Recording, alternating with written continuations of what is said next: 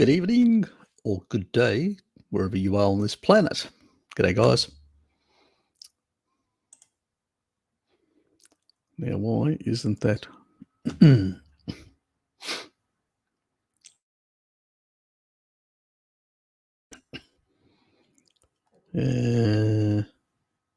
Okay.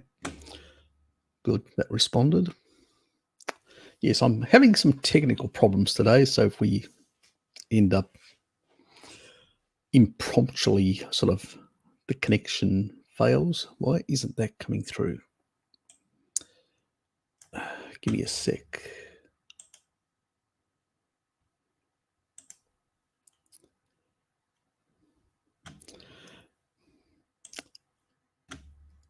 Morning, Bert. I'm just having a few fickly moments, one way of putting it.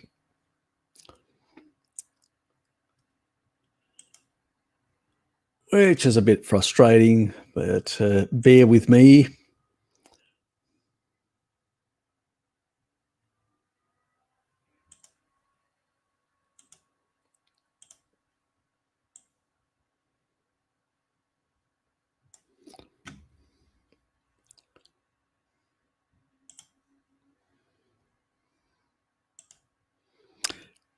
G'day, Wacky Toaster.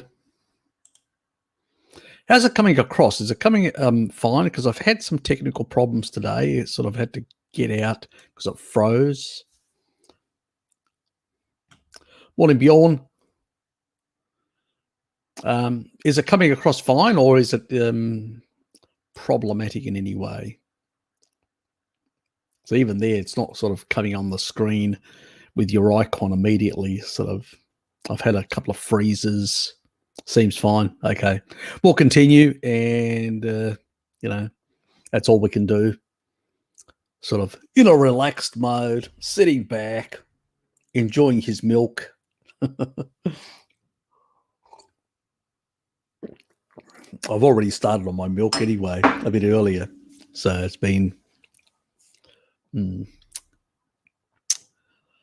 yes, it's been a interesting day. It's been raining all day outside. I ended up doing indoor sports. So doing jumping jacks, up and down and all that, about 50 odd of those. Lifted a few weights, then walked around, did a few like quick up and down jumps and stuff like that. Then I got bored. Then I called my sister, because I forgot to call her back because she'd called me earlier in the middle of the morning, the earlier live stream. And so, yes. Morning. Well, evening in your evening in my case, morning in your case, Dom. Nearly got it wrong, the wrong way around.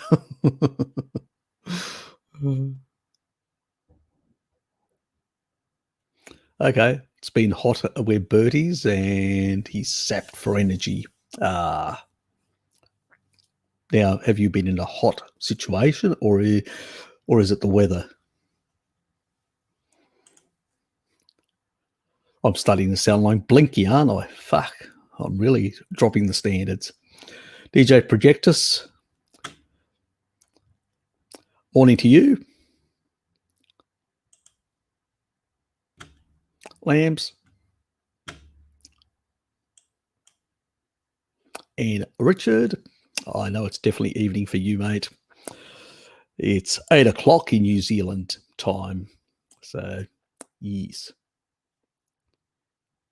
God almighty, miracles do happen, Dom. Miracles do fucking happen. See, I told you some miracles happen. Now, tomorrow you'll be finding a 4-leaf clover as well. Just letting you know. Rub it against the gnome.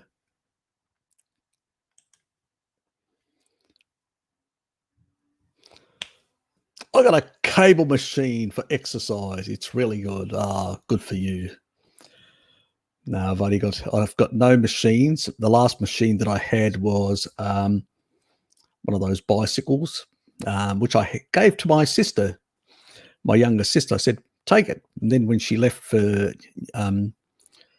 Western Australia, she said, what am I going to do with it? I said, don't give it back to me, just sell it. So she sold it. So she probably needed the money more than I did. So left it at that. And, my sort of things that I have to lift myself, which are weights. And the rest of it I do outdoors. Even in winter, I don't mind. I actually enjoy it. I can't do it indoors. I mean, that's why I don't join a gym. I'd rather weights I can do indoors. I don't have a problem with doing that because you're only doing it for a couple of minutes, 10, 15 minutes to exhaustion and then basically done. Where I'm not big into bodybuilding and that sort of stuff. I do a bit, but I'm not. It's not my pursuit. And then Mira doesn't want to be getting too big anyway, so there's no value in that. She's the only woman that I need to attract and keep happy. So in that regard, but otherwise, I pretty much will do, sort of stretching exercise. I'll do a bit of yoga. I'll do jumping jacks. I'll do stuff which you don't need equipment, but it just moves all the different parts, all the different muscle groups. At the end of the day, you really want to move the muscle groups, and you want to build muscle and eat more meat to build more muscle, because that's going to give you better metabolic rate, better lifespan, healthier bones, healthier muscles. So that's my focus. Anyway, let's move on, because otherwise I'll have the chat literally whizzing past.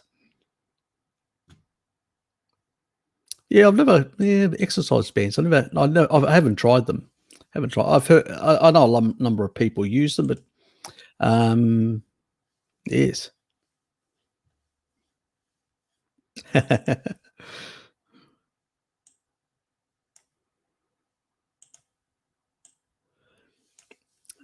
I use mostly free weights in my training.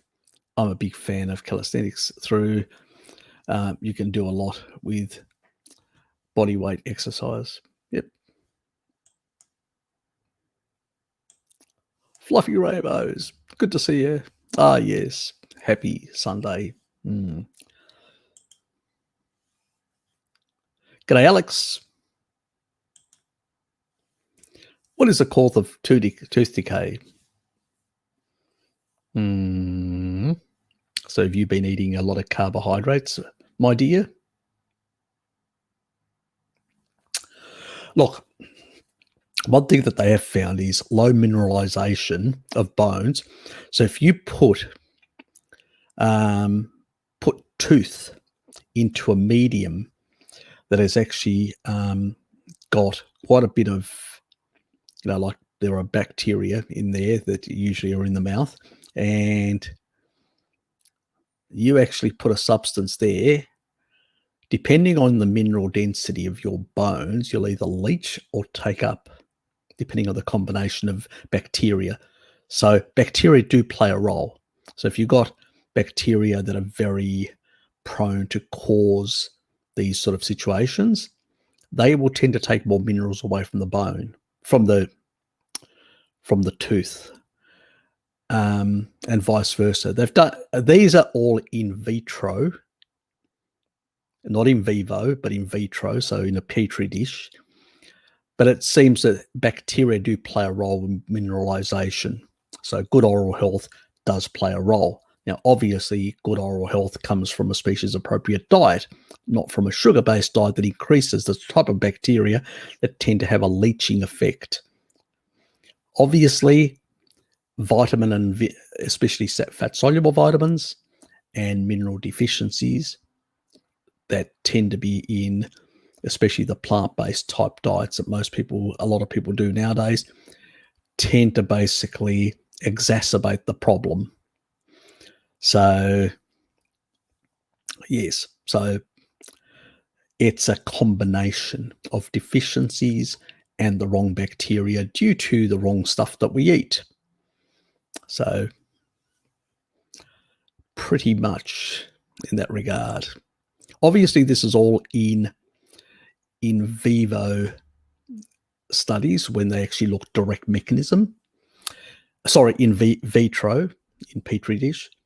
In vivo, like in humans, it's just basically observational studies. We've got a few clinical studies that actually do show that certain types of bacteria that tend to basically, the type of bacteria make things worse. So when they give them a certain oral thing with these bacteria, it makes things worse.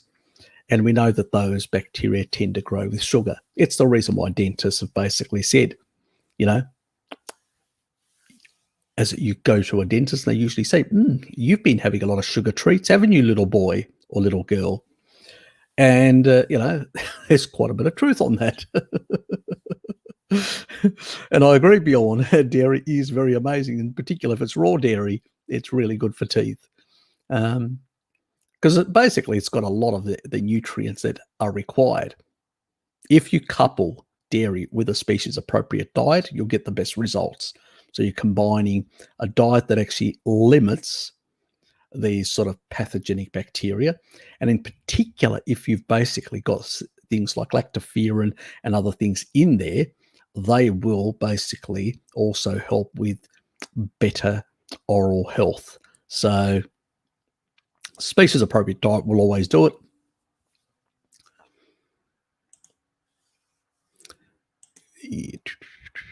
Oh, Blinky's here. Oh, good to see you, Blinky. Did you get your shit sorted today at the markets?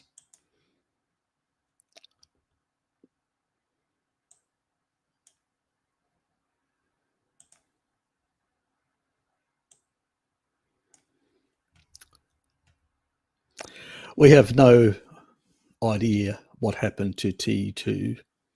We think Blinky ate him.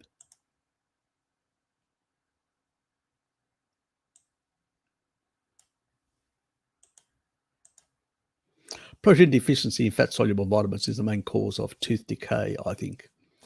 Protein deficiency has a big effect on all bones. Remember, bones are made of collagen. Collagen comes from bones. Basically, what is? It's mineralized protein. That is what bones are. Teeth are a mineralized protein. So basically, if you're deficient in proteins, fat-soluble vitamins that regulate the collagen-degrading enzymes, that regulate the mechanisms of osteocalcin and osteoblasts and all that, basically, if you're deficient fat-soluble vitamins, minerals, and protein, which is what basically what we're saying, if you're not on a species-appropriate diet, you are more likely to have these issues. And the further away from a species-appropriate diet you go, the more you're likely to have these issues. You know, it sort of increases. That's why vegans and vegetarians have very poor oral health and usually lose a lot of teeth and have a lot of fillings.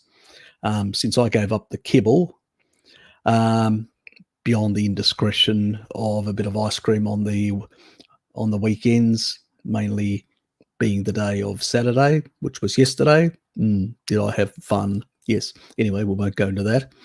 That debauchery, it wasn't that bad, but you know, you got to create entertainment value as well.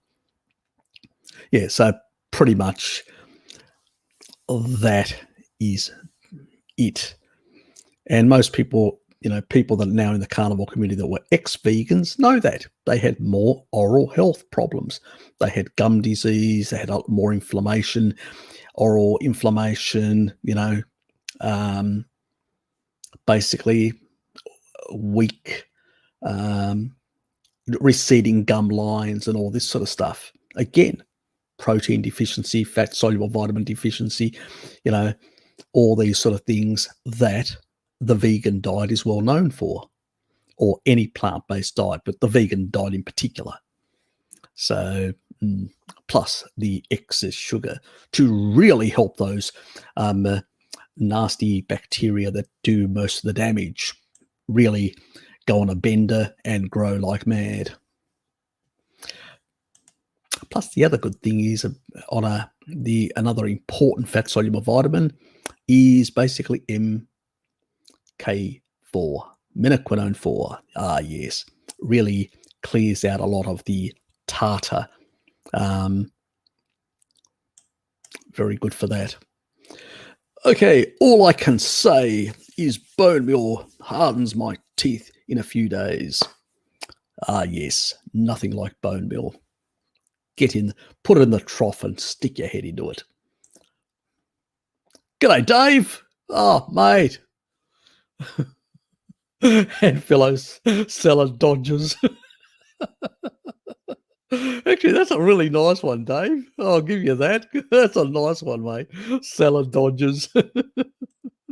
Yes, we give salad a big, no in this community. Yes, a big, wide berth, as one would say.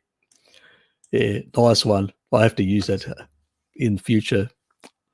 Yes, fellow salad dodgers. Yes, we carnies are definitely that.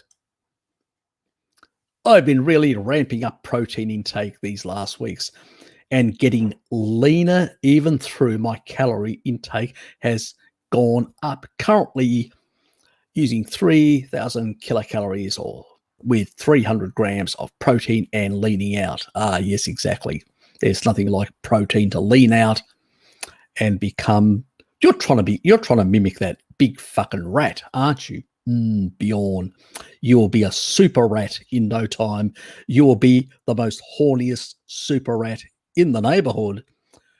Those rat girls better watch out. Let's move on. We've had our entertainment. Bone marrow helps with teeth. Yes. Nothing. All animal foods. The more you get them, the better. Yes, it is. I was trying 2 steaks instead of 1 and finding similar results. Exactly. Yes. Eat your fucking meat, as I always say to people, and don't fear meat. It's the elixir of youth. So long as we don't add carbs in there, we keep the insulin to glucagon at 1.3. That means we don't create insulin problems. It's only insulin problems that prevent basically fat loss because we can't actually upregulate hormone-sensitive lipase. Without that, we can't release triglycerides out of the fat cells. We can only do that by increasing the amount of protein we take. The more protein, the better. The more muscular, we actually increase the metabolic rate as well. All that extra lysine in there is building up more muscle, and that extra muscle is building up metabolic rate, and that is making us much leaner faster and also increasing our insulin sensitivity as a consequence. Yes, it's fantastic stuff. Oh, nice one, Bjorn. I'm going to go straight to that. I'll come back to you, Alex. Oh, yes. Watch out, girls. Horny protein fueled super rat unleashed.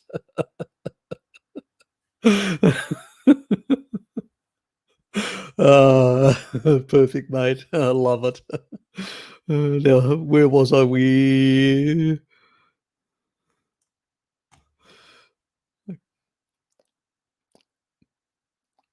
was I? Was I on the teeth or whatever?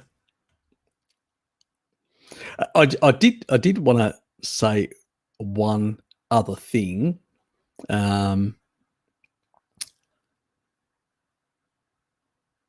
When it comes to also protein, don't, obviously you want to tap into your fat stores, which is really important. Don't get me wrong. You do want to tap into the fat stores, but at the same time, we don't want to go too low on the fat. by getting a bit of milk in there, you're getting saturated fats, which is good. You're going to get those elements in there. Why is this playing up? Stop moving around. What is this?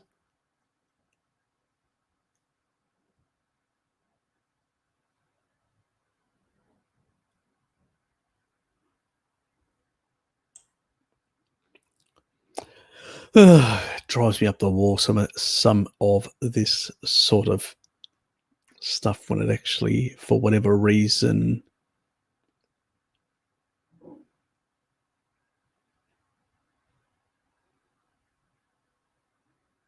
just give me a sec. I'm just trying to work out what the bloody hell is this doing.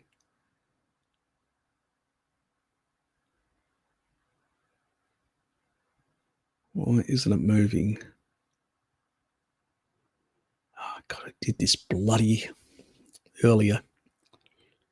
Let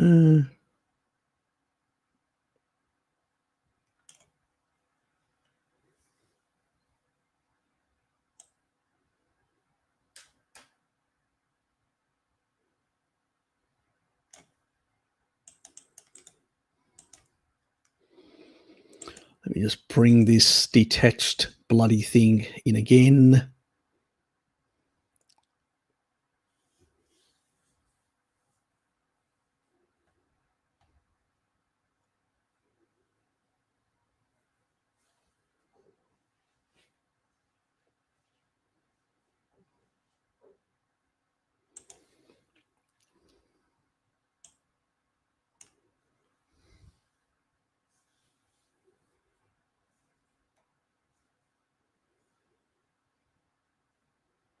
Okay, that seems to have resolved itself.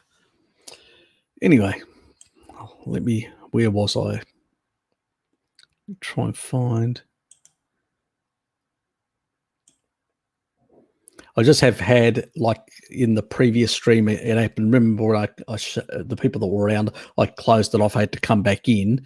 This time I just killed off and actually just brought in, my side panel.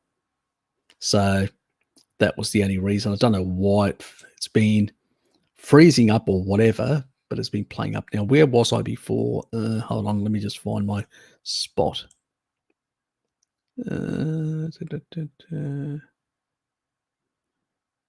Slightly above. That's right. That's right. There was Dom's remark, exactly. And that. Good. And what's Alex asking? What causes thrombosis? Is that the one with the platelet type thing? How can you fucking have that? Are you iron deficient or something? Aren't you eating meat, my dear?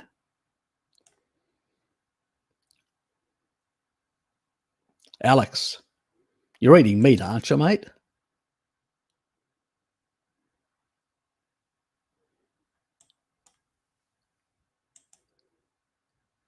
Well, how can you have, because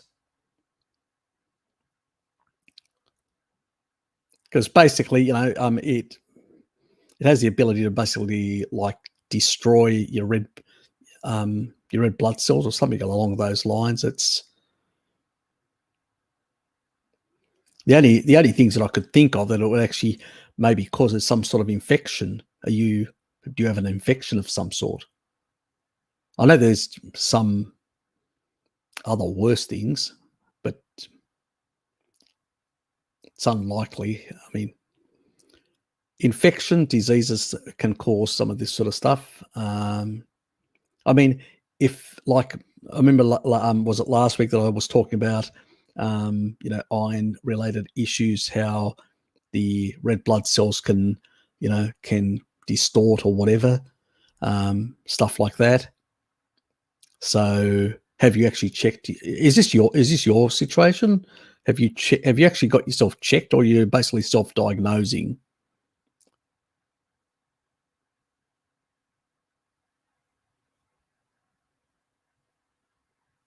Hello, Alex. Are you self-diagnosing, or have you actually checked that you've got this situation?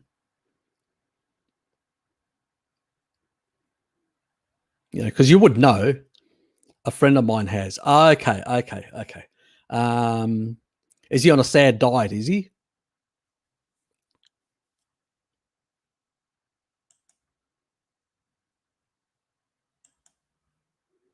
She's in hospital. Okay.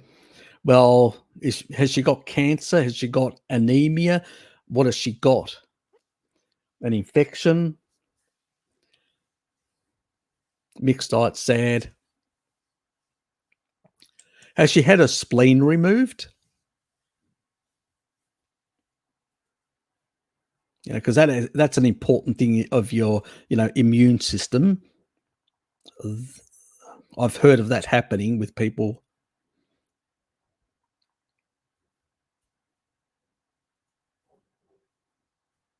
Yes, no, maybe, or Alex doesn't know.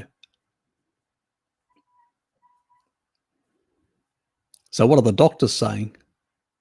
Look, drop me a message. Just drop me an email, and just give me a bit of background and all that, because it's really, it's hard to say.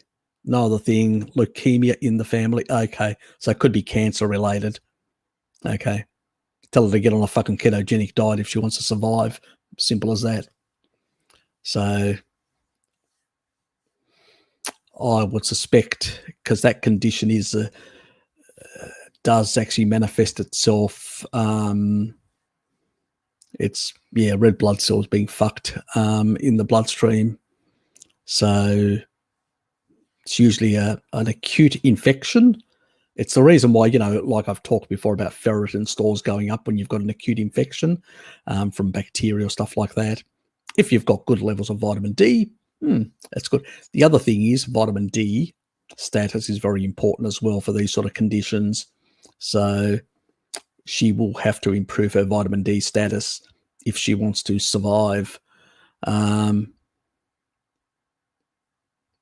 Yeah, she's probably anemic, because it usually is it does cause, actually being on B12 won't fix the problem.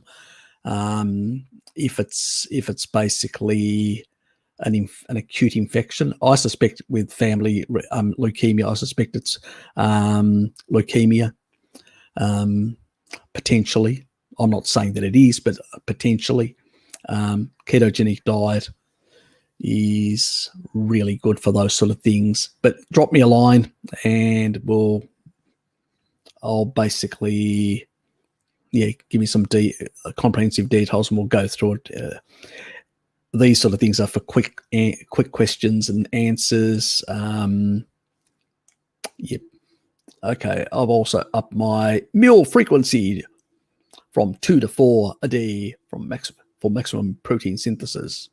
Well, you can have. I still have 2 meals, and sometimes I'll just eat slowly.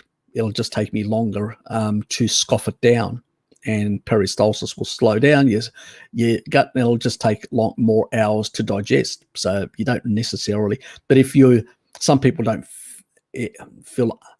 It also has to do with, obviously, if you've got issues with sufficient, the performance of your stomach, acidity and stuff like that, 4 meals is fine. I can cope with a massive meal, and it doesn't really bother me, but others can't. So, that's fine. As long, the key thing with, as I've always said, the key thing with is good to practice, because all our ancestors, if you think about it, you're a tribal person. You wake up, you look at the sun and you go, oh, or not exactly into the sun like Sverige does, but you look out, on a sunny day and you go, oh, what a beautiful day. You grab your spear, you kiss your tribal lady, and you head off with the boys to basically hunt down some animals. By the time you basically find an animal, you go, this is interesting. Let's knock this one off. Let's walk it. Let's weaken it. Let's basically, because it can't, midday, it can't really perspire. It doesn't, like us, doesn't sweat. So as mutated persistent hunters, we can sweat, we'll pursue it, and then at some stage we'll move in for the kill. And you're usually having A bit of organ means you'll cut and share amongst your hunters. You'll drink a bit of blood, get some electrolytes, and then you'll basically, put the animal over you, and drag it back to, take it back to the actual, the rest of the tribe. And you'll probably have in midday to, depending on, or afternoon, you'll sit there and have a really nice meal and all that. And then the early evening, you'll basically, sit around the campfire talking shit, and then you'll go and sort of relax, maybe get up to a bit of hanky-panky, and then after that, you go off to bed. So that's pretty. So having one big meal or two meals, because usually they have a bit of a snack. They usually take some stuff with them. Sometimes they may have some cured stuff from the previous day or whatever. But humans they're going to sit there for a number of hours, sitting around the campfire, talking shit and eating. They will be eating and eating and eating and feasting and feasting. This is what people did. In the past, people had one big, massive meal. I mean, I remember in Greece as a youngster, I used to go to my aunties, and they were in farming and all that, tobacco farming. And after we came back at about 10:30 to 11 o'clock, we'd have basically a small meal. It would be like a snack. My auntie would make like, a pumpkin or a zucchini pie, mostly zucchini pies. That means no filo, no nothing. It was just dairy and zucchini, which was grated, the inside of the zucchini, not the skin. That's thrown away because that's got lectins. You just the inside, and you combine it with a lot of dairy products, which obviously, because it's all raw dairy, it also any little amount of lectins that are there are basically dealt with the lactoferrin. So you cook that up and you actually have that as a meal. After that, you have a little break in the after, a coffee break and stuff like that. And probably in the morning, always when you come back, the first thing you have is coffee before you even have a meal, and then an afternoon coffee, and that's about it. And then they have a sort of an evening, a sort of an afternoon, mid-afternoon, evening meal, which is between 4 and 6 o'clock. You sit around with family, feasting. And that's how humans did these sort of things. And then you continue into the evening hours talking shit, and then eventually you go to bed. And that's how people function for most of their life, And it's the reason why our bodies are synced with that circadian rhythm, synced with that way of eating and all that. So it is very, very important. We'll get to it. Explains everything, Wacky Toaster. And yeah, so you don't need to spread out your meals. Do it as you like. But if you've got, like you digest much easier, that's fine. Eventually your stomach acidity over time, as you increase the protein, will improve. Actually helps. It does improve. Don't forget the salt. We need that chloride as well.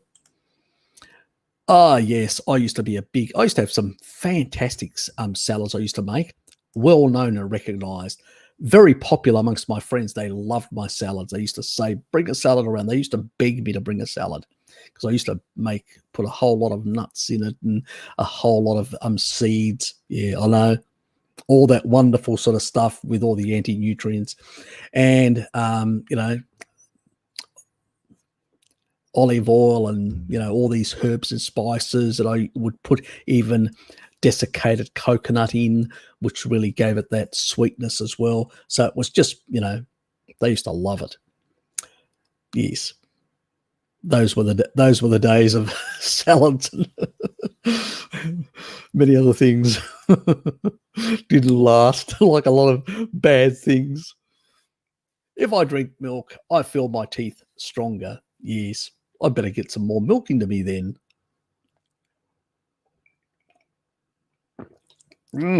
Nothing like that extra milk.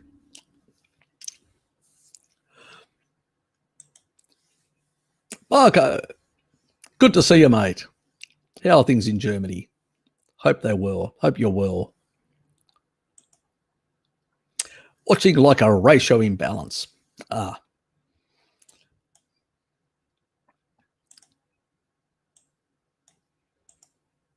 G'day, Sonia. Good to see you. Anyone else got sound but terrible video? I don't know. Is anybody else complaining? Maybe not. Yes, nothing like Biolan, the buffhead cock womble nutcase. Calories in, calories out. Will not be happy with those results. Oh, definitely not. Yes.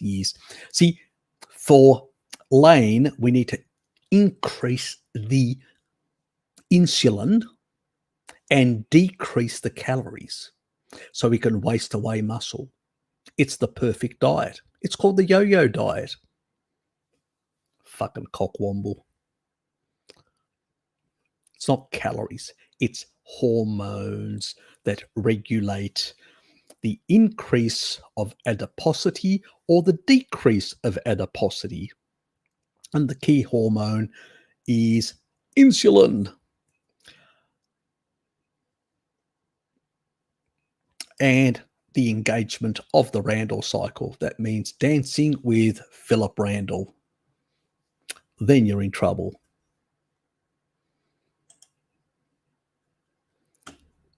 Yes, we've already done that one.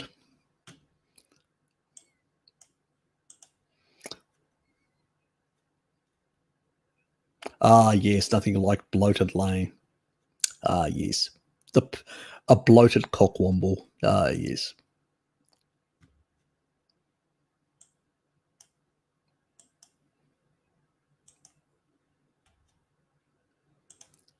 I'm glad you guys are picking up on a lot of these things, the importance. It's taken a long time for people to understand. I know you guys are experts when it comes to the Randall cycle, experts when it comes to, the importance of protein for muscle protein synthesis and for actually achieving leanness in a healthy way and a high metabolic rate in a healthy way. Unlike these cockwombles who think that they need carbs. Oh, God, what a bunch of fruitcakes they are.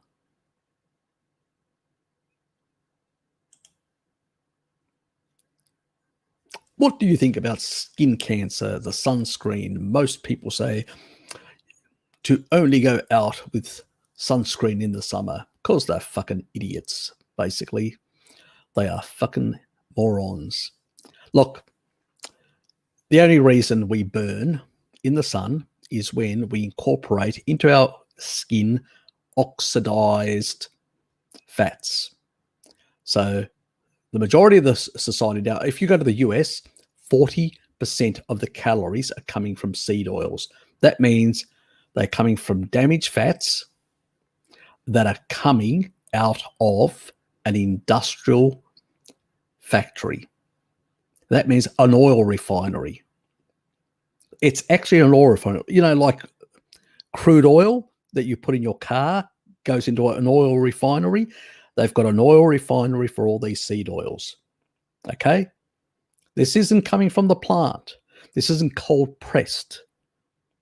This is coming out of an industrial system, let alone it actually, because of the industrial process, it affects the hydrogen bonds.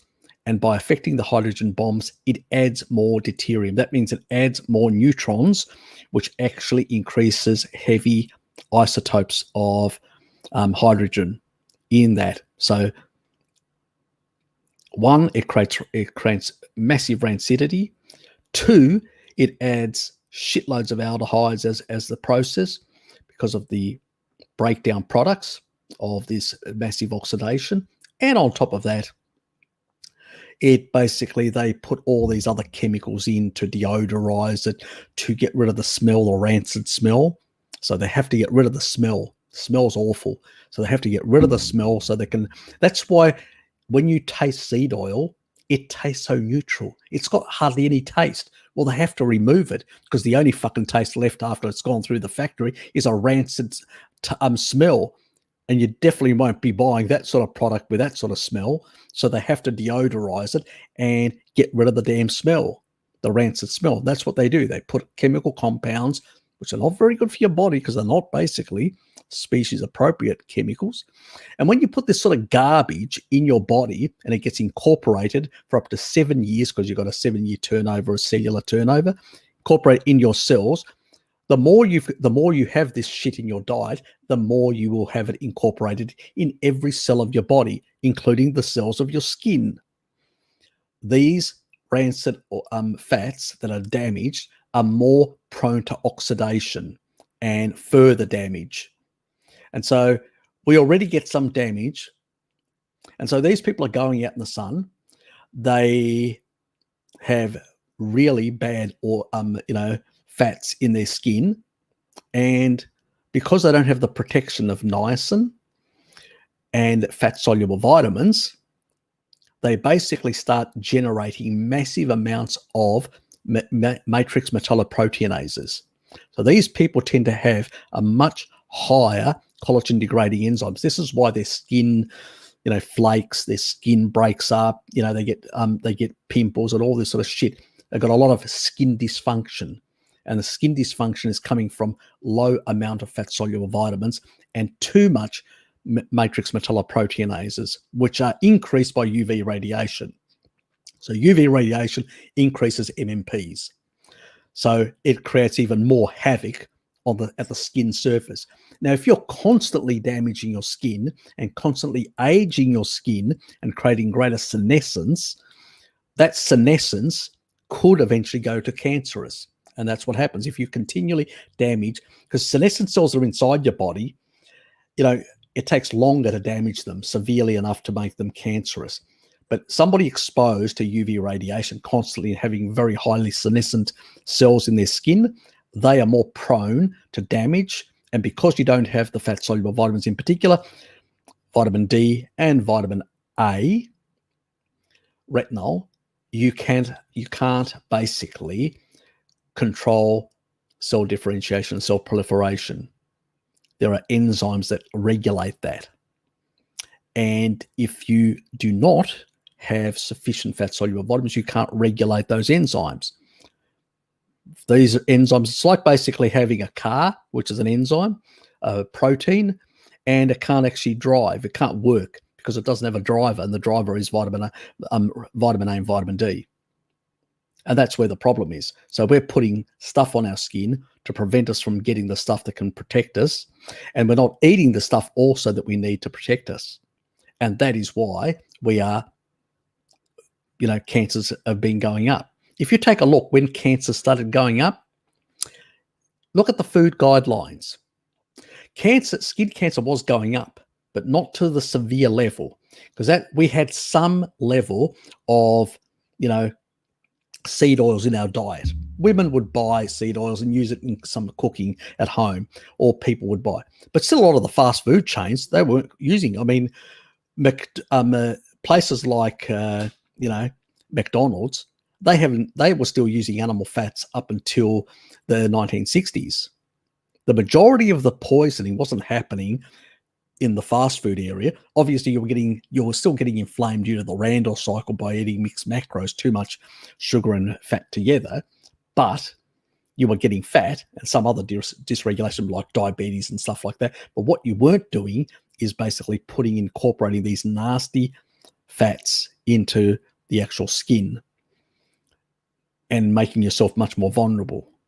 That came later. The majority of that was coming actually from your mother, that was basically buying this shit at the supermarket and using it because it was cheap. So this is why tribal people never had skin cancer. This is why tribal people never had to use sunscreen. This is why tribal people don't care about this sort of stuff. And this is why people in the past never had these issues. It's when you're deficient in the fat-soluble vitamins that regulate and protect your skin, and niacin as well, which is rich in a number of animal foods. When you don't have those things, because niacin actually protects the skin from UV damage. But most people are deficient in these animal, type micronutrients, and that is why they have the condition that they have now. So if you take a look from the time of the food guidelines when they came into effect, we started seeing this increase through the 90s of skin cancer, and it's continually gone up. We still slap on shitloads of sunscreen, skin cancers are still going up, because the reality is these sunscreens, all they do is they block out the UVB very effectively, not very effectively for the UVA. So that's still coming through and still affecting and going deeper and penetrates much deeper, and it can actually do more damage to these sort of cells that are full of, rancid fats. And so that's where the issues are lying. And at the end of the day, because the sunscreens are so good at blocking out UVB, you don't get burnt, but you still get the damage, but you're not actually getting any of the benefits, vitamin D, and as a consequence, or getting the burning effect to say, "Ooh, I have to stay out of the sun because I don't have enough. I'm deficient somehow, and I'm not protected as well." So it actually masks this problem until you get the cancer over a number of years, because you're continually damaging these parts of the body, creating more senescence, more damage. Yes, welcome to the modern world of shit diets and shit medical advice.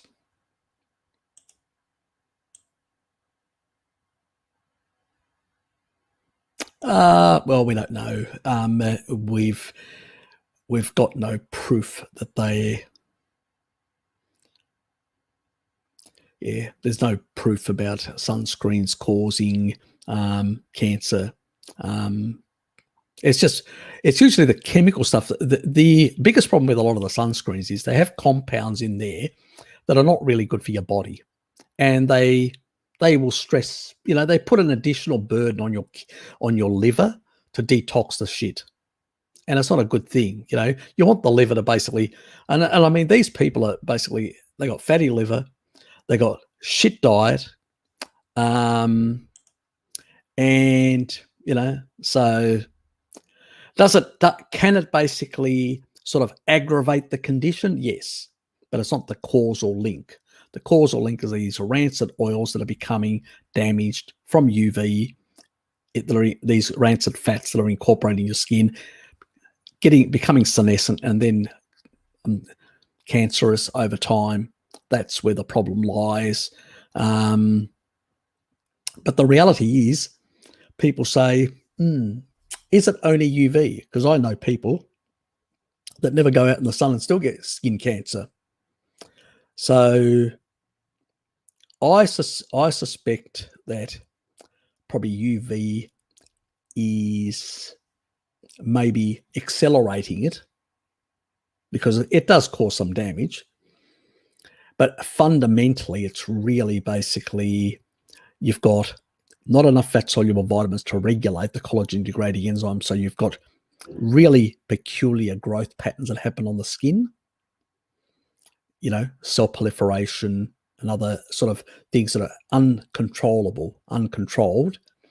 You're damaging that sort of stuff. You're incorporating more seed oils in. So when you're replacing, even in senescent, you can't repair properly. It's a mess. It's a dietary mess that's actually just compounding the problem over time. So it's all these factors at play at the same time. But we know many people that don't go out in the sun and still get skin cancer. So it's less the sunscreen, less the UV. It's more basically the shit that people put in their bodies that get incorporated in their skin, and then they don't have the fat-soluble vitamins to regulate and control this over-proliferation. We know, if you look at every single study, you put in cancer and vitamin D, and you'll get or retinol, and you'll get thousands and thousands of studies showing relationships. It's the reason why people were eating more, like back in the 1950s and all that, they were eating more than half of their diet was coming from animal foods. That is why these things, even on a mixed macro diet, yes, if you weren't physically active to deplete the glycogen, you engaged the Randle cycle occasionally and became a bit of fat. And we had people that had more fat tissue, but they didn't eat sugar, refined sugar. They ate glucose, and all they did was add more, basically not visceral, but subcutaneous fat. And we know, we can see those old grandmothers that were quite strong and sturdy, like the Russian mamas that can lift logs, very muscular, very strong, but on the fat side. Why? Because they eat potatoes with meat. So, so they're engaging the Randle cycle at a low grade, so they're still getting fat. They've still got insulin in the system, but not enough to basically, really make them sick. It takes a very long time for them. But they're not getting cancers, they're not getting any of that because they're eating the animal foods that are giving them fat-soluble vitamins and all that. So we need to be a bit more nuanced about these sort of things.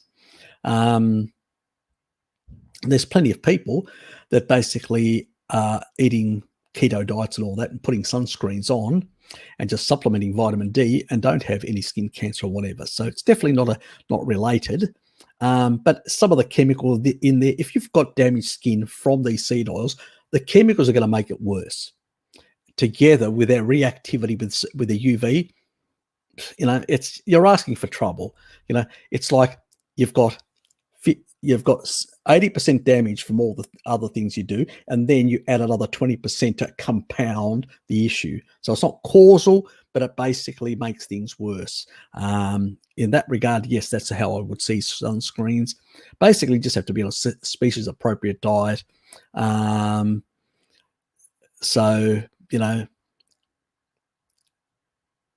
Yes, that's an association. It's linked. It's not causal. We have not proven causality. Association is not causation. Yes, even ice cream with shark attacks, very associational, but it's not causal. And we have to be very careful because otherwise we'll sound like crackpots. But I suspect that the chemical shit, it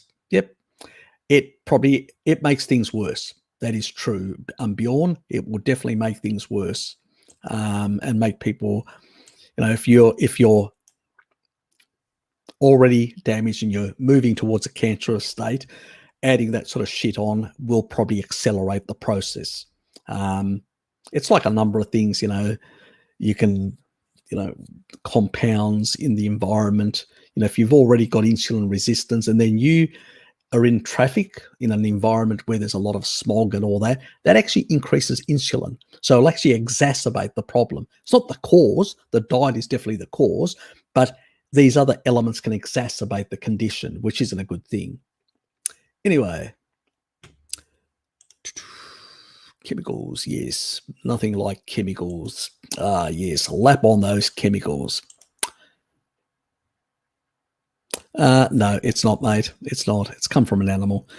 Whether it got accidentally, somebody got infected, as I said, in the actual lab, Australian scientists have looked at it.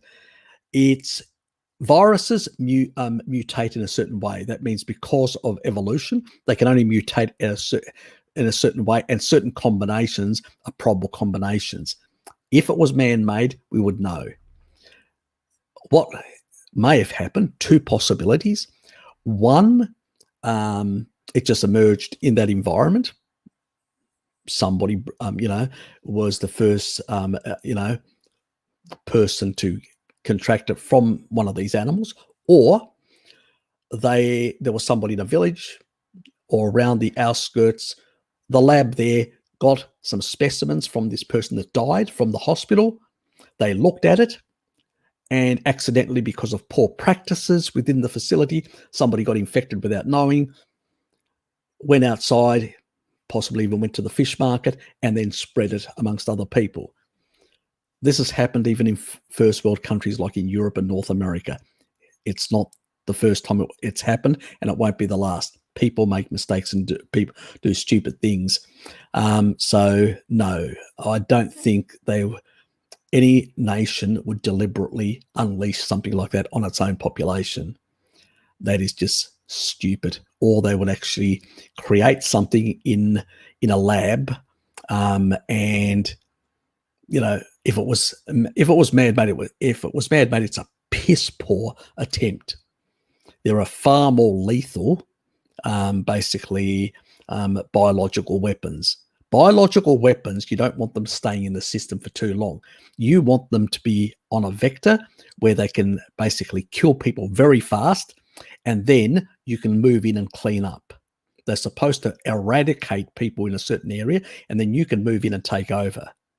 Something that actually is very slow in basically getting into another person is one of the worst, most incompetent biological weapons you can make.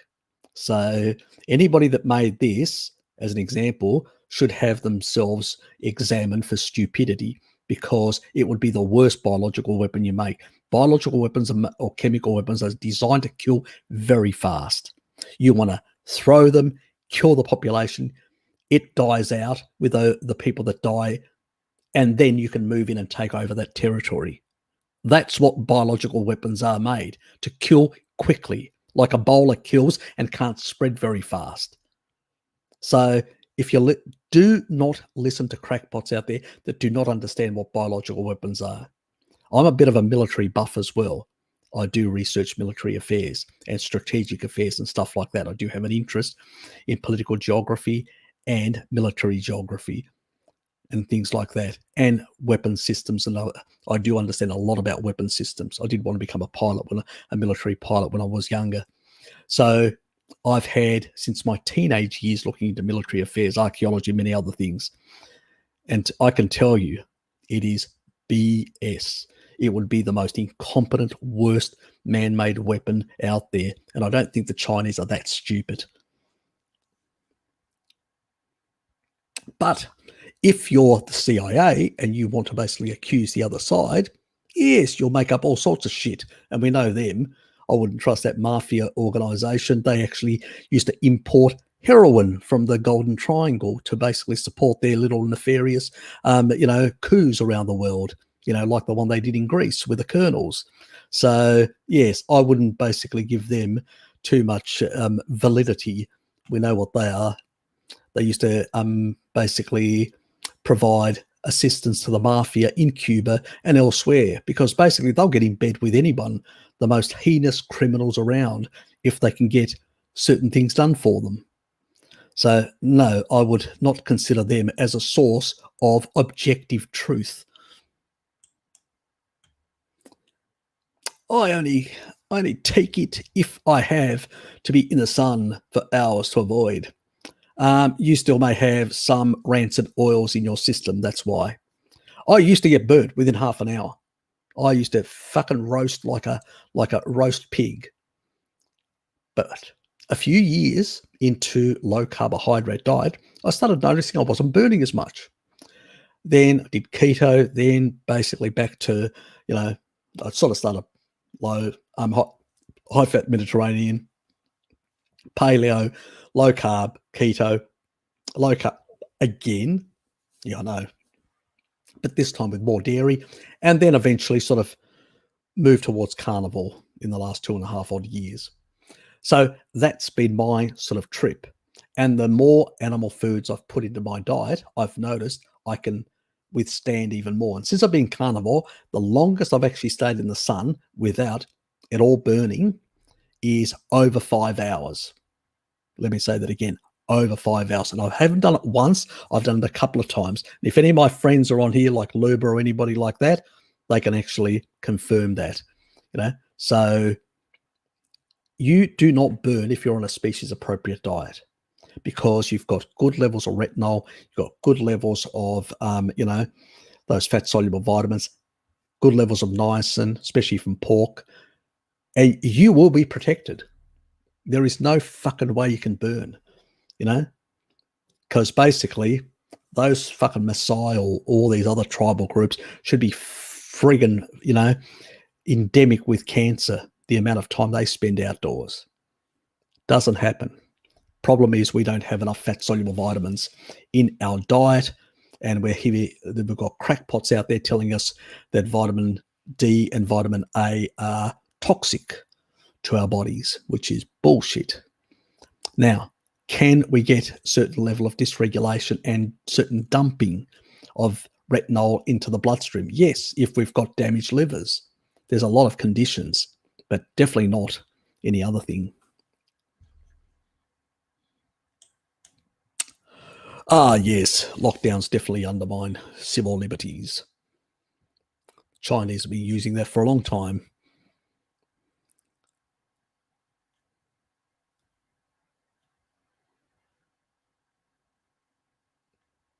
Come on, Sonia. Hard to please some of these women. God almighty. This isn't... I won't go into that. Shut up, Blinky. It's always amateur hour. It's always amateur time with me. Good information, but in a very colourful way. Some call it amateur. I call it colourful. I'm glad it is.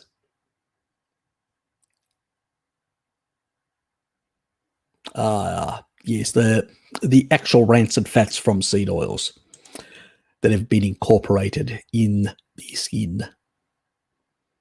Actually, the funny thing is, the stuff from margarine is actually more stable. It just has signaling problems because the way the bonds are in the reverse way, sort of slightly altered, and so they can't signal properly. So that's where, if you get too much trans fat incorporated, you have signaling problems, which can drive senescence faster. That means the cell becoming aberrant or dysfunctional much quicker, where seed oils, because of the way they're cooked and broken down to more aldehydes, because they're not hydrogenated, so they're not stable, they are more unstable, and they basically can cause, oxidation, aldehydes that can rip lipid membranes and actually really make damage or kill cells, or really make them put them in a very toxic state, which makes them vulnerable then. So yes, this sort of stuff is bad, really bad. Dylan, you're up. Lukey hasn't appeared yet. He's probably still asleep. He did say he may pop in if he wakes up early enough. No guarantees, because it is, for him, it'll be early Sunday morning, so he actually can stay on longer, he told me. But at about, in 2 hours' time, about 9 o'clock, Bart's got something on, so we will switch over and have some entertainment with Bart. So we've only got 2 more hours to go. Oh, that's the stuff that we were talking about. Yep. Fuck it, I've fallen behind again, haven't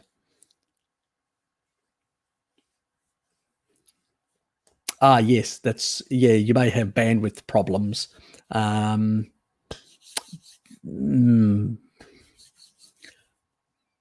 Yes, sort out the bandwidth problems. You can go, I think it's 300, around the 300.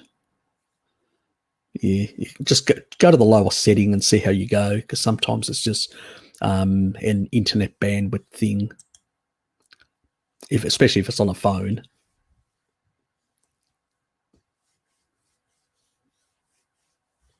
That's it. That's all you need to do. Spot on lamps. Yes.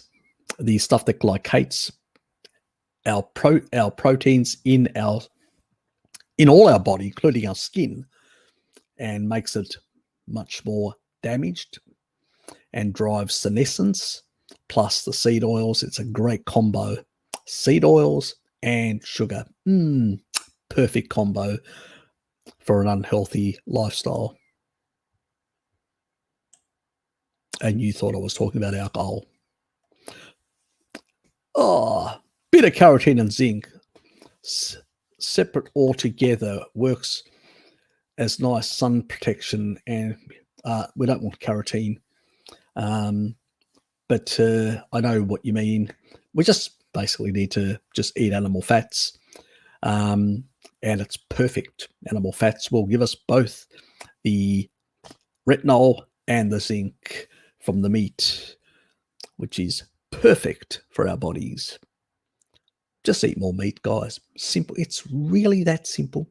It's really that simple. Just eat more meat. That's the stuff we were talking about with Alex earlier. Oh, perfect timing. Perfect timing. You are not making friends here, Blinky. You are not making friends. Anyway, Harry will have to say good night to Blinky and everyone else. I hate you, Blinky.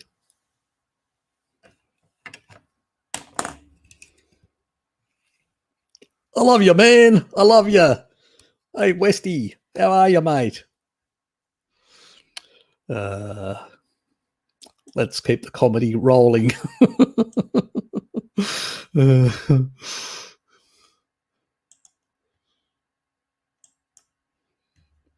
I've got to make a special meme for Roy.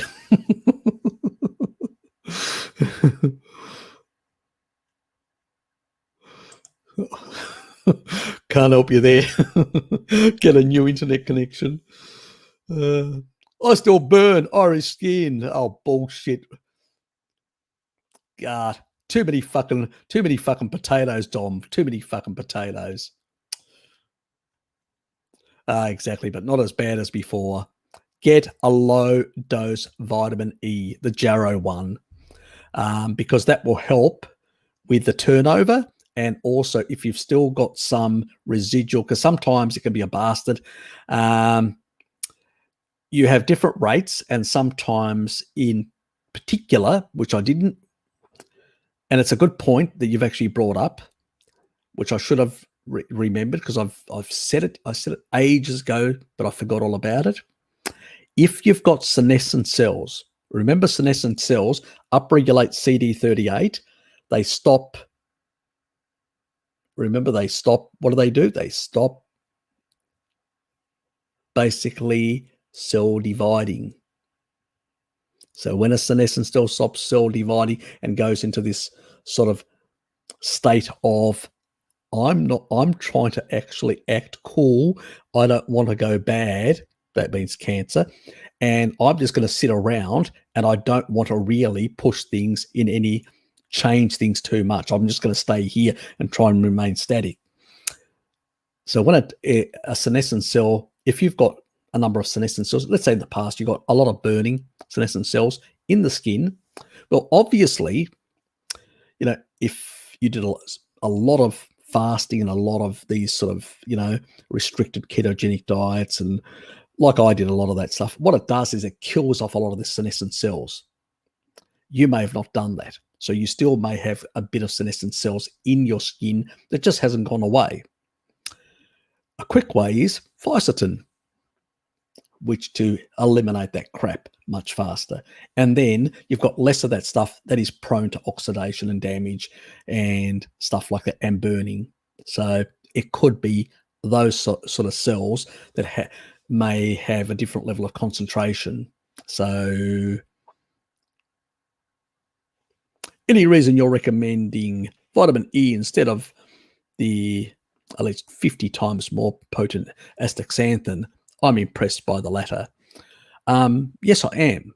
Astaxanthin is a general thing where it refreshes the fatty acids. That means, which is what I've recommended in the past, if you go for holidays and you're going to be eating shit like seed oils and stuff like that, you want to refresh the fatty acids, but it only can do so much. Once the stuff is incorporated inside, not in the bloodstream, but inside the cell, you're not going to get astaxanthin in there to do the job, are you? No. So it's okay when you're ingesting crap to take astaxanthin as a protective mechanism. So that's why fish that have got a lot of PUFA in them are actually protected by astaxanthin. That red stuff around that midline around the, that's what it is. On a fish, you see that red line in the middle, that is astaxanthin. It protects and refreshes the lipids, the PUFA inside the fish, which means they don't go rancid, they don't go bad, they don't get oxidized or damaged. So it's a stabilizing, it's a massive electron donor. That's great if you're going to be eating stuff which is inappropriate, and you're going to be supplementing to prevent that stuff from really, to refresh those fatty acids, to reduce the amount of toxic damaged PUFA. But if you've got the stuff incorporated in your cells, you need basically vitamin E. In particular, not only you want a low dose vitamin E because you don't require a lot of tocopherol. What you need is the tocotrienols. Tocotrienols are different. They actually penetrate deeper into the actual cell wall. See, these are like just think of vitamin E as little worms of different lengths. Okay? It's because vitamin E is a complex of different lengths, and they penetrate at different depths within the bilayers. And what they do is they are electron donors. And obviously, being in a ketotic or low carbohydrate state, you're going to have a lot more glutathione, which can refresh that stuff. So they're not going to become pro-oxidants or anything like that, like for other people that, especially who supplement heavily, tocopherols, which is a real bad idea, because that's not what vitamin E is as a complex in natural form. It comes in all these different sizes as a complex, and that's how you should get it, as a low dose in the complex form. And that's why I usually recommend the Toco Jarrow form. And let me just find that.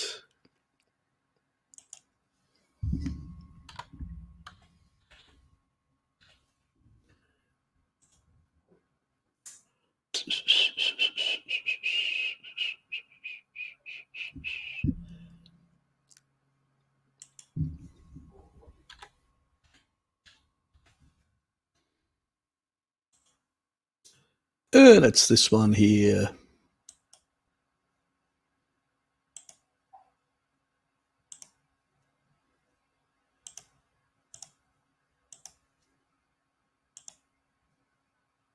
That one right there. Jarrow, Toco, Sorb. Okay. As you can see, vitamin E as D-alpha tocopherol. So tocopherol is only 13 milligrams, 19 IUs. So that is a low dose. It's from palm oil derived, and so is the remainder. It's a complex. The tocotrienols, as you can see, the alpha, the beta, the gamma, and the delta tocotrienols, they are the shorter ones that penetrate in. Okay, so that's the sort of stuff you want. There's a couple of other brands as well that have got a complex. Go and search for them, find the one that you like. That's your business. That's the one that I've used. There are other brands out there. And that's how it goes. And yes. So, yeah. So as I was saying, yeah, it's sometimes they're low dose vitamin E. I mean, I took it for about nearly a decade. I've still got some left over in the cupboard, but I don't take any more. But pretty much, as I say to people, you usually have, if you've actually been exposed to seed oils for a very short amount of time, 4-year turnover, fine, to be on this sort of stuff. If you've extensively, 7 years, maybe as high as, 10 years, to basically turn over every single cell and get rid of these rancid seed oils out of our cells, the rancid fats, out of our cells that derive from these seed oils. So very, very important to do that.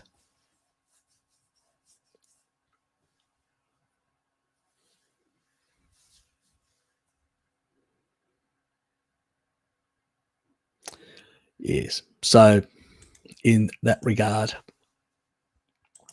But what was the other brand?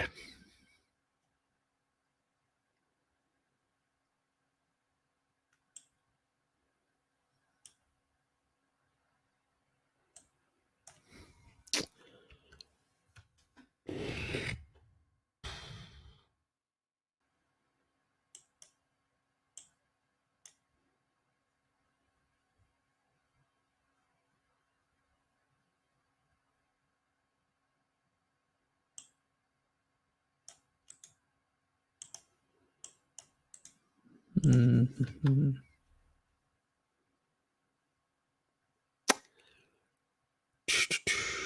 the fuck is it?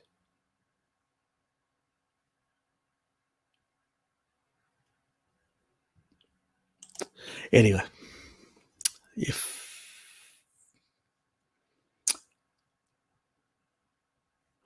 let's move on.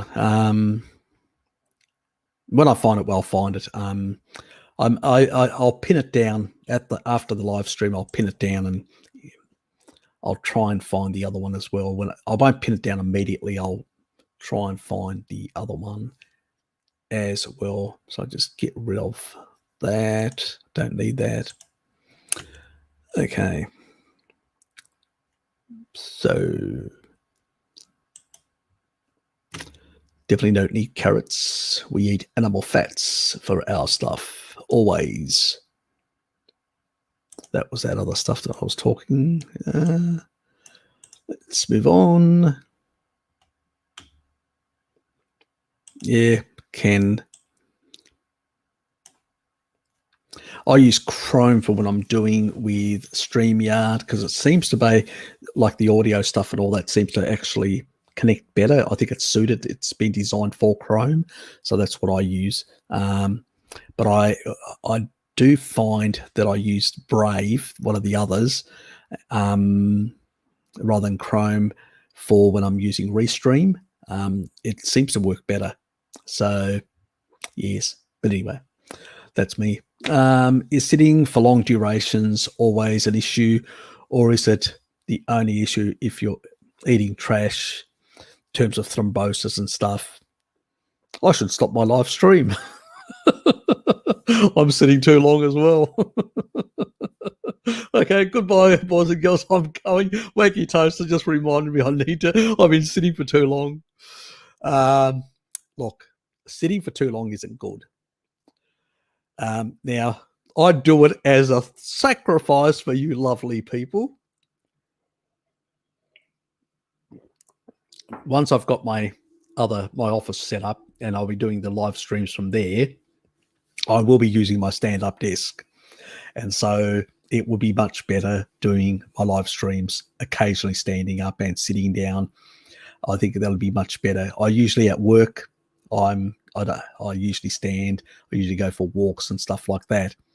Now with live streams, because they're a continuous thing, it's probably better that I start using my stand-up desk sooner or better. But it's only one day, and I do, because I usually have things that are basically like vasodilators. So I will take, before I sit down in the morning, that's why I'm in a rush in the morning, get all these things.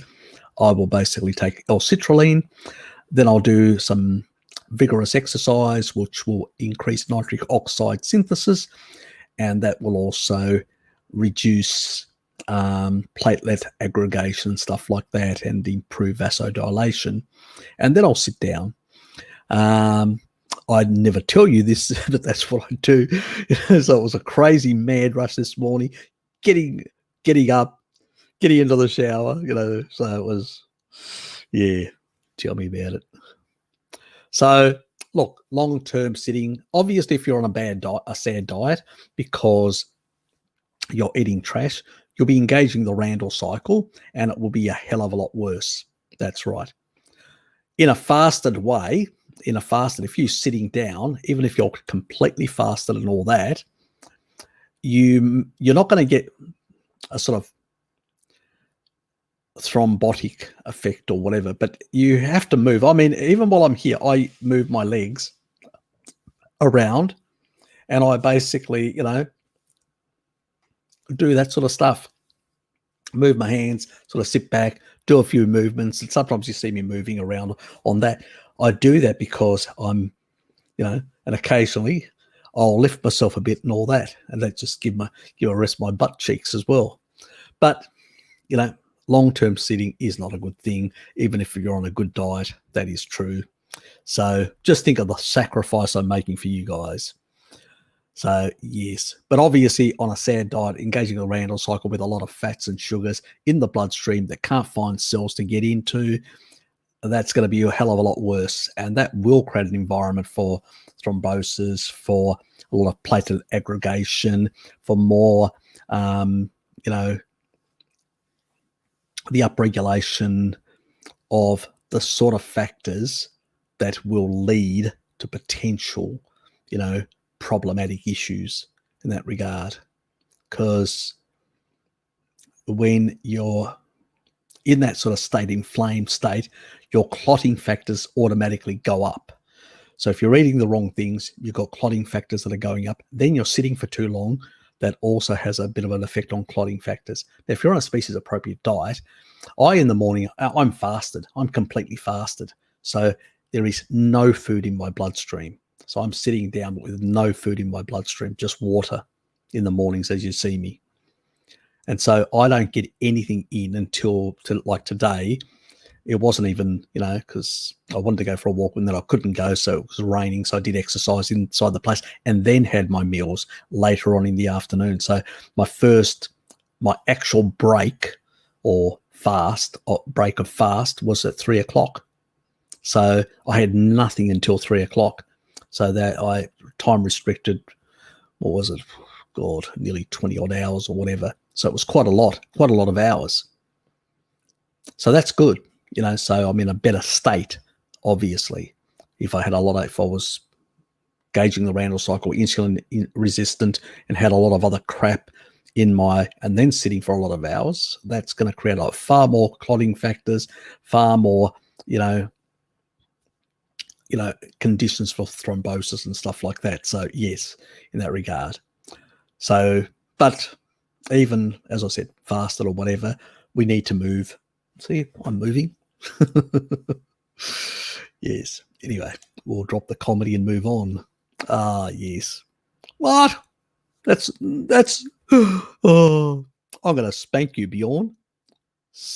Harry salad boy. I used to be. That's true. Yes, I think we all were, weren't we, mate? We're all salad boys at one stage. Oh, God. Who asked you for an opinion, Dom? Fucking Irish think they have got an opinion on everything. Hey, it's us Greeks that are the philosophers that have got an opinion on everything. Just letting you know. Daily Mail, sitting a study saying sitting all day can be more dangerous than smoking. Fuck, I'm taking up smoking then. and standing all day in the corner.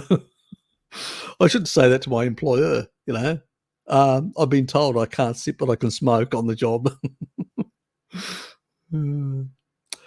Yes, more, what are they called? Most of the people that most smokers are probably eating less and probably,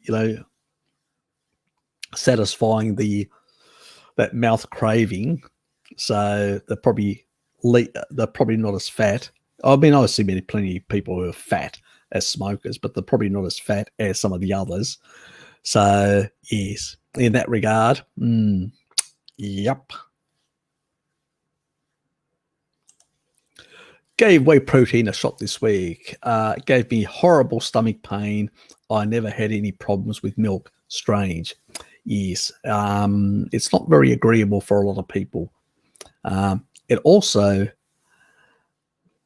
yeah, look, I tend to not, I did whey protein isolates and all sorts of stuff in the past, but for deuterium reasons, I don't do it anymore. But even I wouldn't bother even with like proper whey and all that. Some people, it's not that. I've heard of, they don't react very well. It's not something that we don't naturally consume whey. Also, whey has got even though it's a short-lived insulin spike, can be used strategically when you're doing shitloads of bodybuilding and you want to throw it in just half an hour after you've finished to boost slightly the muscle protein synthesis effect. But at the same time, I've, because it's got double the insulinogenic effect, I've sort of, now that I've looked at all the studies in terms of how that insulin, that it's actually leucine independent of insulin that actually is driving muscle protein synthesis. And you don't need a lot of insulin, and leucine can basically increase insulin, IGF-1 and mTOR just enough to basically achieve good levels of muscle protein synthesis without really requiring whey at all. So I've sort of walked away from whey myself. I don't see it as important for muscle protein synthesis in that regard. I think a lot of the studies are very much cooked, and they really haven't proven that mechanism, because at the end of the day, they still have a lot of proteins in there that, there's a lot of leucine in there. So is it the leucine or the anabolic effect of insulin? So when you can actually demonstrate that it's the leucine independent of insulin, and there are studies, I just haven't done the video on it, I would say it's shit, the idea. So, and not many people agree with it. I don't have a problem with raw whey for some people that want it for whatever reason, but I'm sort of over that requirement. I think for muscle protein synthesis, just need sufficient meat, sufficient dairy. You need sufficient those things that the body needs. So what's this? This is DOMS.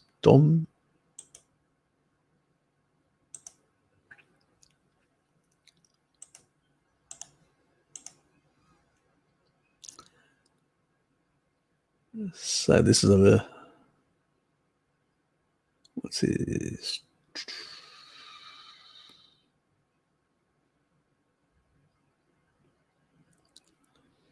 So what's the source of this?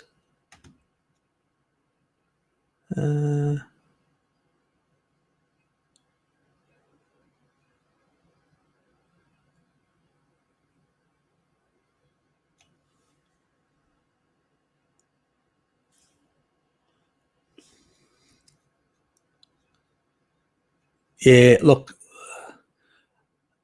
these levels of tocopherol are too high, way too high, Dom. No, the Jarrow one, which is 19 milligrams, is what you need. These are too high. And the tocotrienols are too low. Tocotrienols should be higher. We don't want a lot of tocopherol. We want tocotrienols. So the other one is way better. The other ones are, way higher than that. So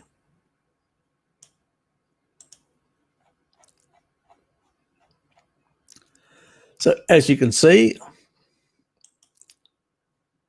that's 40. And that's 57. And that's 13. We don't want to be anywhere over 20 IUs. This is way too high. So, nope, I would not be recommending that.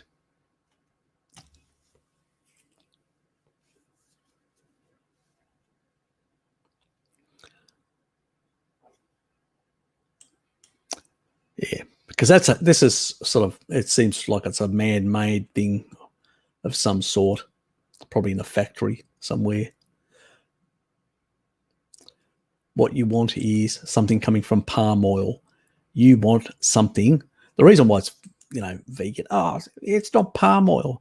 This is, that Jarrow gets their palm oil from ethical sources from South America, not from Southeast Asia. But everybody's got a problem with palm oil, unfortunately, these days. People have been using palm oil in cooking in Southeast Asia for a long, long time before there were any chronic diseases in that population. So this is a real good, and it's got nothing. It's basically, and that's probably the other thing that they fucking hate, that it's got bovine gelatin. So they look at the Jarrow one, and the soft gel consists of bovine gelatin. It's animal source gelatin, gelatinous material from animals, so it's fine. In the Jarrow one, and that's why the vegans probably see that and they go, "Oh, I'm not buying Jarrow. It's got animal products in it." Who gives a fucking shit what you do, vegetard? Yes, that is my opinion on that. So no, we do not want too much. How high are the estrogen levels in foods, beers, wheat, soy? What are the levels in milk compared to that? Milk has got very little. You can eat you can consume quite a bit of, and it depends on what type. Let's now take a look. The type of estrogen in milk is estrone, not estradiol, estrone. Estrone basically is something like 4 times less effective. Now, if you have a couple of glasses of milk, you will get 2 glasses of milk. You'll basically get 6 nanograms of estrogen. Let me say that again. 6, 5, and one more, 6. Just 6 nanograms, ng, for those 2 glasses of milk of estrone. So divide that by 4. It's just a bit over 1 of the estradiol. Now, how much do you produce, a man produce every day?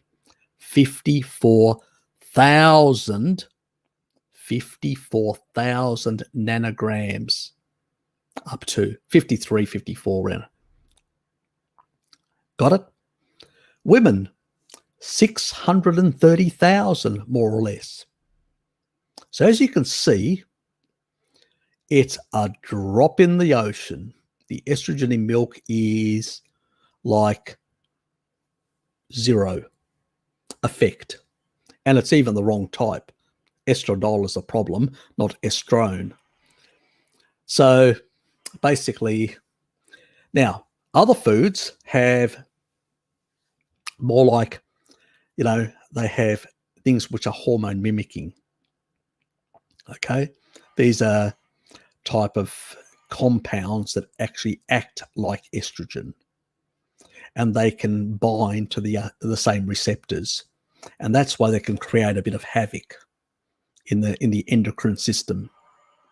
So when you're eating plant-based sort of compounds of these xenoestrogens or estrogen-like compounds or whatever that come from soy and from plastics and all sorts of things, it's not only foods. These things really, and estrogen-like compounds that bind to those receptors, these are problematic. But when you've basically got very, very little, extremely little amounts, it's irrelevant. Absolutely irrelevant from milk. You can guzzle down. You would have to guzzle a truck to get anywhere near where you'd have an estrogen effect. You'd have to literally find a truck, fill it up with milk, and drink it. I think you'll be there for a couple of days just trying to drink one. So basically, it will never happen.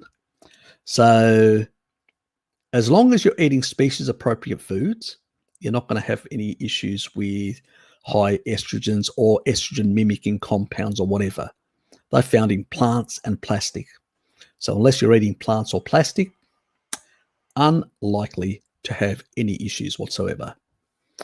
And the only thing I can say is when it comes to microplastics, don't eat the guts of fish.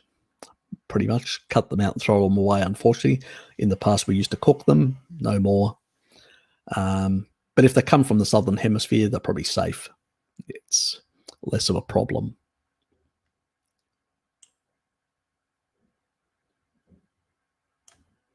Yes. 2 litres a day of raw milk I drink. So let's just do the calculations. Now,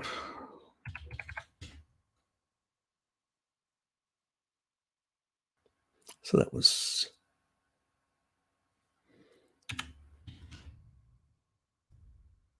So that's about 24.6 nanograms, which is still nothing,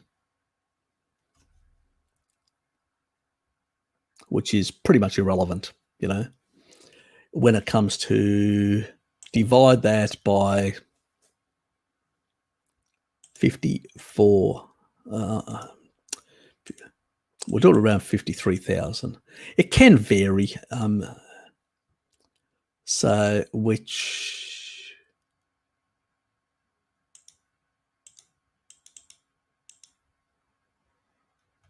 is basically, oh, I thought I was sharing that, which is basically 0.0, it's 0.0046% of what your body produces, which is not even 1%. It's, you know, completely irrelevant. As I said, to get to even a couple of percentage points, which you could say is a bit significant, and even then it's not, you'd still have to drink a truckload. I know that I couldn't drink a truckload. I don't know about you, mate, but I think you'd be struggling. You'd definitely achieve one thing, you'd explode. So, yes, but that's about it. You wouldn't get much estrogen. Study research carried out by the American College of Cardiologists showed that prolonged sitting is linked to increased risks of heart disease, obesity, diabetes, cancer, and even early death. Well, most people that are sedentary also eat shit. That's why. It's an association. That's all it is. It's association. Or association. Say it again, Bert. Association does not cause causation. And I'm not having a go at you, Bert. You're just basically pointing, just stating what they say. And it's cockwomble association or claptrap and stuff like that. It's not good sitting for a long time. You know, you basically, it's, you know, like even clotting factors do increase by sitting. It's not a good thing. But it also, if you're going to sit down, lie down. Our ancestors just lie down. They don't sit down.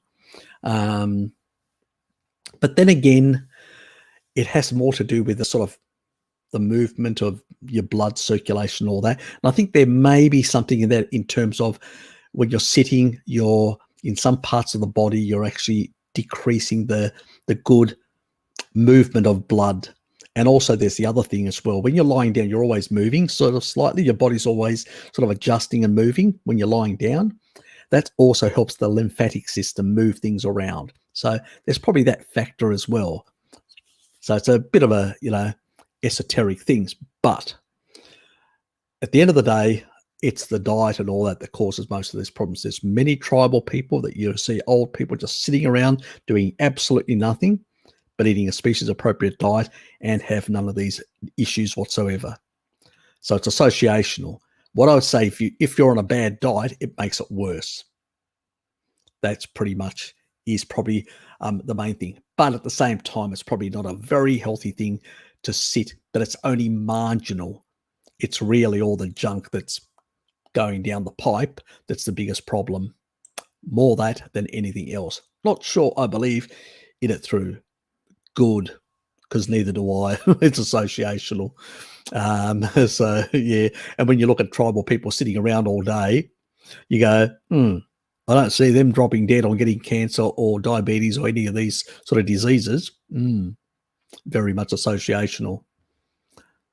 And probably makes it worse by sitting around. If they're eating inappropriate foods, they are going to be in a Randall cycle activated state for far longer, aren't they? Because they can't deplete the glycogen and pull out that sugar out of the bloodstream. And then eventually once they pull the sugar out, as long as they're not sticking more shit down their throat, which normally they are, they can actually start dealing with oxidizing also the extra fat from the rancid oils and whatever else.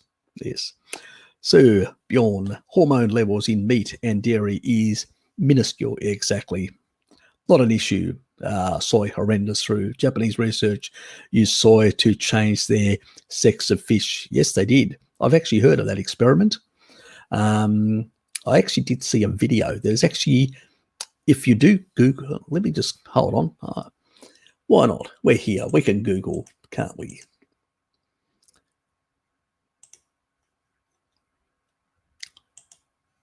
It's an old video. It's been around for some time on the web.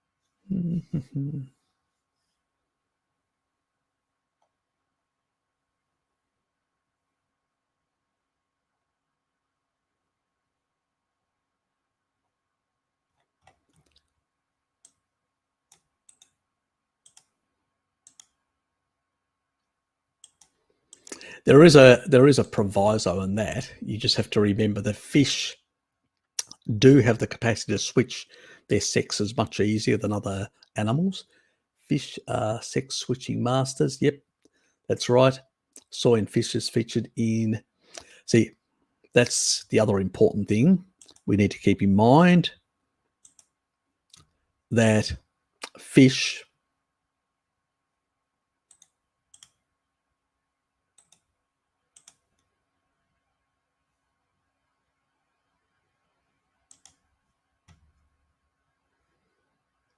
it's an important thing.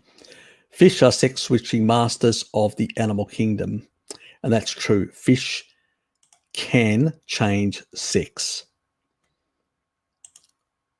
So obviously they're more susceptible. This is the study. So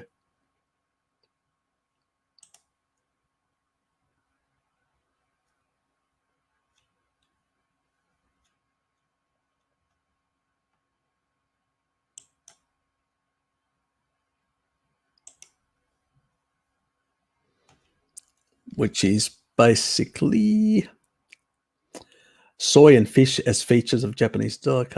No, that's not it. What am I doing? I've lost it.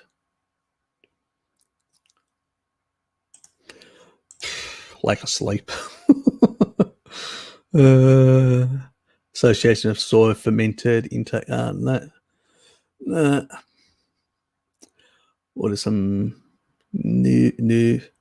Oh, fuck it. I can't find it. I gave you the bum steer. Sorry about that. I'll have to find it. Bjorn, if you know where that study is, can you just drop it in the link thing? I just can't remember it.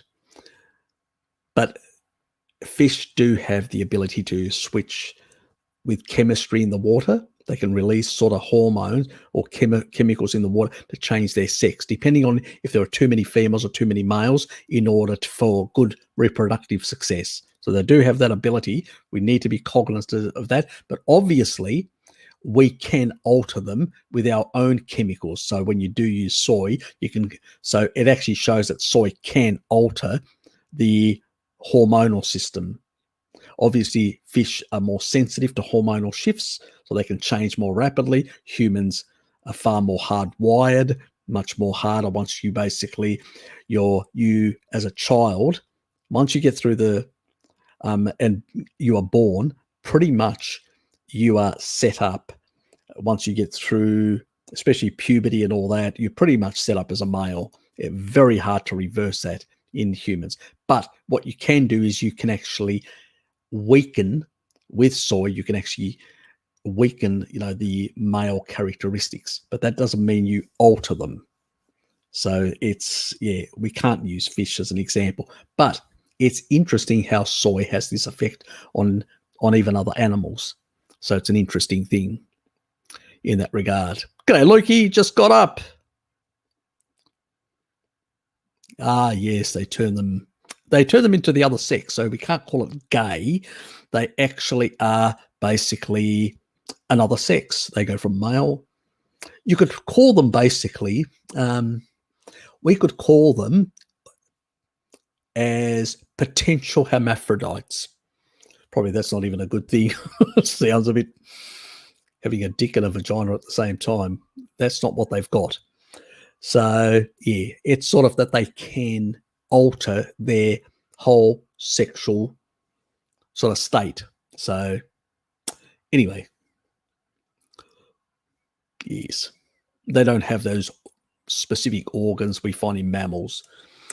Anyway, the oils are also extracted with hexane. Ah, yes, great chemical. It's fantastic. You should be drinking it. Just kidding.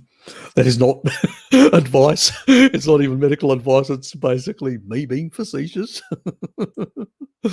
Just in case the YouTubia mafia listening and think I'm prescribing poison to people. Fat, lazy people sit a lot and eat like shit. Pretty much, yeah. Movement is important through.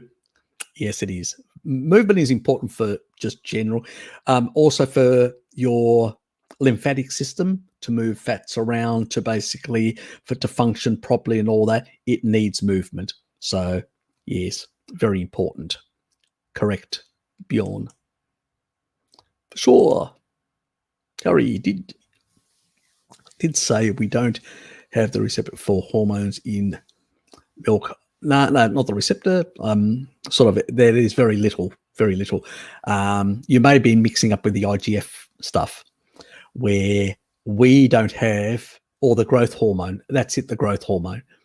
The growth hormone in milk of any other animal other than human milk, we do not have a receptor for that. That is why any of those bodybuilders out there that are drinking pregnant women's milk, stop it. We have the receptors for those hormones. And while they're natural, you shouldn't be artificially trying to spike it up. You're not a baby growing. So anyway. But yes, if you're an old decrepit man, maybe yes, drinking a bit of young female milk, it would be a good thing. Mental note for the future when I get older. Anyway, let's move on. So, yes. So where it's basically the growth hormones, and our receptors are completely different. And even the IGF-1 doesn't get transported, but there is a peptide that it can sort of piggyback a very small amount, but it's so insignificant, it's pretty much a non-issue either. So all the things that the rat bags throw up, they cannot show mechanism, and we can demonstrate mechanisms that the reason why they don't work. So yes, I've always wanted people to debate me on milk and stuff like that, but nobody wants to. Pisses me off. I just want to be nice, just pulling them apart and showing what cockwombles they are. Anyway, yep. More about technology. Yes, the problems of technology. Guess it's like the monkey virus used to transport the vaccines. Yes, perfect monkey virus. Yes, get the monkey virus into you. Let it replicate like mad. Yes. It's not a full blown, they've actually deactivated, but it's still replicating that spike. Let it spike you forever. Yes, replicate a spike and never stop replicating the spike. Anyway, let's move on.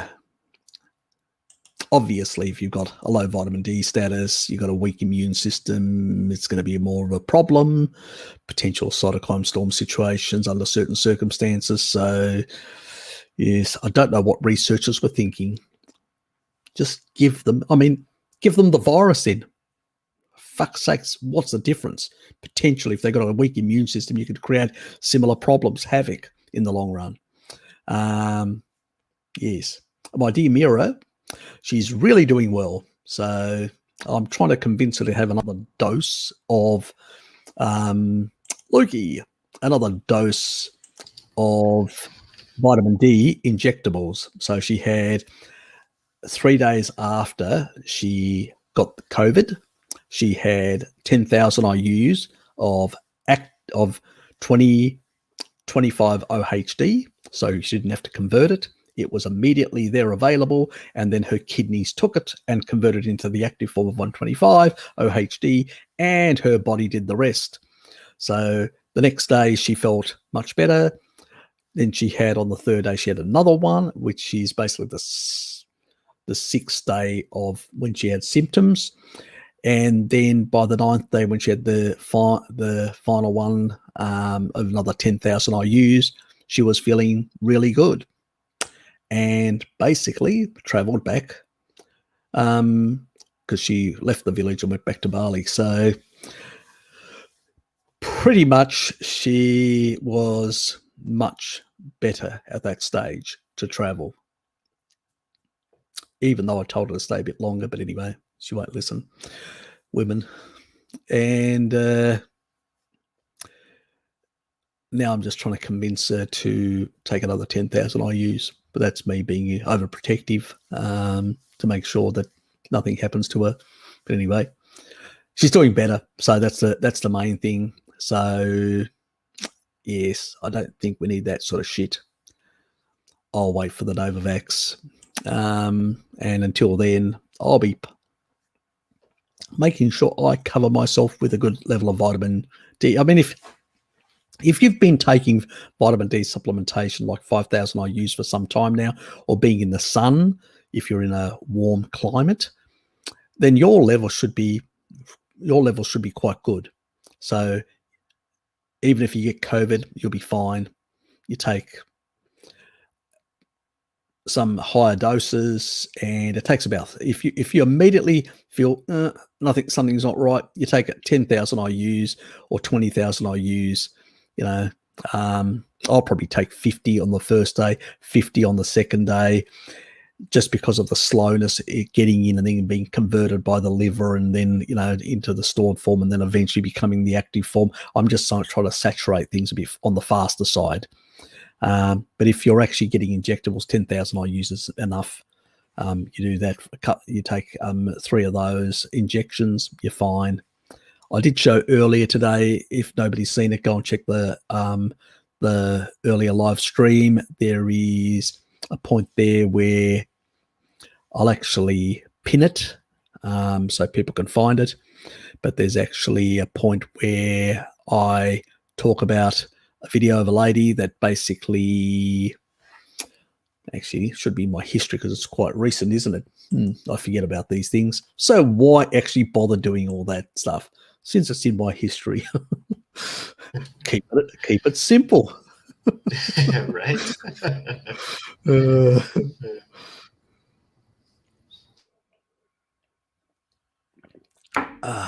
That's nice.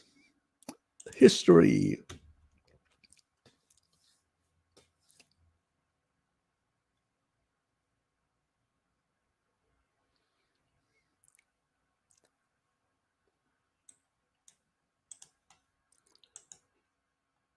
And it's this one here.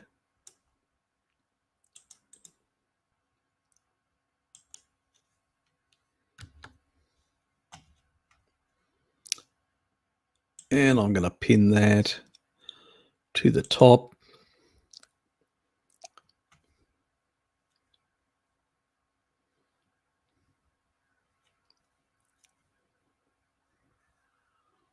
Hold on. So the first step is to wipe off the top of the vial with an alcohol swab. Then you're going to go ahead and take this yellow pack or the 20 gauge needle to go ahead and draw up what's inside of the vial. You can see anyway the needle. people can check that out at their own time. It's about 2 minutes and 25 seconds. So this lady, she's a doctor, an MD, and she basically just shows how to use this. You can use they show you exactly how to do it properly. So if you, and the reason for this is, if you want to, you don't want to use supplements, you've got the sun, but you want, if you get to give yourself high doses, injectable of the active, of a form which is the storage form, which then can be activated very rapidly for your immune system. There's how to do it. So you don't even have to go to a physician to do it. Sometimes you can get it from a pharmacy done or from a pharmacist, but if you've got COVID, obviously they won't accept you to come in, which basically means that, you can get it, 3 doses, stick them in the fridge, and you've got them. So that's an option for you. And then if you need to use that option, it's there to be used. So that will give you the information.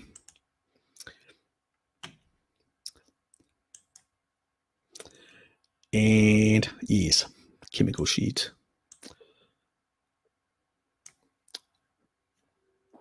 Give them a good spanking, Blinky. People, why aren't you liking my stream? I'm so colourful. What's wrong with you guys? What, do I have to moon you like a VG? That's not my style.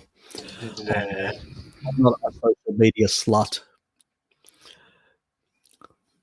We'll leave that to the vegan community and their degenerates amongst themselves. Anyway, there was something else I did want to cover with you people. Let's take a look at this.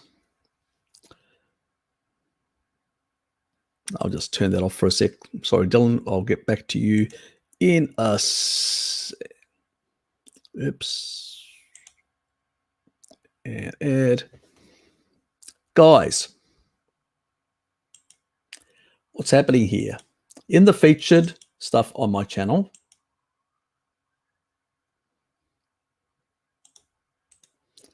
there's the featured stuff.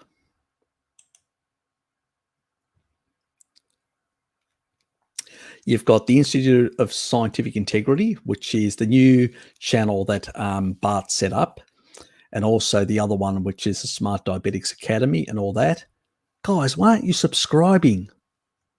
I mean, we guys put a lot of effort into trying getting stuff to you guys, putting these stuff together for the community.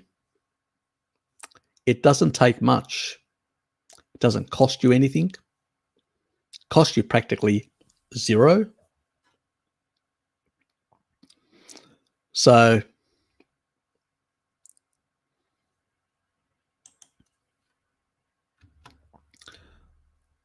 is that going to go in there? Why is it?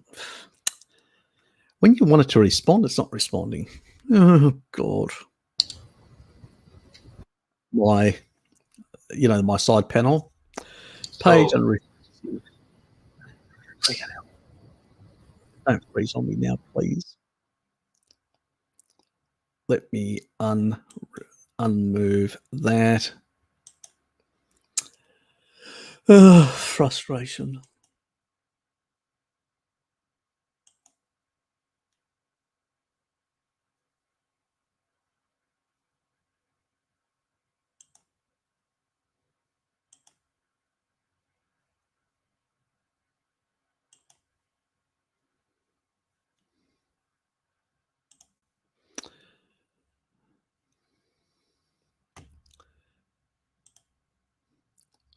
Yeah, for some reason it doesn't want to be kind to me.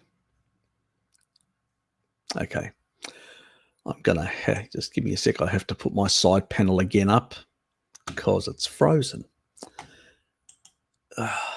Just having so many bloody issues. the side panel that I have when the light, the actual stream itself, not the StreamYard one, and it actually froze up again.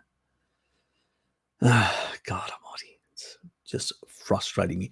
Okay, I'm going to get you to talk so I can actually do this to keep the boys and girls entertained. What's happening in Brazil, mate, with all the COVID stuff and all that? How are you guys, and what's some of the annoying crap that's happening? Well, so still quite a bit of restrictions, and it's been like nearly a year and a half now, and no sign of like university getting back and stuff. I'm just glad that I've got done with my classes, because I don't have to worry about that anymore. But like a ton of companies are still doing like home office and stuff, and some of them have like stated that they plan to get back by like September, especially because now you're getting like decent amount of vaccines over here. Back in my hometown, I think they're starting to vaccinate people age 30 or something like that. So what vaccines are they using over there at the moment? So it's mostly the Chinese one, I think. Okay, so that's a safer one. Mm-hmm.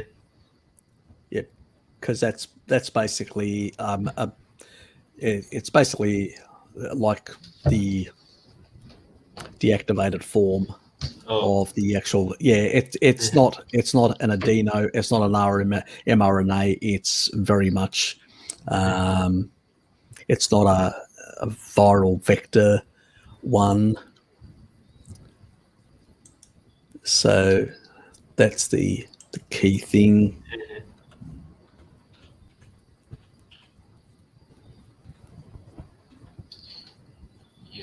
Yeah, it's that for the most part. There are a few other ones like the AstraZeneca one, I think, but for the most part, it's the Chinese one. And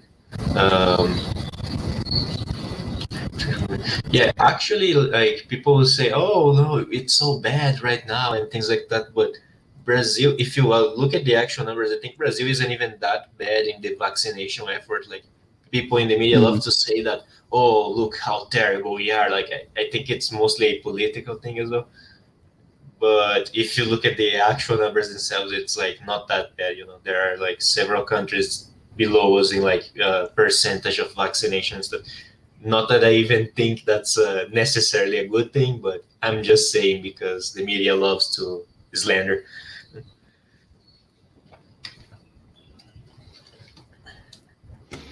And I'll just put that up there.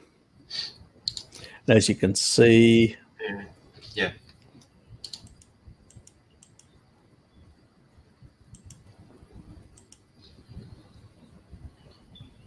So the Sinovac is called Coronavac.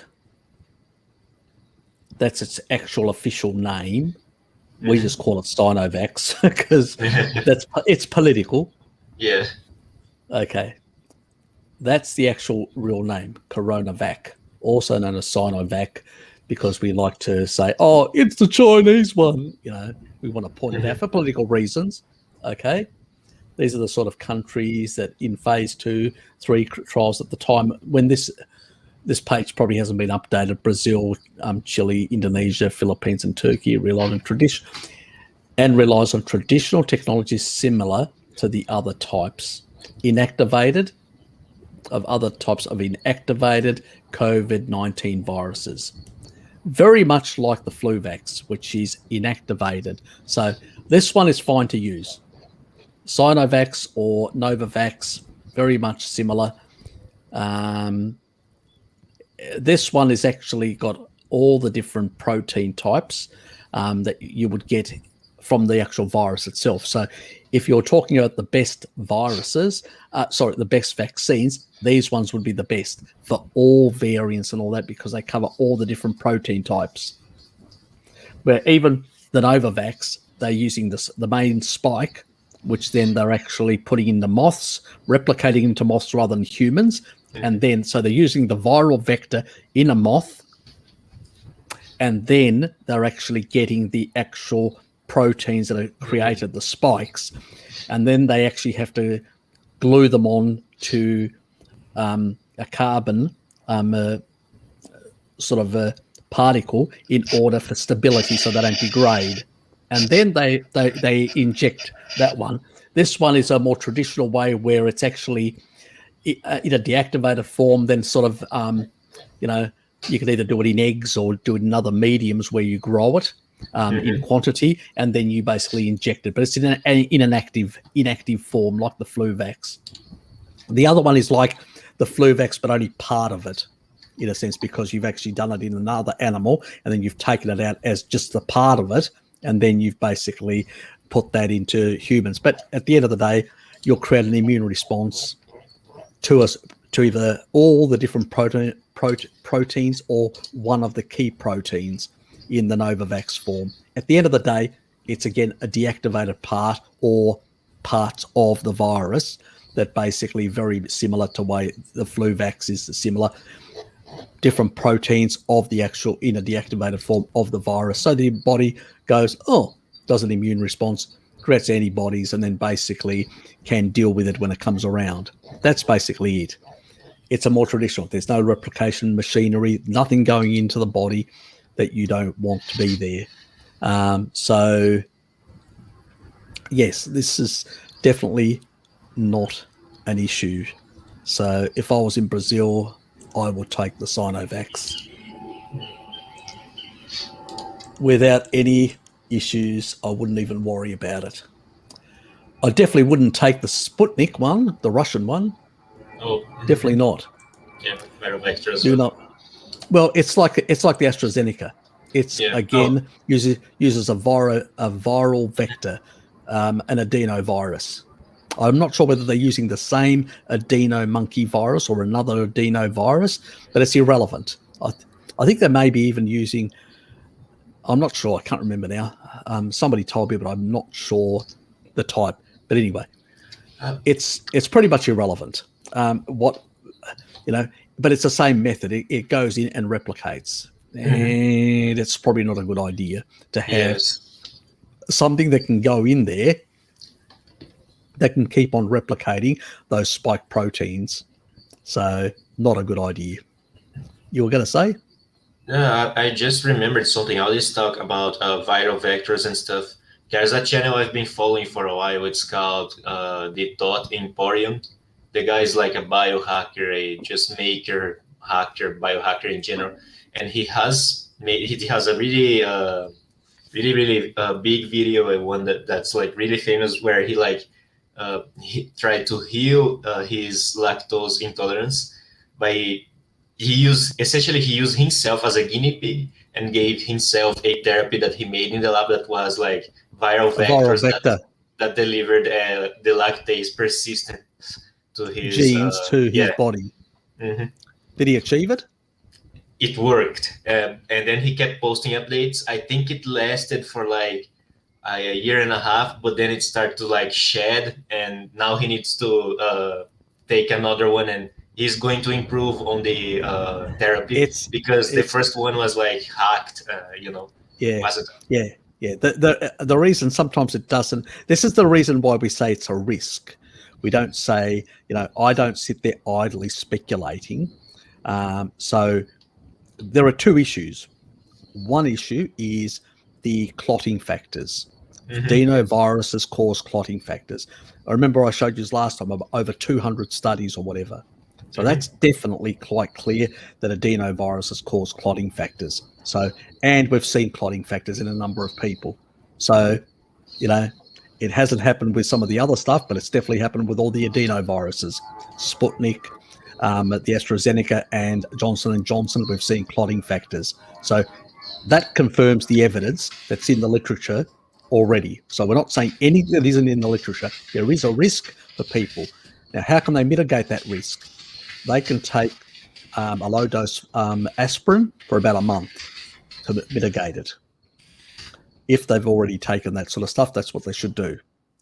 It's not medical advice. It's my personal opinion, what I would do if I took such shit anyway. But there is the other side of that it is a viral vector, and it's a method that we've never used we've used in sort of in cancer research. We've used these sort of methods. We've used them in some autoimmune and some other things. We've used these things, but also we know that a number of these things can cause other side effects and other things that unexpected consequences. So when it comes to this one, we don't know how it's going to play out in the long run. People are made as guinea pigs. This is the reason why we use inactivated viruses. All our vaccines up to this point have been inactivated viruses. So our immune system, so they don't actually run amok in our body and infect us, but they get an immune response to the virus. That's why it takes longer. This is why Novavax hasn't come out yet. And the only reason why Sinovax came out so quickly is because the Chinese threw shitloads of money into it and resources to get it out as fast as possible. That's the only reason. Most other countries wouldn't put so much money because the Chinese aren't going to make as much money on this. So for them, it's more prestige to say, look, we can produce this really fast where you guys can't. You have to use other technology. And we can basically, where our science is superior. It's more for them to crow, basically. Mm-hmm. It's brownie points. It's bragging rights. That's what it is on their part. And they were prepared to throw money because it was a political decision. They told their scientists, fucking make it as soon as possible. Mm-hmm. And spare no cash, because for them, it was an ability to basically have a vaccine that was without side effects and without problems, and they could actually send it to a lot of countries around the world, and those people would use it, would be protected, they wouldn't get the side effects, and they would be thankful to China, which would increase China's political influence. Yes. So there is a lot of politics in the COVID side of things as well. Let's not forget. It's the reason why the US and the West are pushing AstraZeneca, Pfizer, and all these, because they came out early and they need to get them into the populations quicker to basically say the same. Oh, look, we're really doing, wonders to help so many people, saving so many lives. So the Chinese can't brag alone, so to speak. Mm-hmm. There's a lot of politics. And I mean, you probably know that there's a lot of push from America to take their products in Brazil as well, like there has been in other countries. I've been monitoring the situation in Greece. For instance, you could only get certain brands like AstraZeneca and Pfizer in Greece, and you couldn't get the other ones in. The government wouldn't actually, and because there was pressure, and I know that the ambassador, the American ambassador, actually went to had conversations with the health minister in Greece. So that was really annoying that the Americans were interfering and actually putting pressure on the Greeks to take up Pfizer, Moderna, and also, it was, anyway, that's another issue in itself. Yes. And yes, so there was a lot of political skullduggery happening from the Americans in Europe to push their products. And even though I because there was actually even some people in the left were saying, let's get it from China. Now, they were also for political reasons saying it, but actually it would have been a good idea because it would have been a safer vaccine and cheaper for the Greek economy because it costs money. Pfizer is very expensive and has difficulty storing and all that because it has to be kept at very low temperature to be, otherwise it goes bad. So, Alex, I heard that Portugal and Greece are cheap. These fucking people from the north, and their luxurious lifestyles. Is that what you're telling me? Actually, Australia per capita income is much higher than the Netherlands anyway. So, just for bragging rights from Australia, mate. But yes. So, what can one say? Is there is there a study where it's showing reduced carotenoid retinol in the Irish population? Yes, there are. There are plenty of studies that show reduced the actual enzymatic pathway that reduces carotenoid conversion. Yes, there is.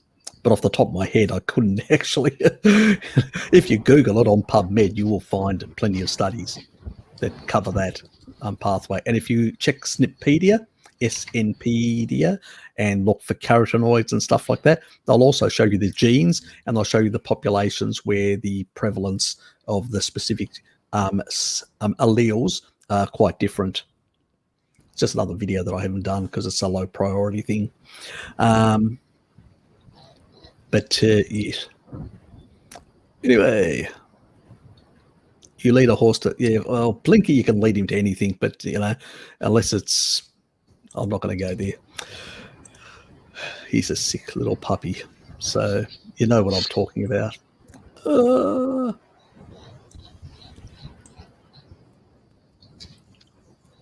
Damn, lost my spot. Oh, StreamYard moved and I lost, so goodbye. Sorry. Oh, gritty eyes, a common symptom of oxalate dumping. Yes, nothing like gritty eyes. That is a bit of an issue with some people, I've heard. Yes, I had a lot of fun with such toxicity of shitloads of fun. Let me put it that way.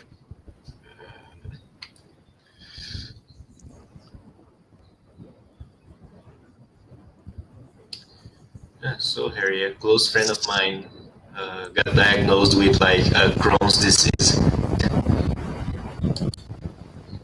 Okay. Yeah, and I've been telling him to go carnivore for a while now. So yeah, he has another reason to now. Yes. Well, if he keeps all that junk in his diet, he's not going to be very good. Yeah. Anyway, let me just add this for a sec. Now, guys, as you can see, I did want to say this earlier. I forgot about it.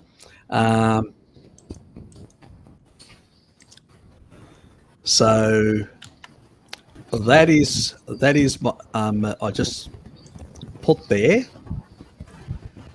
my channel, and if you go down to the featured page, which is basically you come down here, you can see Institute of Scientific Integrity and the Smart Diabetics Academy, which is PIMS. Guys, more people need to subscribe, because these are the ones where they actually are doing them. They're not controversial. They're trying to keep it clean and all that. They're trying to build this up, but you have to get over 1,000, like myself. But Bart's already got some. I'm actually at 827 now, getting there slowly but surely. But at the same time, that will actually increase my profile once I get there. Again, for Bart's to the Institute of Scientific Integrity and the Smart Diabetics, if you haven't subscribed, please go and subscribe there and get them bumped up. PIMS really should be much higher with the quality information she's providing for the Smart Diabetics Academy. She should be much higher than she is. It's, that's why I've prioritized. I've pushed the other ones back of my featured, and I put them right at the top to try and actually make them visible. So please subscribe, guys, to those two channels. Get the numbers up for Bart and Pim on those channels, please. If you haven't, why haven't you? I mean, it's only a click away, and it helps good people that are doing good work for the community. Anyway, let's get back to the we'll move off the gritty stuff that Dave, you're always into the gritty stuff, aren't you, mate? And lamb fat, delicious, only expensive in my country. It's cheap here, which is good things. It's all supply and demand, mate. I'll give you an example. In the US, it costs like $40 a kilo. Lamb, I'm not kidding you. There's Necro Kitty, ask her. Sean Baker was actually saying that he bought his son had asked him for for lamb. Said he really liked it, or was it a kid from some other parent? I can't remember now exactly. And $40 a kilo. I can get it for $13, and that's Australian dollars, which is even less than US. Oh my God. So why? America has 5 million sheep, 5 million sheep, where it's got nearly 100 million cattle. People consume more beef, because of hamburgers and stuff like that. They don't consume as much lamb. Only 5 million for over 330 million people. It's supply and demand. Where if you go to basically Australia, it's 70 million lamb for a population of nearly 25 million. So it's nearly 3 times our population. We've got more sheep. You think basically the Kiwis are related to sheep. We've got more sheep than they can poke a stick at. And don't come over and pork them, you Kiwi people. Oh man. We want our meat kosher. We don't want it porked. So yes. So basically, we've got shitloads of, and because we've got so much lamb over here, and mutton, old and young sheep, we're pretty much swimming in sheep. So we've got more sheep than cattle's the next big one, and then that's why cattle prices, cattle products comparative to the US. They're not very, we've got slightly more than in comparison to the population. We've got pretty good numbers as well, but still it's not massive numbers. A lot of it gets exported, so we don't get that much of a low price. But lamb, it's fucking cheap, especially if you're in rural areas or semi-rural areas or close to rural areas like Hobart is, Tasmania. You can access it pretty cheaply, lamb down here. And it varies between the cheapest sort of cuts, which is like lamb chops and all that, for around about $13, to about $15, $16 a kilo. So like the steaks without any bones in them or whatever, those sort of things. But you can actually find even chops down to $6.50 when they actually discount them. So if they've only got a couple of days before they're used by date or what they've got onto it, and it still looks fine because it's in the refrigeration, they've just stuck and discounted it heavily to get rid of it quickly. When I see that, I just usually put them all in, throw them in the deep fridge, done. So yes. Just defrost and use. So I tend to have quite a bit of lamb. I've still got nearly half a lamb in my fridge anyway. So I've got shitloads. So I'm not going to go hungry. Let's say if all the shops close tomorrow, I'd be eating lamb for the next couple of months. So pretty much I'd be fine. Yes, but it's just yes. That's why you've got to move from the Netherlands to Australia, mate, if you really want lamb, or New Zealand. Well, we could even marry you off in New Zealand to a lamb if you really want it.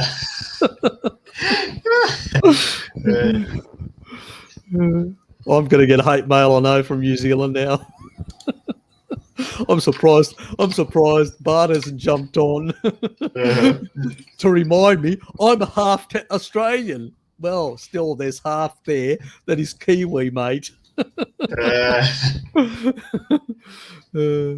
I was thinking of perhaps adding antioxidants used in sausage making, for example. So sodium erythrobate. Does anyone know if it's safe? Well, it's basically a sort of a combination of sodium and erythromate is sort of a compound which has sort of the ascorbic acid parts of whatever. So it's fine, you know. It's basically to, you know, for like nitrates and stuff like that, to avoid sort of pathogens and all that. It's because most people now are too scared of too much salt, and they have to combine these sort of things to try and minimize, you know, food poisoning and stuff like that. That's the only reason why they do it. But really, it's not going to kill you. No, you know, as I say, show me one study where it actually shows, you know. At most, it's probably in addition to, and even oxalate, it's so little, it's not going to really be an oxalate producer anyway. So I would not worry about it personally in that regard. Oh, yes. Yes, I think I covered that earlier about the astaxanthin. I did notice, same smug, that you had said that, but as I said, that's great if it's not incorporated in your tissue. But, you know, if it's in your bloodstream, it is more effective. Once it's in your tissue, you really want, because astaxanthin doesn't incorporate in our tissue, it can actually get in, but it doesn't incorporate into our tissue. It's not like in the fish where it incorporates in their tissue. So it's where vitamin E, the complex of vitamin E, does incorporate in our tissue. The little worms wiggle their way and thread their way through the bilayers. So we're not fish, basically. So if I can't remember who was telling me, I'm going to South America, I'm going to be on holidays, and potentially I'm going to get exposed to seed oils. And I said, take astaxanthin, because that's more effective than vitamin E in terms of refreshing the fatty acids. So it actually can reduce the amount of damaged fats that are going into the system by refreshing them, rebuilding them in a sense. So it's a powerful electron donor. So it actually will add a whole lot of electrons and stabilize those fats. So that's what's good as a hack. It doesn't mean it does a perfect job, and it's not a license to basically go out there and guzzle down seed oils, because while it stabilizes, it doesn't eliminate the deuterium content. There's still the deuterium there. What we're doing is we're minimizing the amount of damage. We're not eliminating all damage sources of damage. That means we're not eliminating. Still, the hydrogen that are bound to the backbone of the carbons are still highly deuterionated. That means the hydrogen bonds are different than what would come from a normal food, which would be much lower. So this has been altered. What we're only doing is we're stabilizing it with astaxanthin. We're not eliminating all the deleterious effects. Very important. Do you know the methionine folate? It's methionine choline folate conversion. So it's a number of enzymatic pathways. So methionine can be converted to choline. Choline can be converted to folate. And there's a number, and it depends on the quantity that's coming in of methionine, and then the enzyme transcription rate, and that's depend on your genes, and it will vary between people. So it's a mix of the two. So you will never have the same rate in any person. It will always vary because you're eating different quantities and your genes are slightly different in their rate of being able to transcript these enzymes. So I'm not sure. I've never seen a study showing exactly what the conversion rate or difference. I know that the actual enzymes, what they differ between, so the efficiency of the enzymes, I just can't remember them off the top of my head. But basically the actual rate, no. I'd have to check Snippedia or one of the studies. I can't remember where I saw it, but it does vary because it depends on what you're putting in, stuff like that, plus the genetics transcription factors. So yeah, My butcher only uses sea salt. Fantastic. I love your butcher. Do you give him a kiss on the cheek? I hope you do, Alex. He started making sausages with liver. All meat is frozen. But it must be the Australian meat that comes there is as well. That is true. You can do whatever you like. Everybody else does. Have you noticed? Where have you been living? Under a rock or something? Is chicken liver good compared to other animals? I actually think that chicken liver is better because for the simple fact that it isn't as high in retinol, and it's sort of better balanced when you're consuming. Asians have been consuming chicken liver for years and donkey's years, massive amounts of it. So, and with enough vitamin D from the sun, they balance things very well. So I would say that. So, and then again, as I said, if you're getting enough vitamin D and stuff like that, you can go much higher than what people talk about. The RDIs are about, don't go over 3,000. I've actually shown you guys that you can get nearly up to 7,000 for multiple decades and have no problems whatsoever in that regard. So a lot of eggs or a bit of liver every day will still give you that amount. So it's not going to be an issue whatsoever. What we're talking about is mega dosing. That's when people get into trouble. And if you take a look at all the studies where people get into trouble, it's mega dosing on the one hand. And the other factor is liver storage capacity. Now, why would liver storage capacity be affected? Is because if you've got fibrotic tissue inside the liver, you can't store retinol very well, and you dump it, and you get more in the bloodstream, which isn't a good thing. So you don't want anything really in the bloodstream. As I've commented to you guys, I don't want to see MK7 in the bloodstream. MK4 is sucked up by the cells and out of the bloodstream. We don't want minerals, vitamins, anything. We want it either being used or stored or transported. We do not want it in large amounts circulating in the bloodstream. It's not a good thing. You're going to get a lot of reactivity and a lot of, because oxygen and all that, they're going to get a lot of reactivity in the bloodstream. Not a good thing. So it's like anything. Too much stuff accumulating in the bloodstream is going to create issues. Stickiness and all sorts of things in the glycocalyx and all that. So no, we do not want it. But at the same time, if your liver is healthy, it's not fatty, it's not damaged or anything like that, not fibrotic, you're not going to have a problem. You can store shitloads.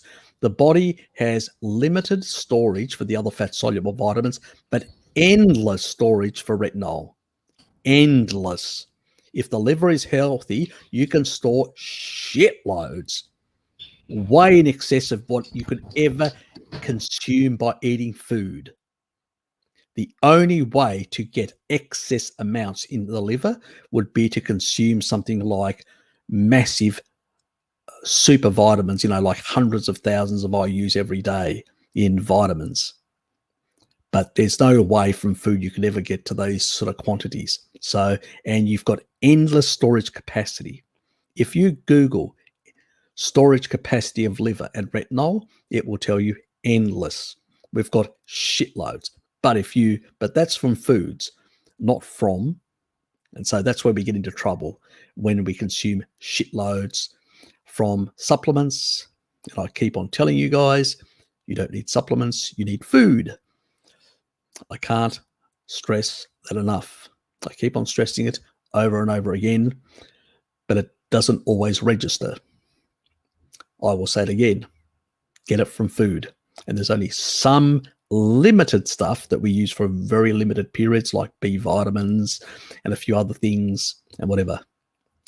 So even thiamine, you can only store up to 18 days. So you can saturate your body. You'll only have storage up to 18 days and that's it.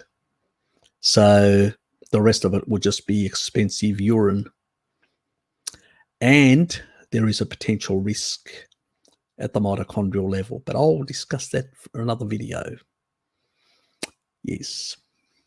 People can pass that on to the people that recommend high doses of of thiamine in the future once I do that video. I'll leave it at that and won't say any more so I don't upset more people. You know what I mean, don't you, Lukey? Anyway, let's move on. Yes, you can get so much from just eating animal foods. Aren't we lucky?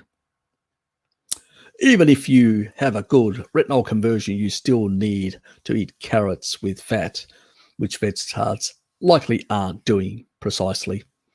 Yes, they are definitely not doing.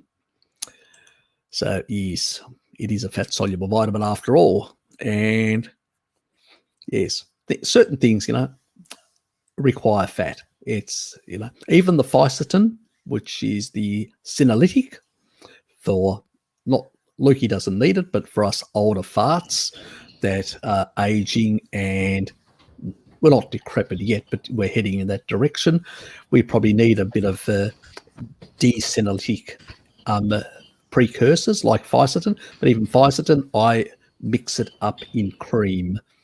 I basically have it with a lot of fat, because the more fat you consume it with, the more bioavailable it becomes. so it's one of those things. I need to be a moderator to post like I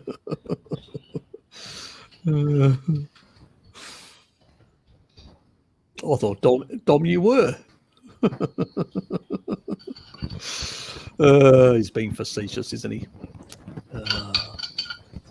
For absorption, but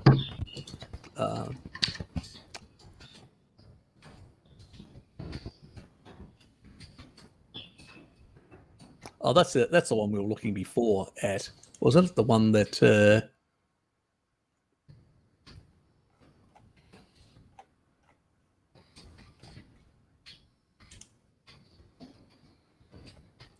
That was the one somebody else put up.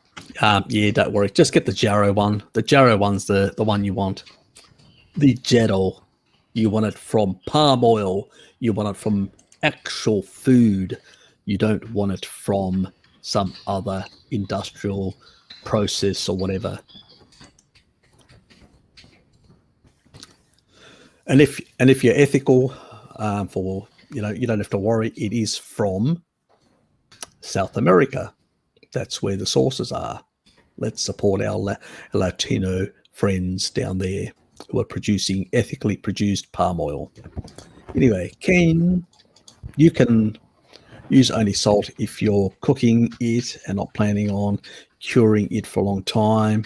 But if you're planning to cure it for a time, you should add nitrates. Yeah, but the rest of us are not doing that. You can still, if you freeze it, you can still cure it with salt. People still use salt, but you can actually smoke it, and age it that way. So you can salt it, smoke it, and then age it. If you're into that sort of stuff, I do like aged meat, I have to say, and cured aged meat. So it's got really wonderful flavor. It's just got more, it's got really wonderful flavor. So I enjoy it. And since I don't have any histamine issues, I don't give a shit. So most of my food is a lot of fermented. I like fermented stuff, so I consume shitloads. I had a few years back where I was actually having when I was having my gut issues, I had to give up a lot of fermented stuff because I just couldn't consume it. I had too many histamine issues and stuff like that. And once I eliminated all those problems, now I can go to town. Cured meats, raw cured meats, smoked meats, you name it, aged meats that have been aged for multiple months, just fermenting. I actually ferment sometimes some meats in my fridge for up to a year. So yes, exactly. So quite very rich in histamines, but not a problem. But in the old days, I definitely wouldn't have eaten something like that. I would have definitely reacted. So yes. as I say to people, if you fucked your body up for a number of years, it's going to take a number of years to repair. It's not going to happen in 1 week or 2 weeks or that just because you became carnivore. Oh, the magic no. Depends on how damaged you are. It will take longer. Some people will see 90% achieved within a couple of months, and then that 10% may take a number of years before they get that 10%, because that 10% is coming from the underlying issues that didn't get completely resolved and still require time. Yep. Anyway.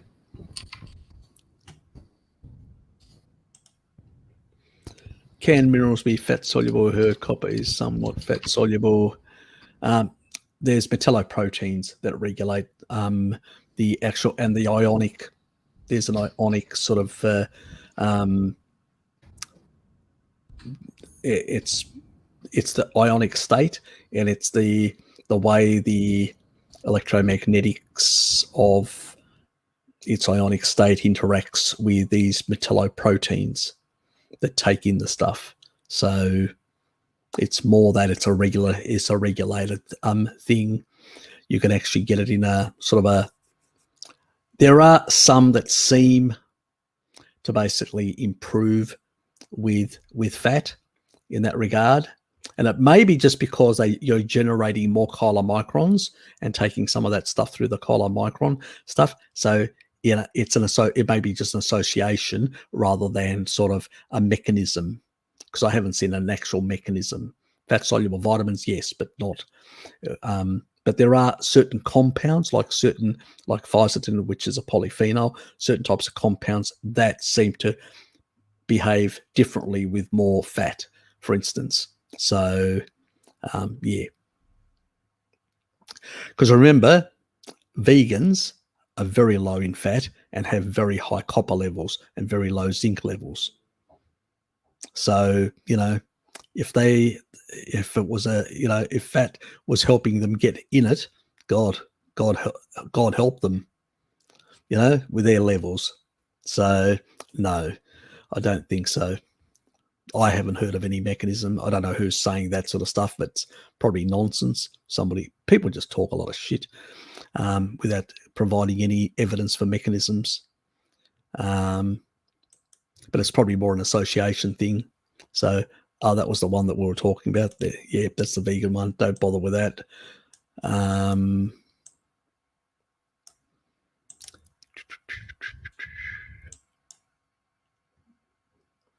Yeah, that's what's crap. Strange. Since I can drink copious amounts, even pasteurized milk, no problems. Mate, you come from Scandinavia. You guys are nearly as bad as, when it comes to animal husbandry, nearly as bad as the Kiwis. God, why would you have any problems with mother's milk? Let's move on. Oh, God, I hit a Kiwi. Oh, hi, Richard. I hope you've gone to bed. I'll move on. Yeah. Bjorn did talk about... I'm getting myself into trouble. Yes. He did say it's weird how he does react badly to whey powder. And yeah, I just think it's how it's like overly processed and stuff. Like it's spray dried and things like that. I think that's an extra layer that can be bad. Yeah, I sort of think that as well. The problem is a lot of the actual studies are done in a very, let's say, narrow way. It's sort of like they're trying to sell. It's designed to basically promote the product, and there isn't really proper good studies in that regard. Because at the end of the day, the important component of whey is the branched chain amino acid. Yes. So obviously that is an important element, and it's an important element in red meat as well, branched chain amino acid. Now, some other proteins out there don't have enough, leucine, And leucine is the key thing for muscle protein synthesis. Simple as that. Now, in terms of insulogenic effects, the highest insulogenic effects come from, obviously, whey, because it has very concentrated branched-chain amino acids. So that's part of it. It's basically the leucine that's driving. It's not the other way around. People are getting it wrong. This is why I say you should not add basically things that spike insulin. You should basically use the leucine in the foods that basically, and you don't want to add additional leucine because it doesn't really work. You need all the other amino acids. There is a profile. They work synergistically together. So too much spiking when you don't have the precursors, basically what it does is it turns them into sugar. This is the problem that people don't understand. You got to get the proteins from real food, guys, not from plants and not from supplements. You got to get it from real foods because you will have the right leucine content for the amino acids that you're trying to basically push into muscle protein synthesis. And that is why the utilization factor is extremely high in eggs, then meats, and very low in comparison, half that in protein powders. So even though it's highly refined, it's all available there as a protein powder in terms of protein, the utilization means that if you eat 100 grams of a steak and you're getting 25 grams of protein, you need to eat 50 in terms of a protein powder to get the same effect. Okay, 50. So just think of it now. I have a steak, which is basically, I have a steak which is 700 grams. So that's 24.7 ounces. Divide that by 16. 1.54 pounds. So 1.5 pounds. So if I have 1.5 pounds, that's 25 times 7. That'll give me 175 grams of protein. To get the same equivalent effective utilization, I would have to consume 350 grams of these protein powders. Yes, and with not enough fat, if you don't add fat to that, you're going to end up with sort of the runs which you get like with a rabbit starvation effect, let alone you're not going to get the right composition in terms of other elements that are really required, because in meat, there are peptides in meat. Like one of the peptides we talk about sometimes, I talk about all the time, we're talking about the amino transporter taurine. You're not going to get that unless you supplement separately with that as well. So you have to buy an extra supplement to add to that. And if you look at the actual, the cost of supplements per gram, look at the grams and all that, you can buy really cheap meat, which actually comes out at a very competitive price with all the other components. We're talking about thousands of peptides and other components in meat that you will not find in these protein supplements. This is why people use insulin. This is why people use all these other anabolic things to deliberately try to get unnatural sort of growth factors and stuff like that. Because when you actually eat meat, you will really get all the other synergistic components that come together to work with leucine for really proper muscle protein synthesis and really proper tissue development, and with all the other components that come into it, and many that we don't even understand because we haven't fully researched meat and all the other components that exist in there. There's a lot of components. We know there are hundreds and hundreds of components, but we don't really know what they do. we're still learning. So, don't only think about complete protein, think also about other things as well in that regard. The other elements that come in real food, like meat. Yes. What was that? Sweeteners. Did Bjorn talk about sweeteners, did he? I must have missed that. Sorry, Bjorn.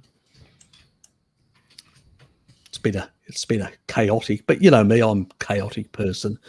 Things never flow properly, as Blinky would say. Amateur. Yes, that's an option, Dom. That's an option. There is some of that in some parts, and I think we've already covered that. If you want to remain self-stable, that's I think we covered.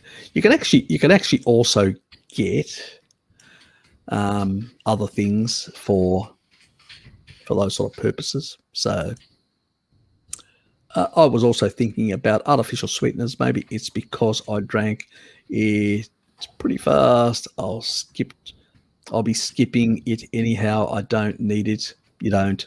I was just using it for a high protein experiment. Fair enough. Yep. Look, alcohol sweeteners, the majority of them tend to spike insulin even higher than raw sugar. I need to do that at some point, but yes, they can be quite bad in that regard. So I just need to find the study. I don't know where I've got it. I read it years ago. So it's somewhere on my computer, but it may be on a hard drive, not even on my computer. So it's a study that I read years ago, but it is, yeah. And I'd have to also do a bit of research on the current stuff because there's new ones that are variants of those old ones, and they may behave differently. I don't know, but unlikely they probably will behave very similar. They've just probably modified them slightly, but since even variations of some of the others showed similar insulin effects. So I don't think, even though they may vary them for other reasons, they're not varying them for the insulin reason. So yeah. But yes, good reason not to avoid basically most artificial sweeteners in that regard. Hi Harry. Are there any foods particular for those that cause eczema? Thank you. If you get enough the fat soluble vitamins, you're eating species appropriate, getting enough fat soluble vitamins in, and particular things that basically have high niacin, which is basically tuna and pork, they are really good for skin conditions.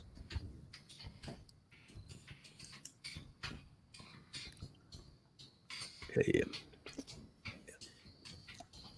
Emulsion with the form of particle, critical action, optimal absorption. Are we talking about liposomals here? I'm not sure. Colloidal dimension, yeah. Oh, we're talking about the fluid type. There is different look, there's a lot of different preparations. I'm not sure which one you're talking about, but anyway. Okay, used to drink protein shakes. Look, a lot of us did. Leave for 10 minutes. Else got acne, nausea, yeah. Plus, like any highly processed thing, what happens is the hydrogen bonds, like when you actually affect the hydrogen bonds in any food and you process it, you increase the deuterium content automatically. Now, it does vary, but it actually does. It's just the industrial process, the way it actually affects the hydrogen bonds. They are altered, and they tend to pick up more, neutrons. So they tend to basically become heavier, more deteriorated. So as a consequence, yes, it does increase the deuterium content. So you take a protein, you turn it to the levels of deuterium you find in sugar. Why would you do that, and why would you ingest that? That's why, I will never get any sponsorship from supplement companies that are for bodybuilding, powders and stuff like that. Because, my opinion, they're high in deuterium, and I would say there is no way you can actually alter that fact. I don't care how you process it. The deuterium content will increase. It's just a fact of altering and refining that actually causes it, and it doesn't matter. There may be small variations, but we're talking about minor. So, yes, get it from the real food.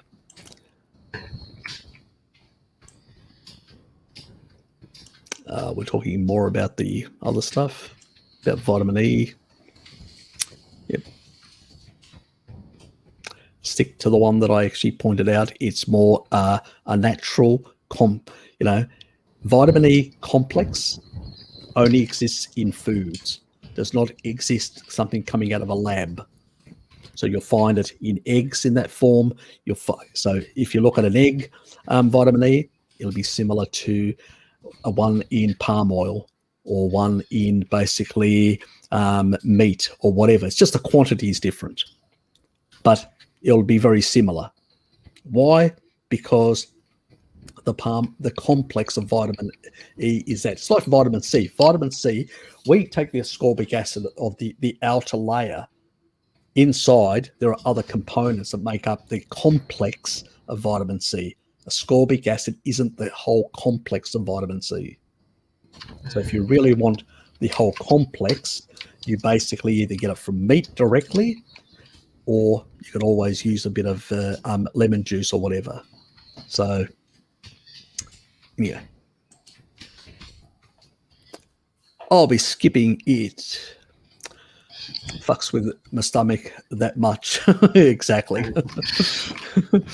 Definitely. Let alone the high deuterium, and yeah, let's go on. We could go on and on with all that sort of stuff. Harry, did you always have an interest in nutritional biology, mechanism, etc.? No. And how long do you think it took you to become knowledgeable in these areas? Probably 5 years, 6 years. Prior to that, look, I've been looking into this sort of stuff for the last decade, but it's only in the last, you could say, 5 years I got sort of more heavily involved to try and understand a whole lot of mechanisms, how to reverse a lot of my own conditions. So initially I got into a decade ago, I got into first of all, when I came out of the hospital, it was high-fat Mediterranean, which was what my father did. Then, which was primarily olive oil, butters, and dairy fats and stuff like that, with some meats and vegetables. That's what Dad primarily did. And now he eats more meat, and we've reversed his sarcopenia. He used to eat more meats when he was younger, but he just sort of changed because, we all got brainwashed to some extent. And obviously because he was still relatively not completely low carb, but much lower than many other people and more physically active. So he'd hardly ever engaged the Randall cycle. And that's probably why he didn't get sick like other people that he knew in his old age. So that's another reason for it. But I did that for probably 2 years. I was probably doing that. Probably a year and 8 months, or nearly 2 years. But anyway, who's counting? And after that, I sort of because I'd already come across about a year after, which is 10 years ago, because now it's 11 years since my incident. So all roundabout, 11 years. Yep, 2010. And basically at that point, I sort of came across things within the first year. Came across sort of Lustig's work, which is on sugar and all that sort of stuff, on fructose and stuff like that. I'd come across Sally Fallon, so she basically had, this is going back a decade ago, there was a thing called the oiling of America and on seed oils and all that. And so she gave me my first introduction about fat soluble vitamins, about seed oils and stuff like that, and really said, you know, after I'd seen Sally Fallon, I went back to my home because I'd actually watched it at work. And I went back to my home, looked at everything that I had in my home. If it had seed oil in it, it was in the bin. That was it, all thrown out immediately. I got rid of everything, margarine, the whole lot, everything went into the bin. There was nothing left in the house that had any sort of seed oils of any sort. So that was the first thing that actually sort of got me on my journey. After that, sort of things progressed a couple of years, and probably on the third or the paleo movement in about 2013 was quite popular. You know, paleo movement was quite big at the time and all that. Came across the paleo movement, started looking at some of the stuff. There was a few players then who basically are no longer either around or are not really, you know, sort of either gone keto, carnivore, or some other thing in recent times. But in those days, they pretty much, there was a lot of, you know, a couple of guys that were showing some biochemistry, showing some the nutrients in different foods. So they were actually, there was a guy, I can't remember, a young bloke, he was a biochemist, and he was a very cluey, he really knew his shit when it came to biochemistry. He's the sort of person, when I first came across him, I go, wow, this guy really understands these mechanisms, really. And I have to thank him because he taught me how mechanisms are so important to understand them, that, you know, don't speculate. If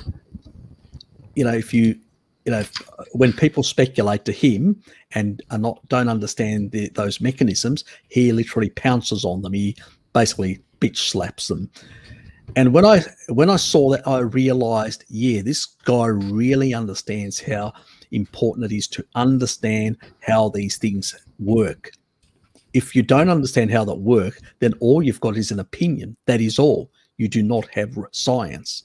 You really have to have something which is replicatable, true. And I was already, from my physics, I was really hostile to string theory and all these other speculative nonsense of rationalist garbage and models and shit like that. So I was already an empiricist at that stage. I was more traditionalist in terms of physics in that sort of area of science. So for me, you know, when it came to this, you know, I came with a perspective which had a solid empiricist foundation, so I could spot the bullshit, so to speak.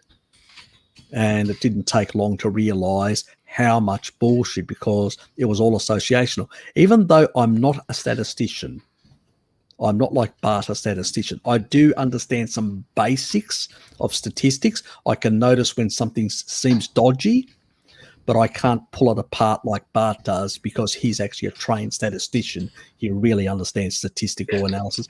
He also understands regression analysis. He all understands adjustment and all that, and how they do it, the methods. I can see there's something fishy here, because the incidence, that means how many fucking people actually really died or had certain types of effects or whatever, and what the stats show is they don't count. You actually do the maths and it just, but you don't realize these people are adjusting for all these other things, whether it's, you know, smoking, taking a wank, or who knows what they want to put in there of their own adjustments. But when you look at incidence, it doesn't match. You know, sometimes you see the complete opposite is happening. You see a study saying, well, these people are higher at risk. And then when you look at how many people within the intervention group died and how many didn't, it's the complete opposite. And you go, what the fuck? It's like the LA veteran study, you know, that I looked. That's an old study. And it actually shows that after 7 years, and this is why they stopped the study, cancer rates increased in the intervention group. Cancer rates but the LDL, when you look at the actual study, it actually says LDL was much lower, and the incidence of a second, you know, of cardiovascular was much better. But that doesn't tell you everything, because that is a dodgy figure that they've just made up. When you look at the incidence of how many people died, the figures are completely different. And then when you in the intervention group, they're larger. And then when you look at cancer rates, they're also larger. And that's the reason why they stopped it after 7 years, because if they had kept doing the statin study beyond that, it would have shown that statins cause cancer because it's a mitochondrial poison. So, yeah, I mean, if you think complex 1 and complex 3, but, you know, what is the sort of the handshake between those two? CoA. What is it? CoA required? Coenzyme Q10. So if you don't have enough, you can't have the electron chain functioning properly. You know, people start getting the picture, and you know, energy production is being, you know, affected because of lack of coenzyme Q10. This is why people feel less energy. This is why, as one French doctor called it, it basically takes away male virility and libido. And he was right, because it zaps your energy. It's a mitochondrial poison, as Bart calls it. But the difference is that I could look at those. I could see that basically by the incidence, how many and all-cause mortality and stuff like that, I could look at those things and say, yep, these guys got it the wrong way round. But I couldn't work out how they made the adjustments to their data. Bart can actually read through that and actually see how the fucking they did it. I understand. I'm much better at it now because I've been, you know, with my chats with Bart, seeing his work and all that, I've become much better at doing that. But in the early days, I was hopeless. I could just see that there was bullshit here, but I couldn't understand how they had done their bullshit adjustments. That was the only difference back then. So I was still early days, still learning in that regard. But I think the reason I came with an empiricist attitude, and when you come with an empiricist attitude rather than a rationalist attitude, a rationalist thing is a person who says, if something sounds plausible or logical, it's mostly is or that. No, an empiricist says you must be able to prove mechanism how this actually works. You must show cause and effect, how this interacts. A affects B and then produces C. We're not speculating. It's a lot like a lot of these people said, oh, you know, if you take a look at particle physics, they thought that they would find with the Hadron Collider in CERN, you know, the new one, they thought that they would find a proof of string theory. They would see like miniature black holes. They would see parallel, sort of like dimensions. They would see extra dimensions. They would see particles that would come, additional particles beyond the Higgs boson. Nothing appeared. They kept on increasing the energy, just the Higgs.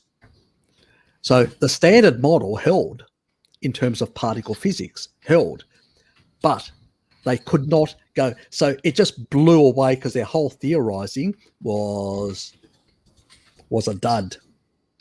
So people spent 20 years proving shit. So no, unfortunately, guys, if you believe in parallel universes, they don't exist. If you believe in multiple dimensions, they don't exist. There's only 4-dimensional space and time. So get used to it. Unfortunately, sorry to bust your bubble.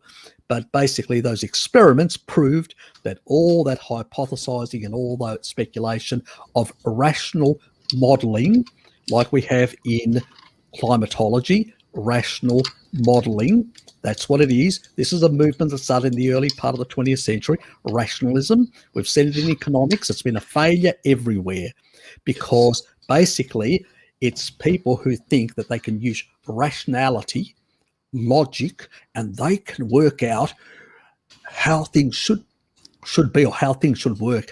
They can work out how reality really works, even though they're not observing reality and measuring reality precisely.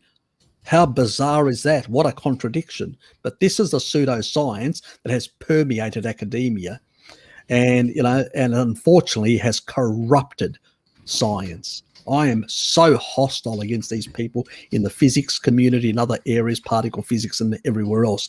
And I'm glad to see them starting to lose their careers and that whole edifice falling apart. I'm glad. It's about fucking time. You know, they wasted plenty of money when they could have used a lot of that money doing observational, really good work like in astrophysics and stuff like that. And we're doing some stuff now and making brilliant measurements out there in space, and we're really realizing maybe black holes are having an effect, you know, what we consider like dark energy, dark matter and all that.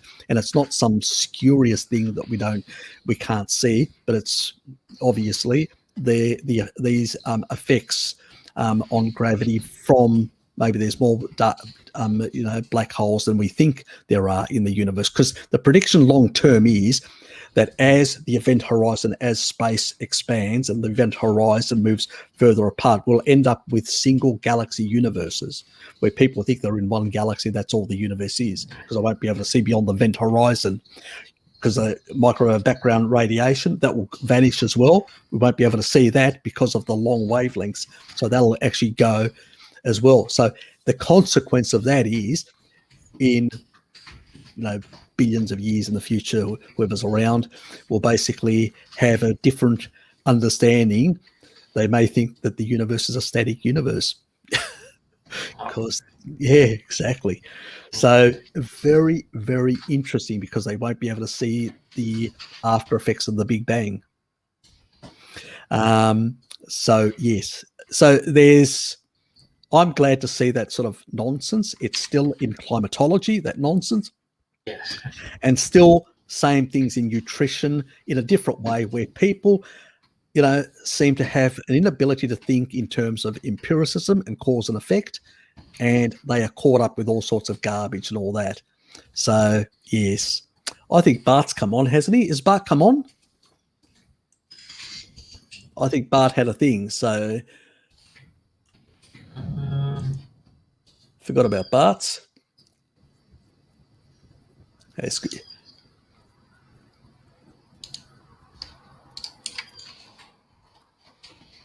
Is he up and running or not? Has he come online?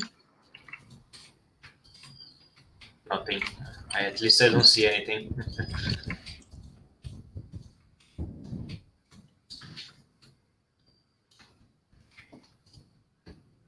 Okay. Oh, my mistake. It has something scheduled. It must be tomorrow. Yes, maybe. tomorrow. Yeah, it's my mistake. Sorry, guys. Yeah, there you go. It is tomorrow. Oh, hold on. Oh, it's in 9 hours from now. Oh. Actually, when I look at it on the main screen, it actually shows. Okay. Yeah. Okay. Yeah. It's 7 o'clock in the morning. It actually earlier it showed on. I know what happened. I was on my VPN. Oh, okay. It's showing a different time. Yeah, I was at. Yeah. Fuck. Amateur time. Yes, I know. Blinky amateur time. Fuck. I'm getting too old for this shit. Yes. So, look, pretty much I started looking into all areas on PubMed and looking at what the research said. So I basically said, okay, there's this condition. What does the research look? And I started looking, and I actually Googled just randomized control studies in particular for different conditions. I wasn't interested in epidemiology. I wasn't interested in any sort of things that were statistically determined, but actual where they had lock-in conditions, where they locked in. Bloody boomer from Blinky. Fuck you, you little twerp.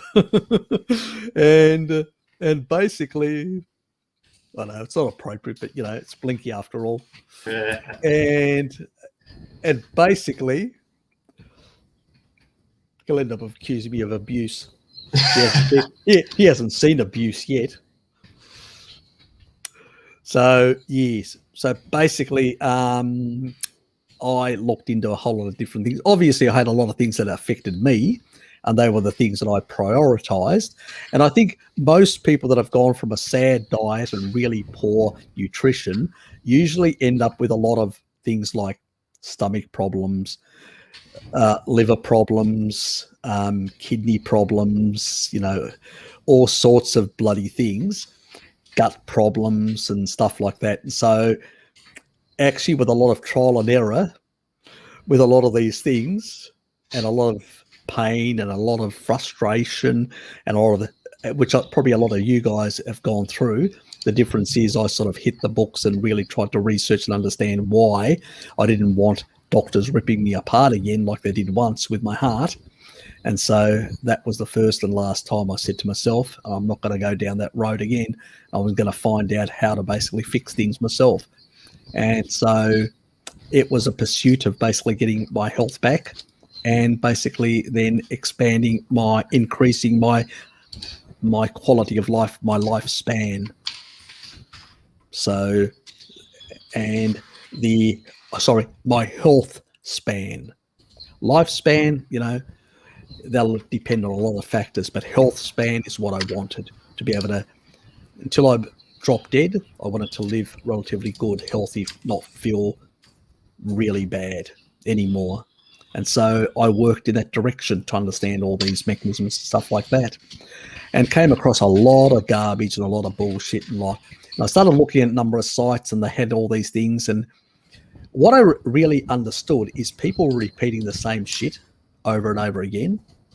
You've probably seen, I've done actually videos actually demystifying a lot of these things and blowing away all the bullshit, like, methionine. Oh, more methionine will increase homocysteine. No, it's the complete opposite, So all these things that people have said, I looked into them and realized why they were wrong. And so slowly but surely, because I basically didn't just stop. I didn't read somebody's blog that said, this is it. And then I went away and actually searched and said, let me find the proof for that, or find the opposite. See, a good scientist always basically tries to disprove his theory. And if he can't disprove his theory, then he knows it's probably closer to the truth. It may not be perfect, but it's going to be a hell of a lot closer to the truth. And so as that went on, and then I came across Michael Eads, and this was 2014, around there. So we're talking about 7 years ago. And he talked about the, anthropological, archaeological stuff and all that, and then talked about the institute in Leipzig, Germany, the Anthropology and Primatology Institute, that had all the N15 data. And then I went away and looked at the isotope analysis. I downloaded the stuff and just went through it and realized, fuck, that was a revelation to me. After that, I started increasing my meat consumption and reducing over time my intake of plants. I still feared meat, even at this stage. Even though I looked at the figures, I sort of think, I sort of had behind, I didn't, I wasn't thinking in terms, why is the life expectancy and infant mortality? I wasn't taking that into account. I was looking at that and I'm going, yeah, and maybe how I asked this is 8, but it didn't give them long life. But that was bullshit, because we know from Mary, looking at the Maasai, who are an animal-based culture, they've got people that living over 100, many others. It's just basically high infant mortality and higher death rates because they're in a hostile environment. As tribal people, you're more likely to die from things around you in that environment and not live many years. But if you survive many years into old age, you will live a very long life on that diet and not suffer. If you're in a country like Australia, or a country which has some level of safety and you're on a good diet, you're guaranteed, basically. But at that time, I had a sort of a very different view still, and feared certain things. So it was, we've been brainwashed so well, basically so well, that even after looking at the N15 data, I still came up with stupid excuses why I shouldn't increase my meat consumption. And it took me a very, very long time. It took me about probably 2 years to really start getting over this meat fear. And probably about 3 years ago, this was before I actually became carnivore, because it was about 2.5 years ago when I became. But this is when I started looking at people like Frankie, people like Salad Boy, and a few others. There was Bart and a few others, and I was already jettisoning as fast as possible 3 years ago a lot of the actual plants out of my diet and moving more carnivorous, but in a slower pace. And the more I started listening to these guys, I go, there's something here. And I started looking into these things, and I started realizing that's when I started looking at the primates and all this sort of stuff, and looking at what do they do really in the wild, and looking at the Leipzig, Germany research that some of their academics had done in the wild, and realized, shit, these primates are eating up to a ton of meat a year. Shit, I'm not even eating that amount. And so I was quite shocked with that, because I was led to believe that they primarily ate, some ants and some insects and a few things, but like termites, but primarily they were, eating, bananas and shit like that, not in that sort of stupid way, but you know what I mean, a higher plant content in a way. So there was a lack of sophistication there. But when I looked into it, I realized, I go, shit. And that really then convinced me that if the common ancestor of humans and these primates were so carnivorous, but they were lean meats because of that requirement, they have very low. I think I've explained that in that. Have you seen that video of mine? Did you see it? That I did on my chat with Bart?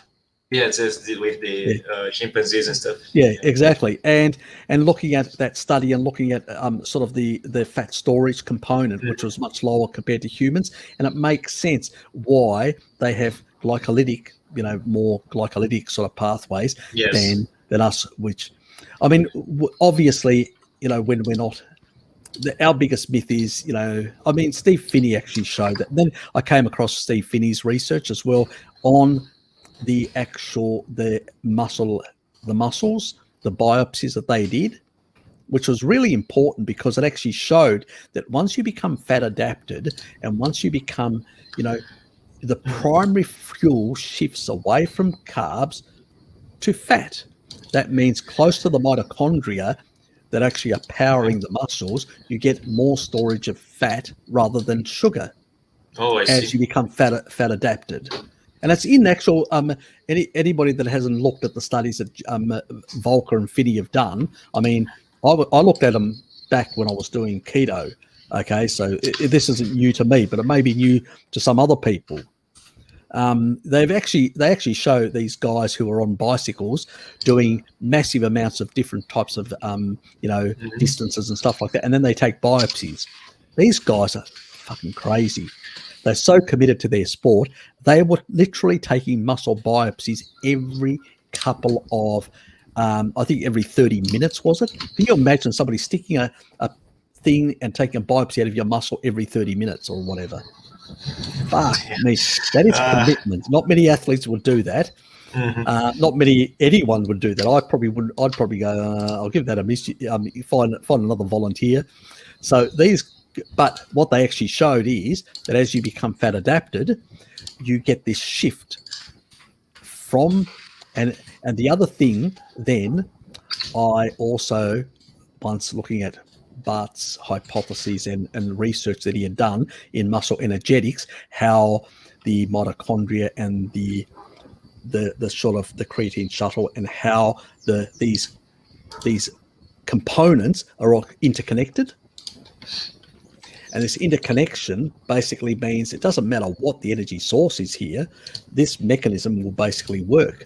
Just whether one is primary or the other as a fuel, you're still going to have some glycogen there, but the primary one will shift from one fuel to the other, being around. So you get more triglycerides and sugar around the actual mitochondria of the muscles, and that's what Steve Finney's research showed.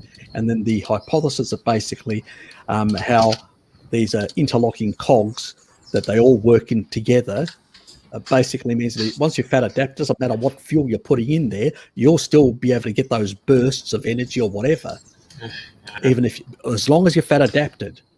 That's the whole purpose. When you're not fat adapted, that means when the fuel source is different close to the mitochondria, that's when you can actually get this effect where you can actually not get enough energy to get that explosive effect. But once you're fat adapted and you've got quite a lot of energy close by, then it's not a problem. That's what Finney's work showed.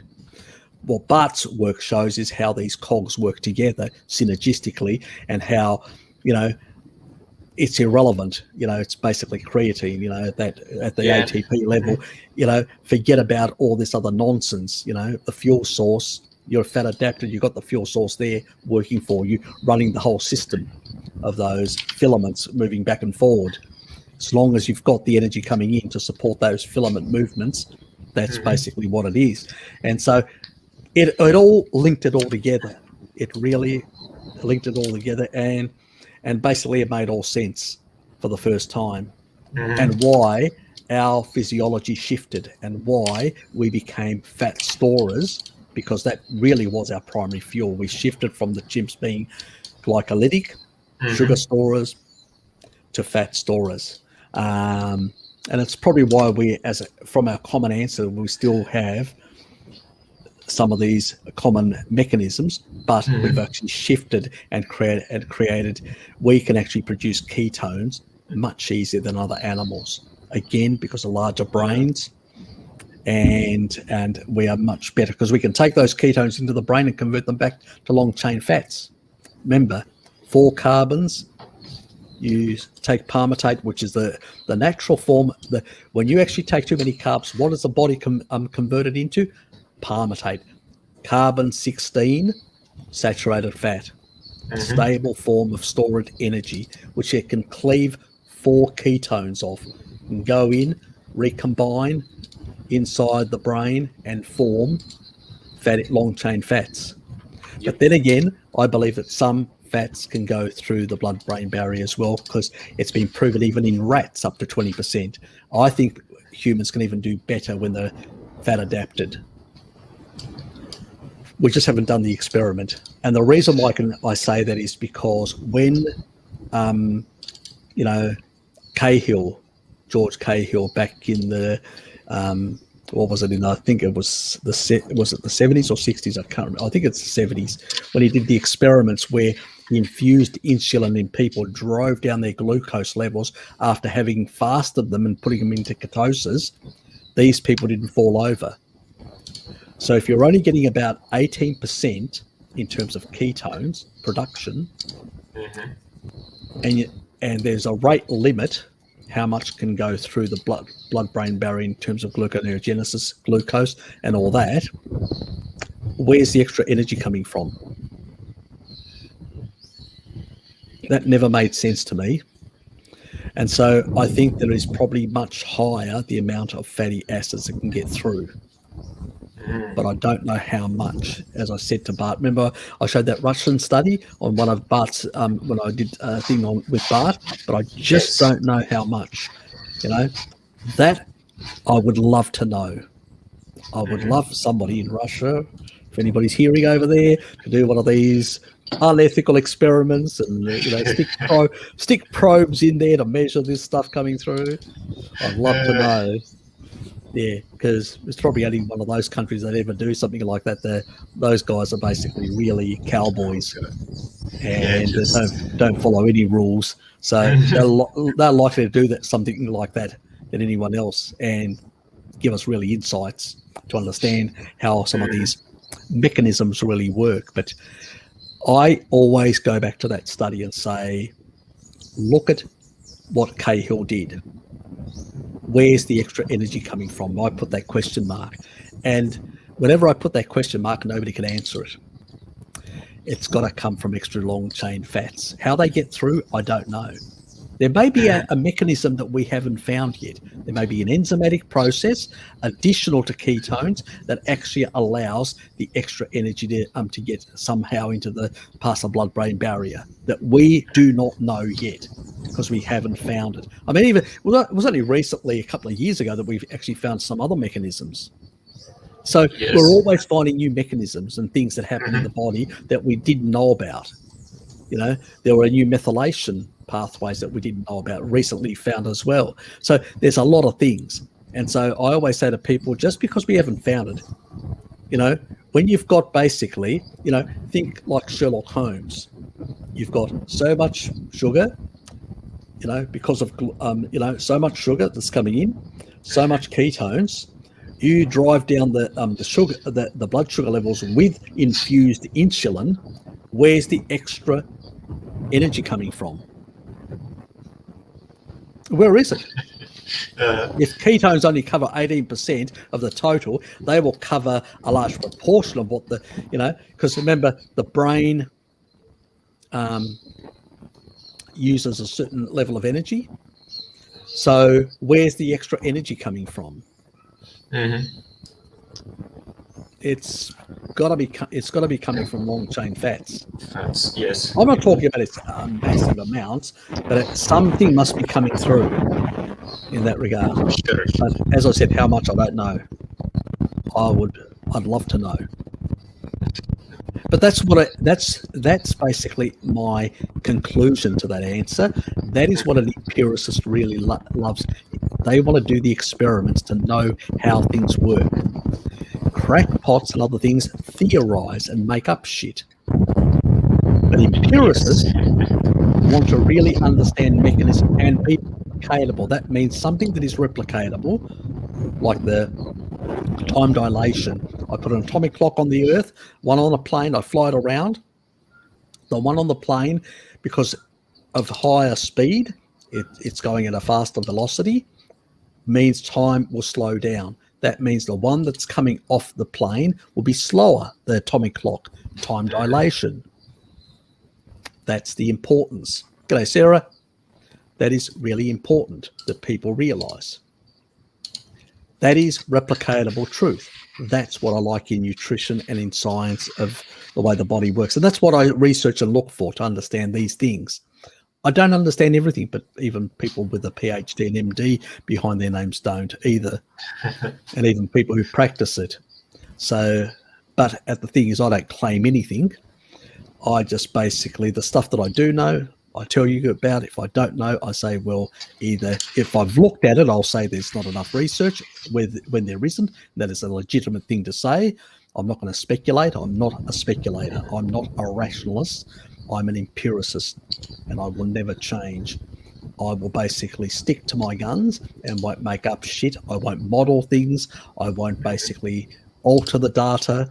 I won't basically try and actually make it be something else that it isn't, and make out that reality can be explained through reason and not through observation. What a load of crap, This is the problem. We have two philosophical thinking in science, and one is definitely wrong because it's failed us and failed us miserably. Just take a look at a lot of the areas of science where it's been applied. And unfortunately, it's still being applied. Anyway, do you recommend any particular vitamin D supplements? Yes, I do. I usually recommend, if you've got some health-related absorption issues, a liposomal form. And there is one on iHerb, which I've already checked, and it is very low nanometers. So it's about 20 odd nanometers. Anything below 50 is really good absorption. Anything above sort of up to 100 is sort of medium.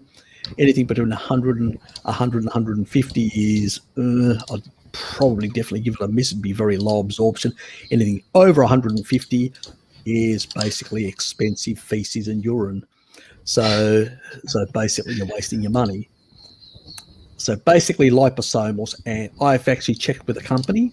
I've researched the company and called them and spoken to their people, and they've provided me with the information and basically confirmed So I've got it as an email, which is a legal confirmation. If it was ever found to be different in the future, it could be used as evidence against them.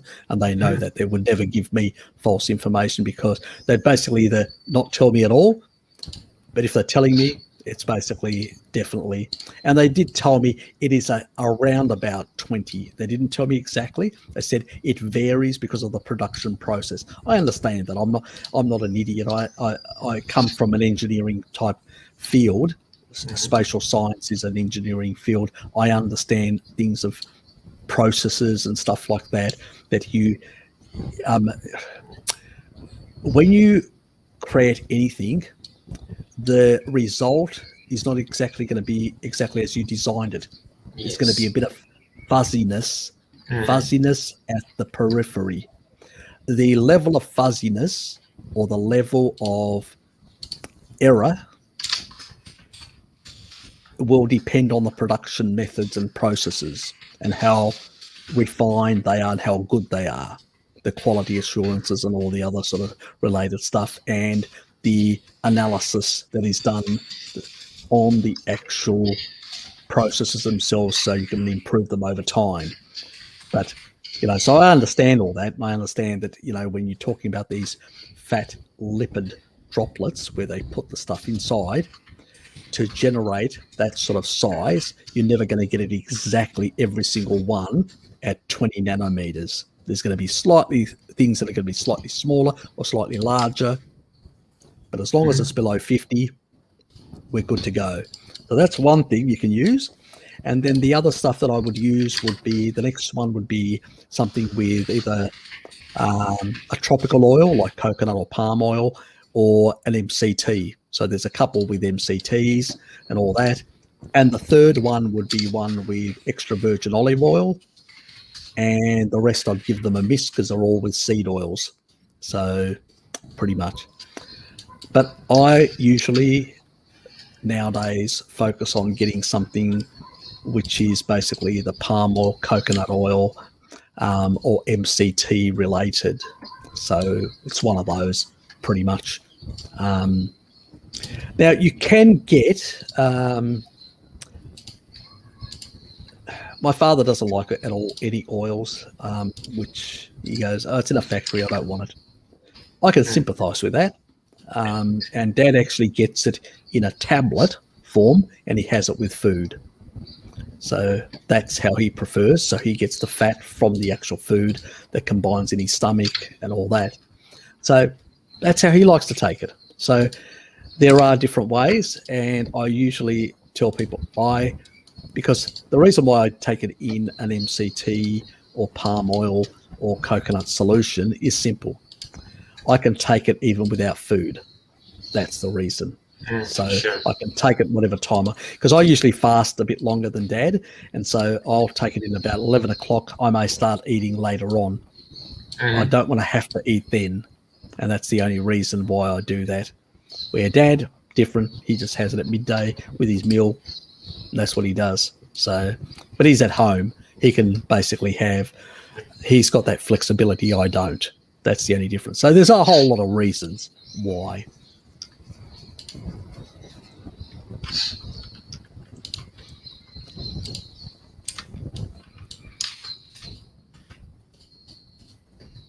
Ah, yes. Nothing like those days. Yes, putting protein shaked bodybuilders with a whole lot of vegans in one room. Yeah. It wouldn't take long before you passed out, I can tell you. God. Can you imagine? God, horrendous. It'd be like a nightmarish experience. Beforehand, how you're good at lying down. There's nothing like lying down.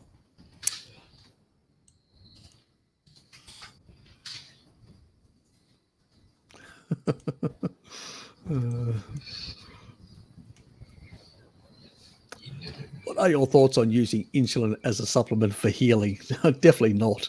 Oh, inulin. Sorry, inulin. I was going to say, I'm seeing everything insulin. I need some sleep. It is said that it absorbs the fats and contains toxins in your body and helps pull them out of the system. Thank you.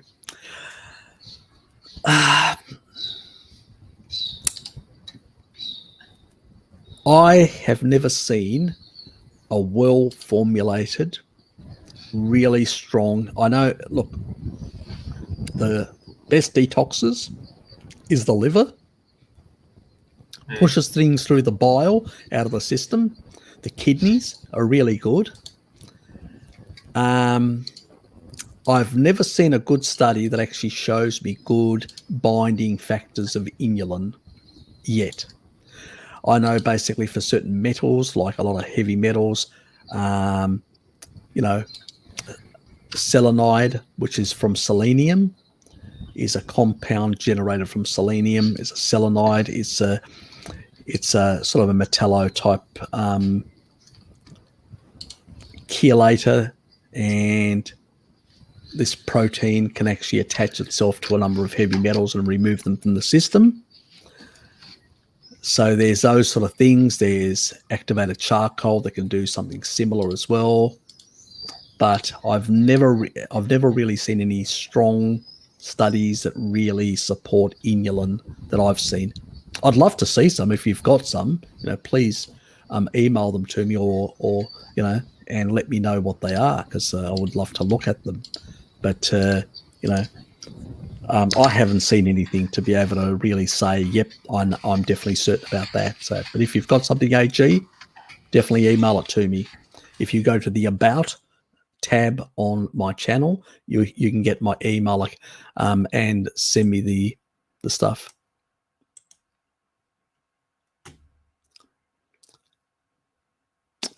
It's garbage. It's marketing. L-taurine. It's taurine. There's no L in front of taurine. It's just taurine. It's a sulfur amino acid. So it's not like the other types. So no, there is no L-taurine. It's a marketing ploy. So they sound similar like all the other ones, like L-carnitine and all these sort of things. It sounds more sciencey, but really it's just taurine. It's a sulfur amino acid. It's just called taurine. That's it. So marketing ploy, I suspect. I'm not sure. Not with taurine. With other amino acids, yes, but not with taurine. Taurine is just taurine.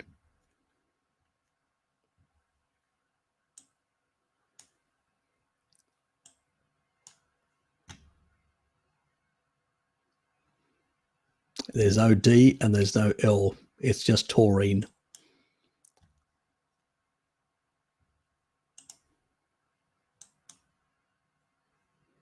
No, Richard, no, just taurine, just taurine.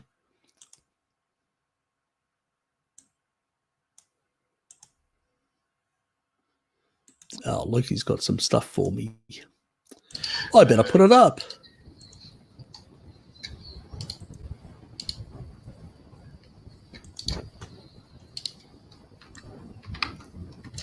Oops.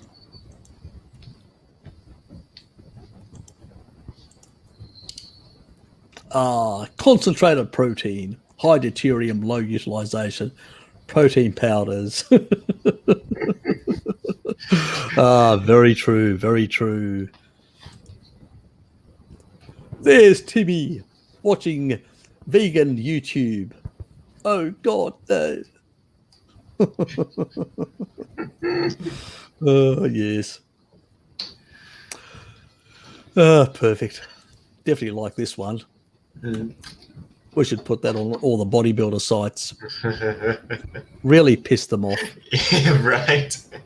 I was actually talking to one of my friends over here who was like talking over a voice chat these days, and the guy's like bodybuilding and stuff, and he's eating like 4,000 calories a day or something, but he's like all carved up and stuff, and he has said that he's like splitting his protein intake in like 8 meals a day because of those myths about, oh, you need to like eat small amounts of protein throughout the day so you can utilize it properly. I'm like, It's only dude, if you protein eat- powders. It's only yes, protein powders. It's not real if you eat, food.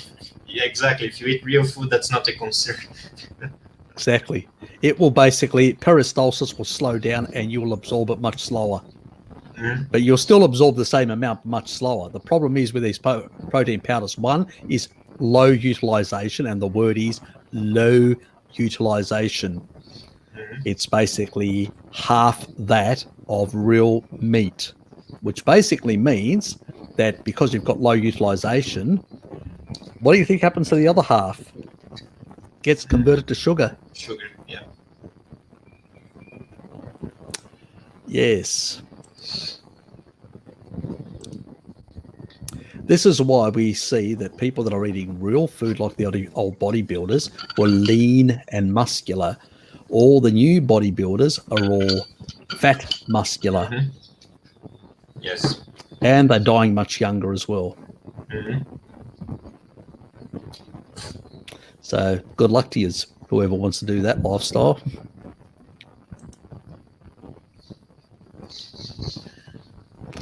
Yes, we already had that comical piece. Yes, yes. Oh, yes, that's what happened to Blinky, Bert. That's what happened to Blinky. Yes. Is he gonna react? He hasn't reacted yet. He'll come back with a snoozy, call me a number of names. I can believe it. Yes, it does happen to frogs. It definitely happens to frogs, like Blinky. Yep. Yep, so true.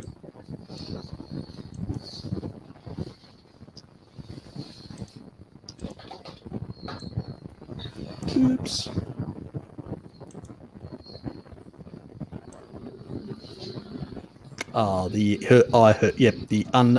The natural. That's the one I get, the unflavored. It's actually a good price as well, and it's it's clean, no crap, whatever. And they actually call it the right thing. They call it taurine. They don't call it all taurine or anything. They actually call it what it is. It's a sulfur amino acid. It's not a nice. It's isomer of any type of amino acid. It is a sulfur amino acid. Okay, it's very different than the others. It's not one of the essential amino acids, so it's not structural, so we need to be clear about that. But sulfur plays an important binding role in terms of both working for detoxification through cytochrome P450, but also an important role in sort of collagen synthesis and keratin sort of binding properties and stuff like that. So yeah, it's got a lot of, plus it as a sulfur can be attached to other amino acids and act as an amino transporter. So it plays a lot of different roles in the body. It plays an antioxidant role. It's got a lot of roles. The list goes on and on forever. So very important. But we need to be calling it what it is, and it is taurine. And this company is the one that I actually get my stuff from, which I use, and it's a really nice brand. It's a company which is, I think it was started by people which were slightly alternative, Oh yes. So I think you mentioned it. Yeah, so they people like that tend to be a bit, when it comes to the production process and stuff, tend to be a bit more ethical, a bit better in the way they do things. Yes. So it's that side of things, and that's why I've picked that brand. So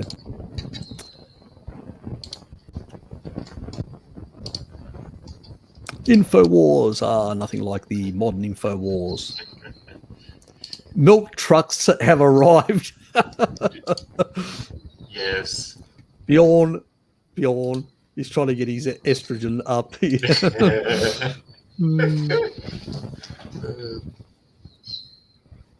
That's my response. Controlled, sneering.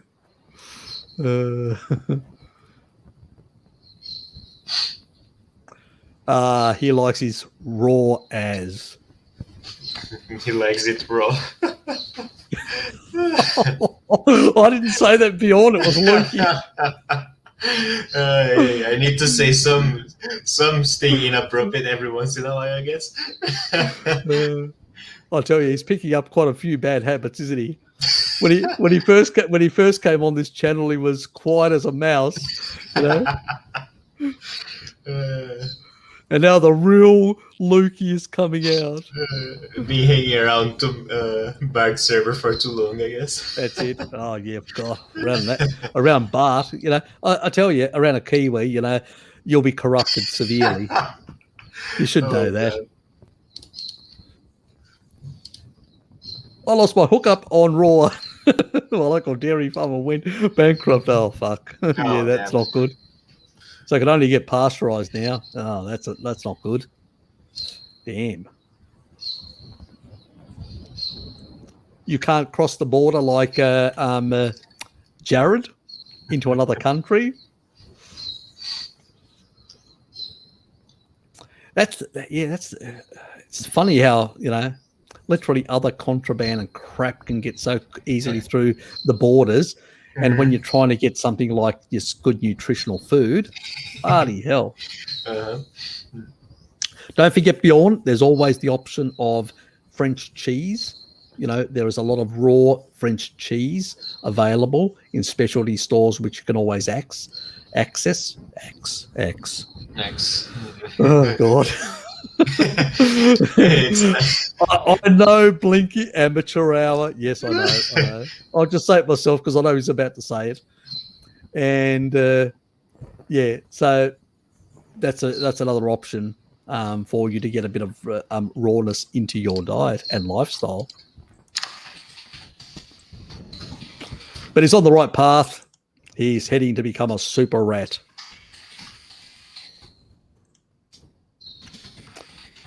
Blinky, I don't know what he's doing, but he's anyway. We'll be nice to him for a while, just for a while, 5-10 minutes, and then we'll revert back. That's pretty cheap. Exactly. $1 a litre. Damn, that's cheap. No wonder he went bankrupt. Yeah. You've only got yourself to blame, don't you? Now I bet you're paying more for your pasteurized shit. Yeah. Let that be a lesson to you, Bjorn.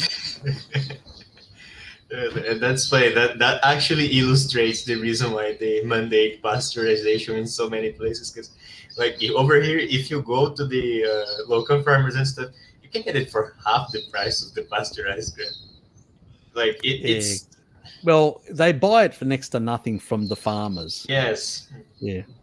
You know, they fuck it up with pasteurization, and they take a lot of the nutrition, the micronutrients away, reduce them severely depending on how long the pasteurization and what heat, temperature, whatever. There's different types of pasteurization out there. But at the same time, you know, when they do something like that, it's depends on, you know, the process, different countries, how modern the equipment is and all that. I always like to nuance things, you know me. So the price that they and what their cost structure will be. But at the end of the day, pasteurized milk is always going to be more expensive than raw milk because it costs more money to process anything. Sure. See, even the raw milk that I buy is expensive. Why? Because it has to go into a machine, which they have to put under high pressure, cold press, yes, to basically kill off the bacteria, so to make it legal. So what you don't get is because there's not only pathogenic bacteria but also beneficial bacteria that you don't get in the product that I buy. So I'm buying a product that doesn't have has the lactoferrin, has the enzymes, it has a lot of the other stuff, but what it's missing is some of the beneficial bacteria that are in there, the lactobacillus type bacterias. That's what I'm missing, you know. So it's disappointing in that regard. So it's never perfect. And that's why I say even I basically do buy some French raw cheeses specifically to try and get some of those bacteria strains that I'm not going to get even from the milk that I buy. Probably the luckiest people are basically the New Zealanders. They actually have raw milk dispensers. So, Right. yeah. Very nice. Exactly. And trust Bart to basically be lactose intolerant. He lives in a country where I know. He lives in a country and he's fucking trust him to be lactose intolerant. Fuck me.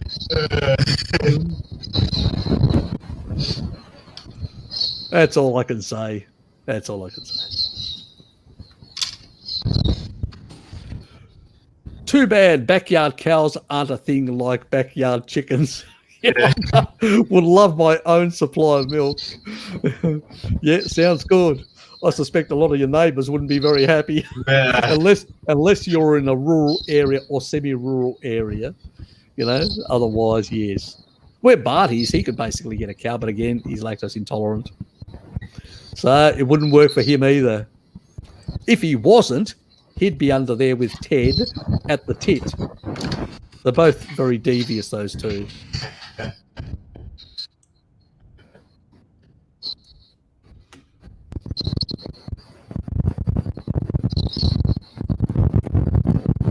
I'm probably the only person that privately chats with Bart, and I'll basically ask him to bring out Ted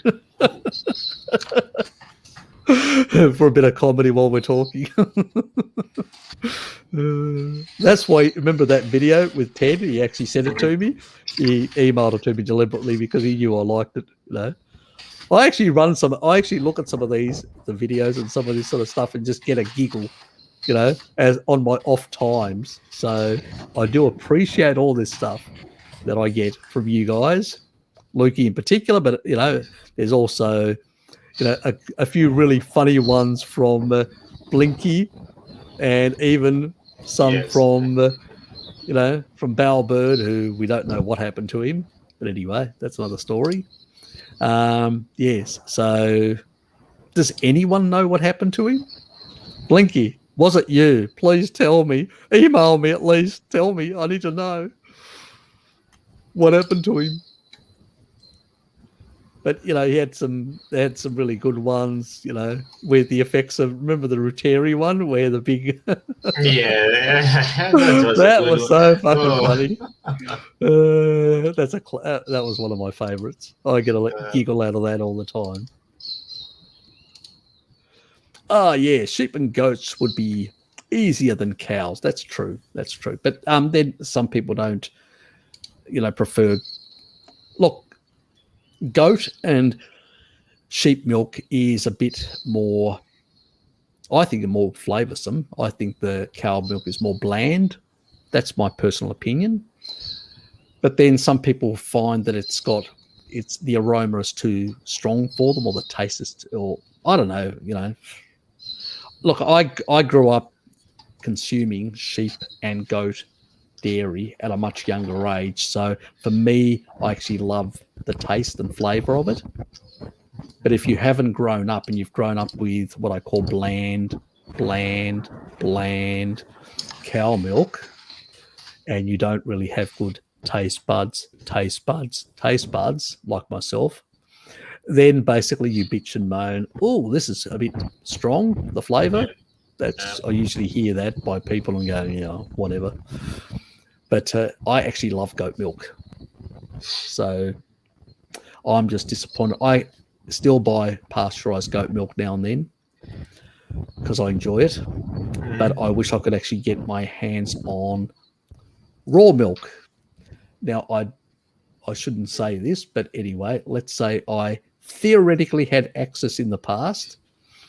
I have not broken the law in the state of Tasmania. I can't say much as well. So. I did have access at some point in my life. I'm not saying where exactly.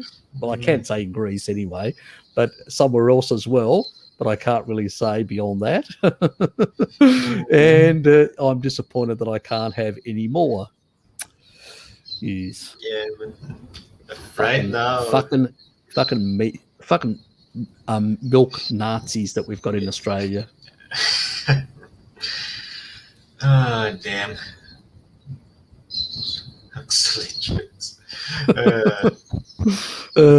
HD. Actually, my city is actually, my hometown is actually very famous for in the Brazil's history for like growing coffee. Like, it was a really major part of the reason why it was founded even in the first place. Mm. Yeah, look, coffee has been like in the Greek culture for a very long time. So I think that's why the majority of Greeks have got the genes where they can handle coffee. They can drink it in the evening and then go to bed like I can. We're fast metabolized, as large parts of the population are. But in other countries, they're not. So you can't get to sleep. Keeps you up. Just the yerba mate, like it has enough caffeine already.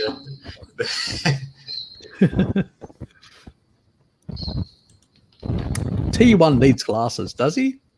I see 20. I see 25.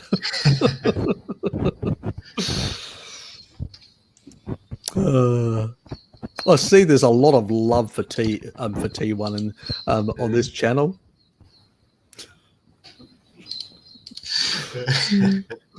Pigs too. Is this a pig that can fly, Nick? My aunt has quite a few sheep. Just keep them as pets. Only as pets, Bert? Only as pets?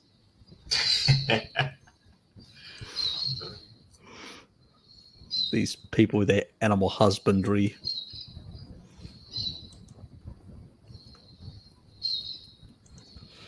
I won't tell you what I got up to with goats in the mountains.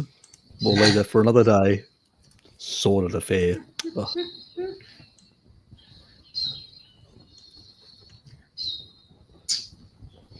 Any incidents of the Indian variant in Brazil?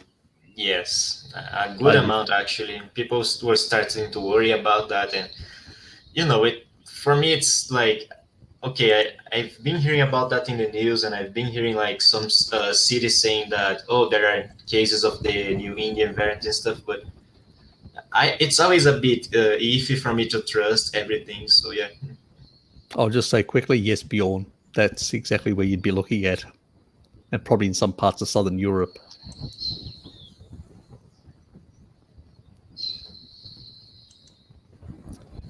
Yeah, look, yeah, it probably.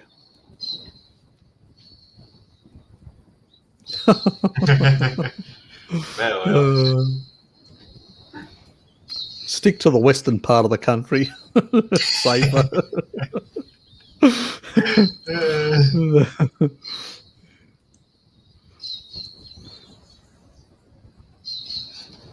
Too flat and boring wet weather. I don't think he's going for that. He's going for the other stuff, including what we're talking about, plus the animals and the wife.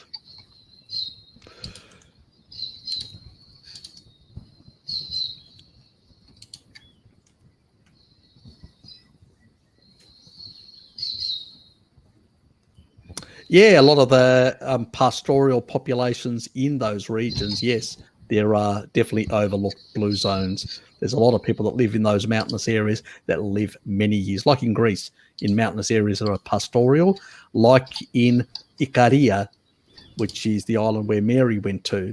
They are also pastoralists in the mountains, goats and sheep and stuff like that. Primarily goats there. In the area that my father comes from, it's primarily goats, a bit of sheep, but primarily goats as well. Mm-hmm. So, I mean, my auntie had a whole lot of, hundreds of head of goat that I would help take up into the mountains as well. So it was pretty much goat milk, goat meat, goat, everything. So goat fleece, you name it, it was all related to goat, whatever she did. So, yeah. And these people live on goat products primarily and have very long lives, like my great-grandfather at 107. So, My grandfather could have gone on for most if he didn't get pneumonia at 87, because otherwise he took no medication. He was he didn't have any other health problems. He just had pneumonia and didn't bother going down to get looked after. The biggest problem in the mountains areas is, the amount of UV radiation, that in the summers good, but in the winters, you're not going to get as much vitamin D, and you're more susceptible to those sort of, and they don't supplement. And the other thing is, the only source up there my uncle, he consumes a lot of fish, but my grandfather never didn't like fish. He just didn't, he would just eat dairy and ruminant animals and some organ meats, and that was about it. He did love liver, so he'd actually have liver quite a few times in the week. So yeah. Yes, against one of those paradoxes, an old geezer eating liver and living comfortably in years and years and years, and I'm wondering where the toxicity is happening. When you've got a healthy liver, you can store it. When you have a healthy body, it's not a problem. So, yeah, a lot of people come up with a lot of reductionist nonsense. They see something in one person and then, as I said, make a whole theory, or somebody's highly deficient in something, they give them a high dose of something and then they correct something and go, oh, this is going to solve everything, or it's magnesium, or it's potassium, or it's basically vitamin D or vitamin A, or the lack of it, or take it away because, somebody's got a dysfunctional liver or whatever and you can't store it, so it becomes a problem. Take it away and you get healthier.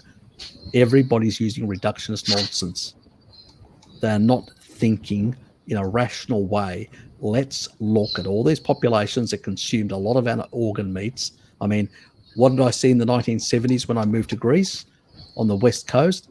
There were offal shops everywhere. People were eating organ meats on a regular basis. They were eating more organ meats than muscle meats.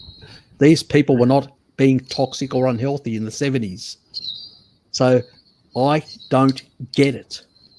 When people sit there and claim that these are toxic, I say, no, they're not toxic. It is mumbo jumbo. That it is people that are severely dysregulated, severely sick. Have got a lot of damage, a lot of organ damage, dysfunctional, systems that are not working properly, and they've got derangements. And when you put things into derangements, they sometimes don't work properly. You've got to fix the derangements before you can actually bring back certain things. So, yeah, it's, again, reductionist nonsense that people jump on their little bandwagons and make a whole career out of it. Naturopaths have been doing it for years, and so do MDs, but it's specifically naturopaths. They jump onto certain vitamins or minerals or whatever and create a whole career behind it. Reductionist garbage, So, yes. Anyway, but they do more harm than good. That's the problem. They help some people that really probably need those nutrients in a slightly higher dose for a certain small period of time until they make certain corrections, but then no more. Yeah, the weather needs to be good. Also, hate the climate here on the west coast of Norway. Rains way too much. Yes, we have on the west coast I'm on the east coast of Tasmania, which tends to be much nicer. On the west coast, on the other side of Mount Wellington, on that, it rains continuously. So if you're in Strawn or areas like that, it constantly rains. Well, it's exposed to the Southern Ocean. And basically the west coast of Norway will be exposed to the Arctic Ocean. Mm-hmm. So the Antarctica here, the Arctic Ocean up there. So, it gets battered. You're on the wrong coast. Get to the other coast of the country. So, but then again, the other part, you get less snow because you still have, you don't, when you're further inland, you'll get more snow. So do you like snow? I don't know. But yeah, I understand. We live in modern insulated homes nowadays. We don't live out and our bodies aren't as conditioned. I noticed when I was doing a lot of walking in winter, I would come back and I would be in home and I wouldn't even turn the heater on. I'd feel fucking hot because my body really got used to the cold and actually increased internal temperature. And so my body got used to requiring less heat. But if you're in a heated home continuously, I mean, currently I'm sitting here in T-shirts and stuff like that, and basically not even pants on, as you know. And basically, we won't go any further there. Don't worry, I do not play with myself while I'm online. And I don't have the heating on. Look, I've got my one hand here on the mouse and the other one over here, you know. So don't worry, I'm not doing anything funny or strange. God, now I've got them going, haven't I? The thinking. What is he? Why would he say that? You got to, you know. Look, the biggest problem is, look, guys. The biggest problem beyond. Let me just make that quite clear. The person at fault. Oh, zombie is there as well. Hello. The problem is Blinky is not holding up the deal. He's supposed to be doing the rude stuff, not me. Okay? You're not doing enough, Blinky. Pick up your act. God, poor performance. You know, we had a secret agreement, didn't we? You do the rude stuff. I act as the respectable person. Oh, my. Ireland is not for you then. Definitely not. It's Ireland, the British Isles in general, is basically just as bad. It rains forever. Never stops raining.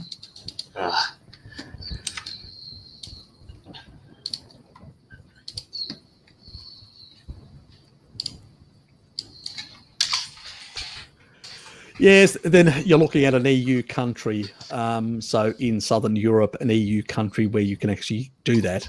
So I think maybe Dave, didn't Dave actually go to Bulgaria, which is just to the north of Greece? You can get across to Greece. You find a nice place there. You can be very close to really good quality land and all that. Apparently Bulgarian women are pretty good looking as well. And you can get across to Greece and enjoy some of the summer. So that's another option for you. Some of the islands in Greece are very cheap as well to buy land on. Yeah, it is. You know, some of the islands, it's less of a, well, because it depends how remote you want to go. That's the other thing, you know, and you have to pick your island because some islands are rocky and so are not suited for general agriculture. But in your case, since you're only into animals, that came across the wrong way, I know. Anyway, let's move on. You into animal husbandry. So, you know, you only need a rocky island for that sort of frivolities. What does Lukey come up with? Hey, if I'm going to basically sit here and we're past 4 hours, I might as well entertain you. Oh, perfect. Right? Oh, perfect. Now that's the sort of cute stuff you want to be doing.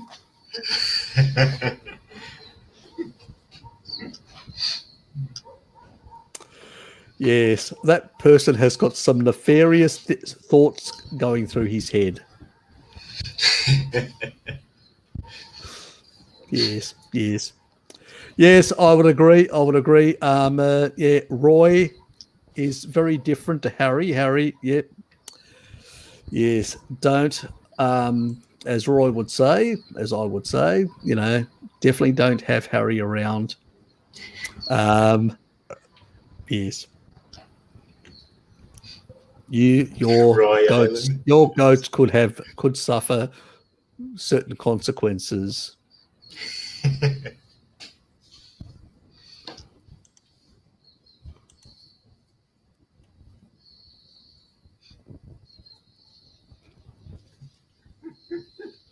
Oh, you mean you're in the rain capital of Norway? Fuck it. You really know how to pick your places, don't you, Bjorn? Okay. Or your parents knew how to pick the place to birth you? Oh, we're going to go to the most rainy part of Norway. Ah, yes. No, son.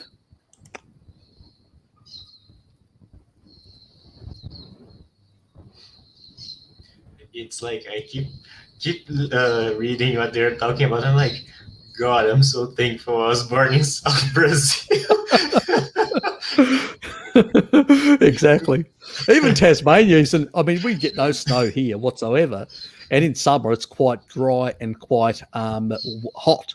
I mean, really hot, and it never gets really extreme hot into the 30s, Yes. and occasionally it may get into the high 30s or even low 40s, and that will only happen probably 3 or 4 days in a year, which is bugger all. So generally it's around the low 30s or high 20s, which is perfect.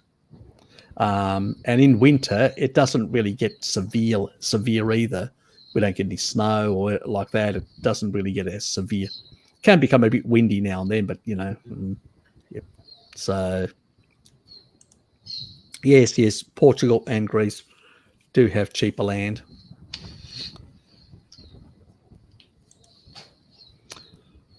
For sale from Harry. Yes, I should basically put up a sign. But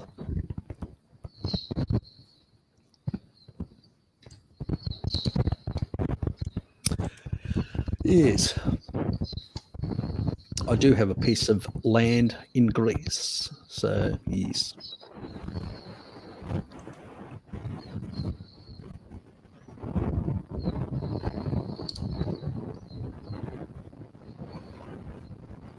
Have you traveled beyond to Greece or on holidays? The good thing about the thing that I like about Greece is it's basically the easygoing lifestyle. People enjoy life. Actually, they really enjoy just.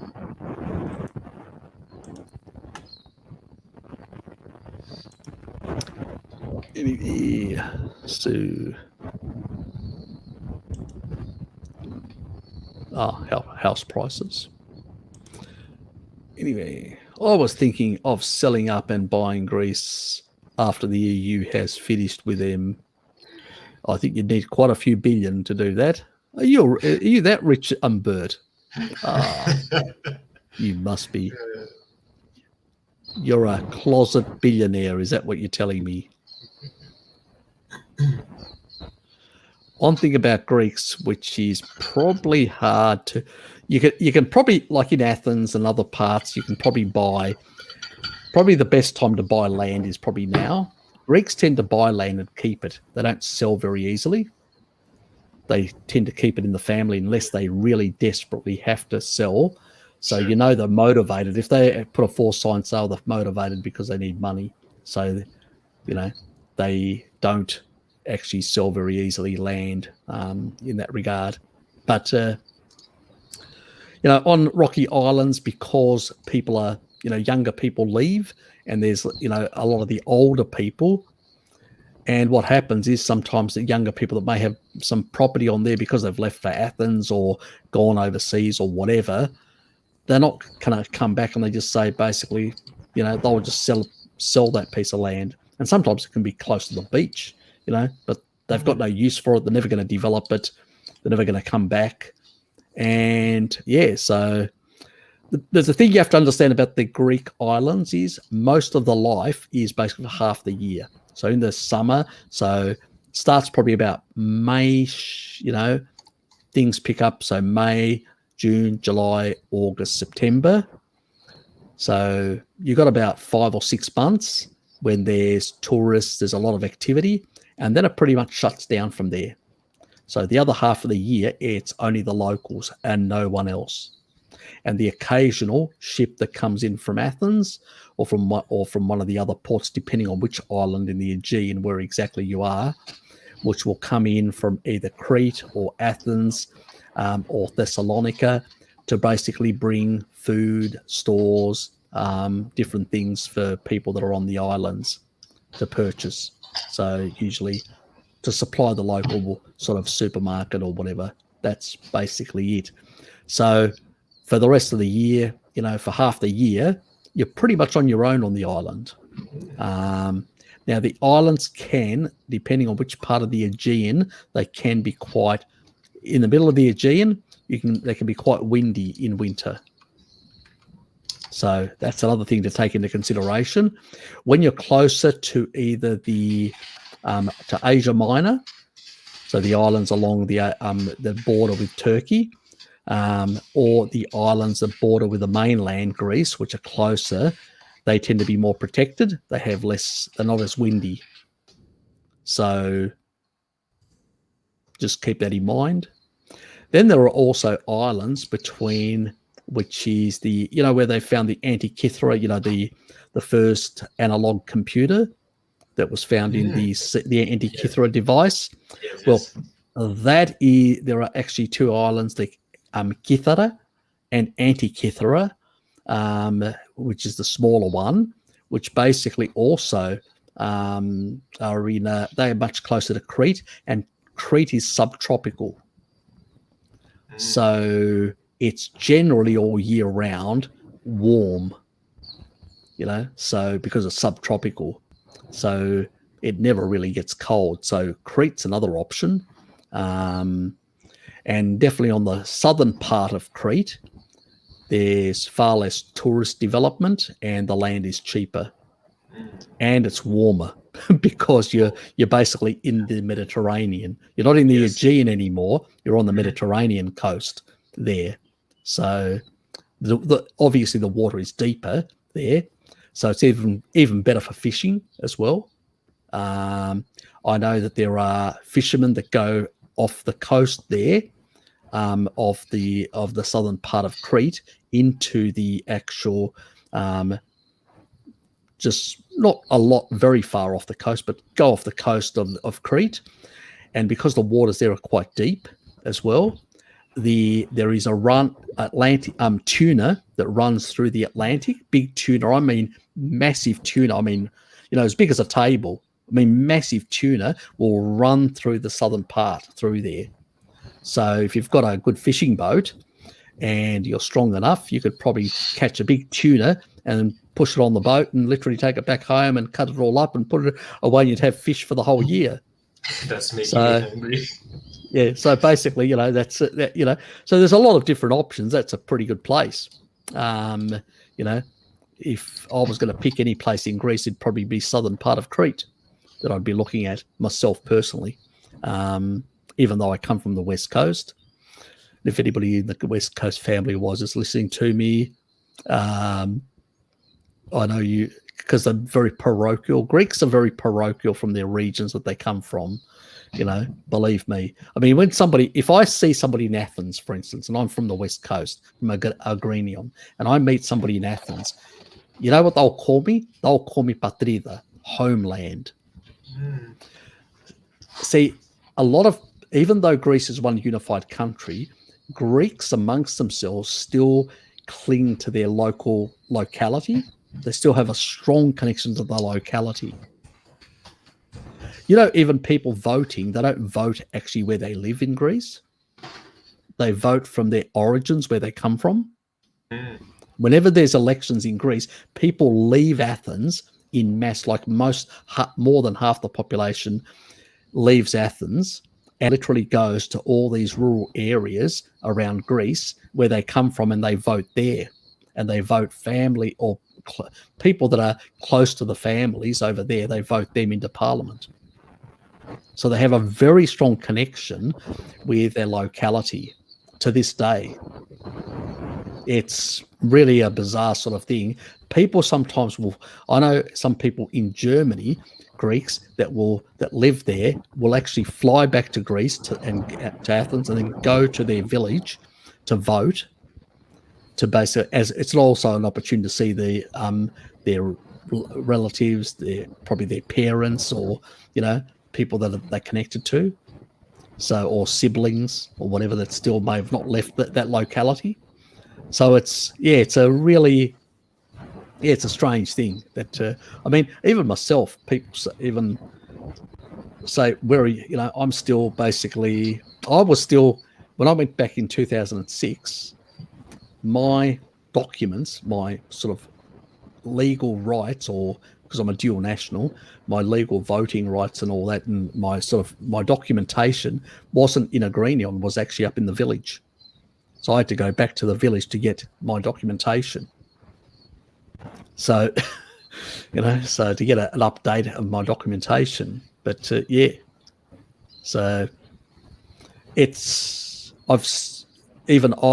got, my father wouldn't, even in a Greenion, we lived in a Greenion, but he went to the village and actually wrote us in the actual books of the local council in that area. Why? Because my father wanted to make sure I still was connected to that part of the land.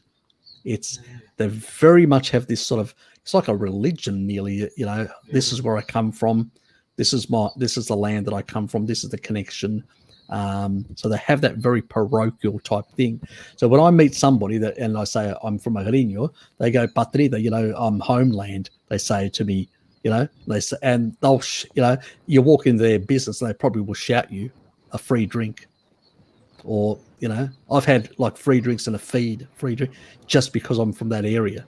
It's just, I know it's bizarre, but you know, that's a sort of level of hospitality, because you're connected to where they come from.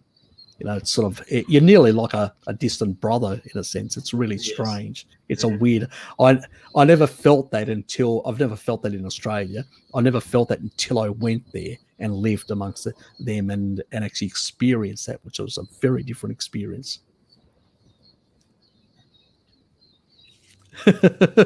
Harry, fisher of tuna, lover of goats. Bjorn, you know me too well. Keep your animals secure, my dear friend.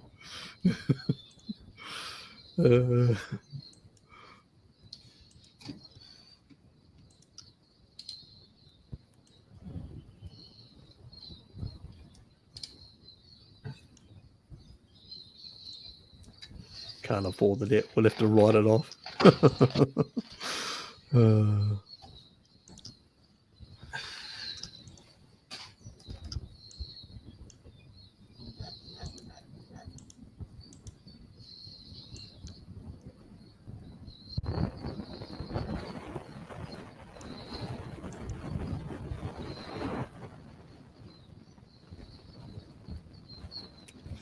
You actually, really, Dan, Zombie actually gets hers up in Queensland for $7. God, even cheaper than I get my regular. I have to wait for discounts to get it at $6.50 towards the end of the week. That's why I usually go shopping on the end of the week, which is a bit of a hassle because you have to get in early, get there before other people pick up the bargains. So anyway, so it's the first thing I do. I wake up and I look at the time. Oh fuck! And I in the shower and out, and I go up. It's just up the road here, and I get them because it's all. The nice thing is all grass fed, so which is really nice. So just there's no it's an island. We don't get any. We don't produce grains or anything like that. So it's all here. It's like New Zealand. It's all grass. Grass is free. So it's nice, but it's even nicer because you know it's grass fed. It's organic, and you're only paying next to nothing. You know, so in comparison, so I'm definitely not complaining. 300 million? Where's that? I think you see. Oh yes. Oh god. Yes, I get it. Hey, gringo, you sheep. You've just made a whole lot of friends. New friends. Oh god.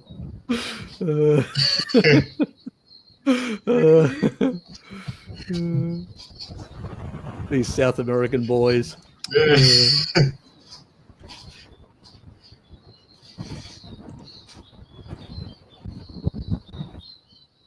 Ah, yes. Food. Is sauerkraut a source of phytoestrogens or something we might want to be aware of? Sauerkraut is fermented. So most of a lot of the anti-nutrients and all that sort of stuff are broken down quite severely and all that. Yes, it is a source of MK7, but it also is the source of some of the other metaquinones as well. It doesn't have massive amounts. It's not like soy in that regard. So look, with all the sort of things like broccoli, Brussels sprouts and all that, they do also have some properties which are anti-estrogenic. Let's not forget as well, some compounds that are anti-estrogenic. The problem is they have a lot of other anti-nutrients and other compounds. So actually, like things like broccoli, cabbage, all these sort of things, they come from similar plant. It's just different parts and all that.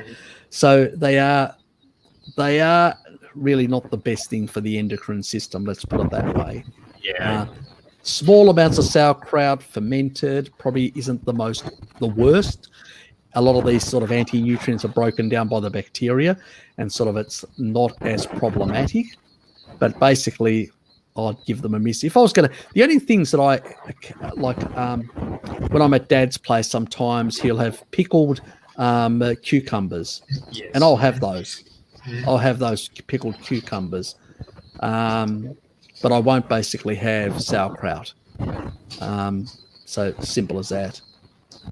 Even when I get I go and get German sausage. So it's basically put in a bun, German sausage with, you can either put sauerkraut or you can put a combination, or you put onion. And I usually, says what you want. Michael says that I just put onion, and all I do is I eat the sausage and a bit of the onion, and I throw away the bun. So I just use that's what we do. Me and Sean usually just hold the bun, eat the actual sausage with our hands, and all that, and eat a bit of the actual onion. He likes sauerkraut, I don't. And then basically take it and throw it in the bin, the actual roll. You don't need the roll, but it basically is just so you're not holding it in your hands. But that's what we do. So you can still go and have like something like that and just eat the sausage. And, and I mean, yes, okay, we're carnivores, but having a bit of vegetation isn't going to kill us. I basically, and that is my Saturday. I do a lot of, as I said, Saturday is my non-carnivore day of the year. The rest of the year, it's all carnivore. Saturdays is basically my cheat day, ice cream day, a bit of plants, so basically, well, you're with friends, you end up becoming a bit sociable, and that's how it is. So let's be completely honest, none of us are Puritans when it comes to this. And I don't think our ancestors were. When we talk about carnivore, we're talking about being mostly carnivorous. Yes. So that's what we're talking about, where we're close to 90+%. A bit here or there isn't going to, basically, that doesn't break the rules as far as I'm concerned. Now, there's some Puritans that say you have to be 100%, literally even a gram, fine. Those people are strange, I think, So if you have an extra gram, what do? Go into the corner, beat yourself? Or do you basically, I mean, some people have some peculiar sort of things. I have seen today. I had some onion. Or like Dom does. Or like Dom does. He likes to rub a bit of oil in the right places, don't you, mate? And as long as it's sustainable and ethical, he'll rub it in anywhere. He'll rub it in anywhere.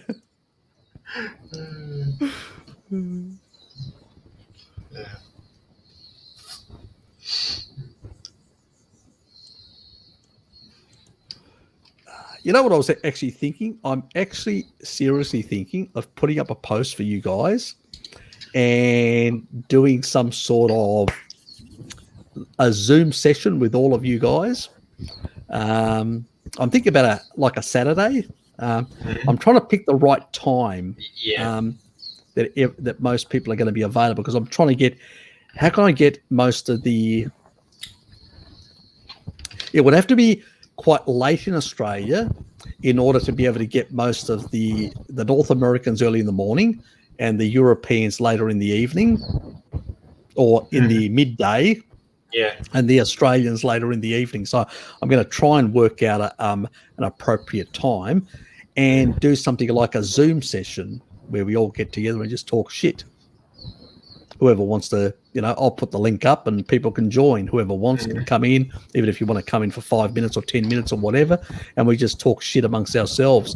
A bit like, like Discord is, but like a Zoom type session get together. So what do people think? Let me know.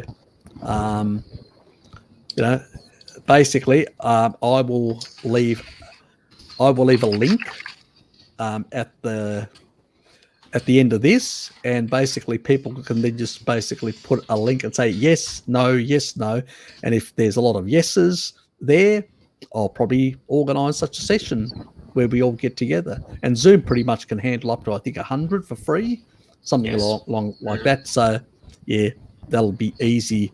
There must be, within the 800 subscribers odd, there must be at least 100 adventurous people.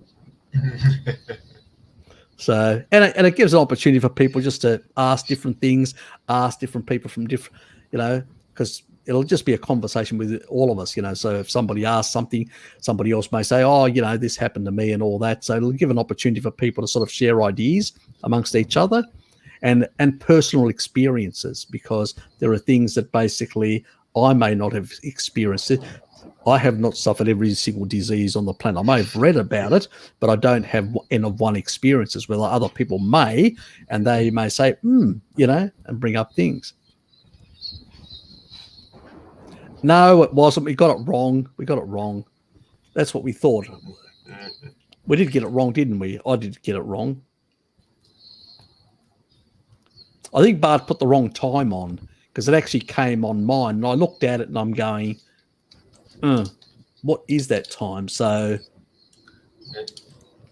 I'm sure is he online? My YouTube isn't showing any other.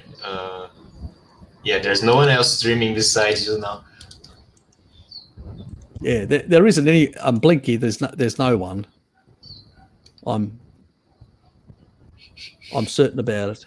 Yeah, because I looked and so did Lukey, and so we haven't seen sort of any other one there. So I'd say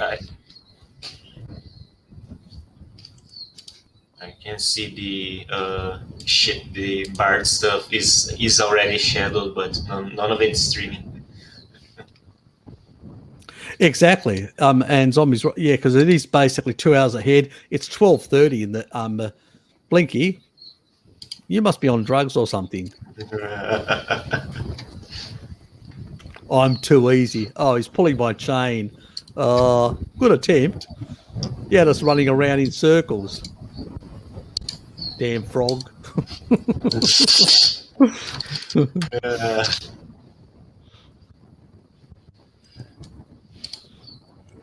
It's been sexually affected. It's what women do to me.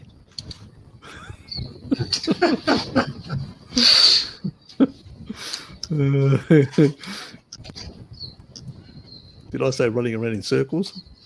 Better move on before I do get into trouble. Oh, God.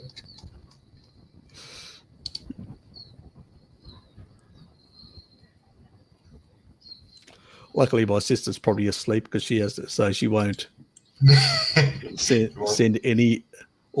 And my other mate's probably fast asleep at this time. So that basically means that nobody will listen to this and send an email an SMS to Mira. Okay. Yes, great. Yep, that's right. Big fan of dairy. Yeah, she is. That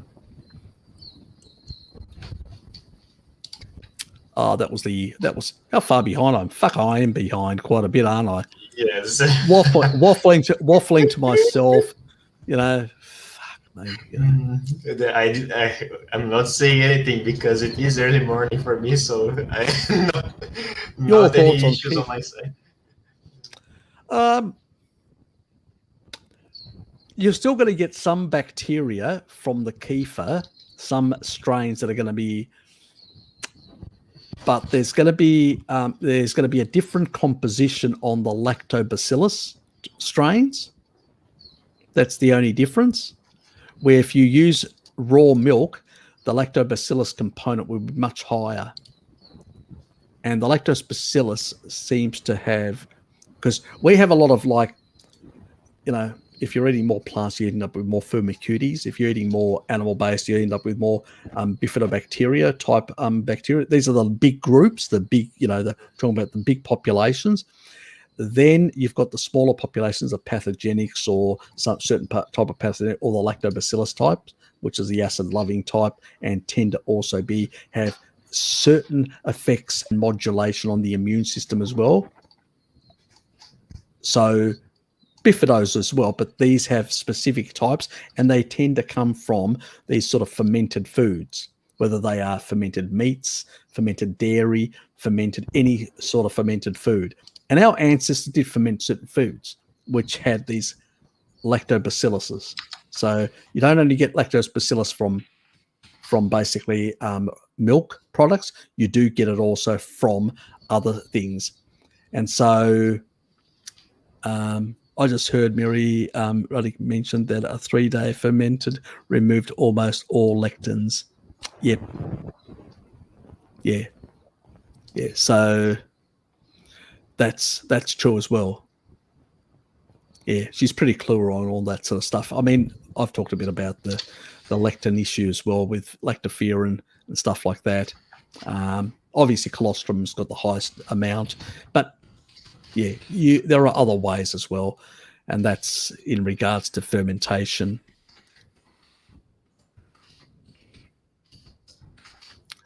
And the thing is, the sort of advantage of, and that's what people did in the past, like Zea bread and stuff like that. Already it had lower lectins compared to the modern breads, and lower gluten as well. Plus, when you combine, you ferment it, and then you combine the dairy products that have got the lactoferrin in, that binds and removes it, it's going to be less problematic. The only problem then is just the glucose. And they didn't consume a lot, and they were more physically active, so they used up that glycogen, so it was less of a problem. But it's not an optimal food, as we know, so we don't need to use these methods. Just stick to species-appropriate stuff in that regard. But it's just stuff that is useful for our family members. Would fermenting nightshades like tomato, chili remove the anti-nutrients, make it safe? With tomatoes, get rid of the skin, and also the seeds. And that's where the majority of lectins are. The skin and the seeds are where the majority of lectins are. And look, the Italians, when the first tomatoes came in from the Americas, for I think it was 30 years, the Italians used to sell them, but didn't consume them themselves. Yes. And then they started a practice of basically creating pasta, creating a paste, a tomato paste. And what they did was they removed the seeds and the skin, and that was the way they actually made it very low lectin. Yeah, and so if you remember, most people, I remember in the past when I was a youngster in the 70s, when I was young, my mother used to always take the skin off the tomato, cut them up, and remove all the pips. And also she used to do the same thing with the cucumbers. She'd take the skin off where all the anti-nutrients are. And again, I mean, obviously if you pickle cucumbers, then the anti-nutrients are broken down by the bacteria and all that. But if you don't, you take it off the skin. And people knew in those times, they had that cultural knowledge, and they did it the right way. Yes. Yeah, and that's the way. You can basically remove the skin, make it into a paste. You can find some Italian pastes that have basically got things like coriander, Sometimes they got rosemary in them together Bay with salt. leaves. Bay leaves and salt and pepper. I mean, my father used to make, his own. He used to basically do that. He actually used to put bay leaves as well. He used to put bay leaves in every single one and make his own tomato paste. No sugar, no nothing. It was just basically tomato paste with bay leaf, with a number of other herbs, especially rosemary, salt and pepper. And then basically, boil them, in water, and then basically, because they were sealed in, and then they were stored away, and then when you open them, you refrigerated them. So, Dad used to make that in the past. So, but that's again skinless and stuff like that. But if you're going to make it, he still makes his own pastes and uses them in his cooking. But he gets rid of the skins and all that. That's the biggest problem. People nowadays don't understand. They've lost the cultural knowledge, and they don't understand that they need to get rid of the seeds and get rid of the skins. That's where the problem lies. When you get rid of those anti-nutrients, then they're less problematic to the gut. But they're not optimal foods, let's put it. But we like to use it as flavor. Let's be honest. That's why we actually put these things. They're not there because they're optimal.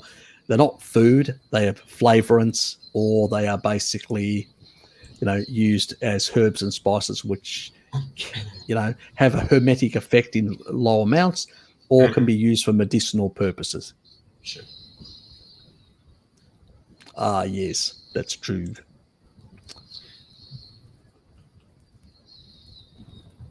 Yeah. I just wanted to add something, Harry. Hey, isn't this fast enough for you, Alex? Enjoy the Formula One, mate. Anyway, see ya. Thanks for being here for so long. We've been going nearly 5 hours now. So I'm going to pull the pin in about when we hit 5 hours, and that will be it. I think it'll be the longest stream that I've ever done. 5 hours plus 8.5 hours. Yeah. As Bart says, only you can sit there talking for so long.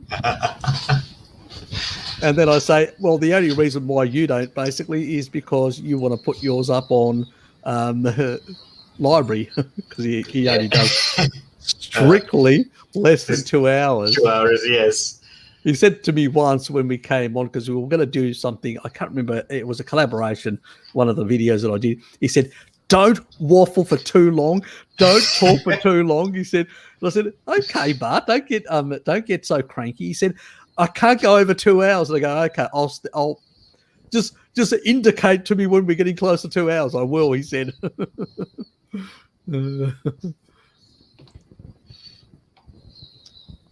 Yes. A pussy. Oh, one of those. Oh. Understandable. Was she cute? I'm falling asleep while drinking coffee. I could have a coffee right now and still go to sleep right after. Oh my God. So, yeah. So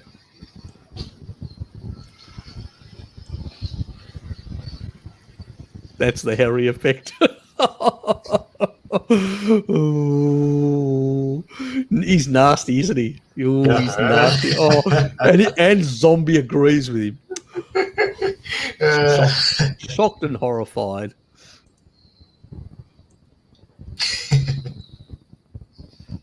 Trouble. Keep him under control. Just off to make Harry a live goat meme. Oh, thank you, Trouble. At least he's not in the same league as Garth Davis. Oh, God. Right? He really loves goats. Apparently. So say other people. I heard it on the grapevine. Do you have a goat under your desk, Harry? No, we can't give too many things away now, can we, Bjorn? Have you got a spy camera here? Are you spying on me?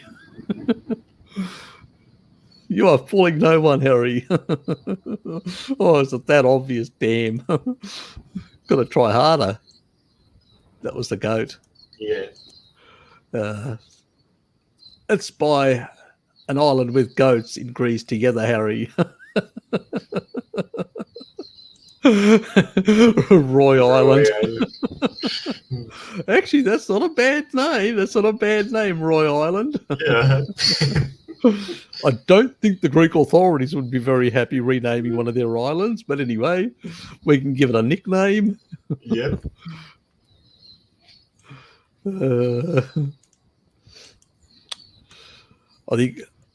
I think Mira would have something to do with that.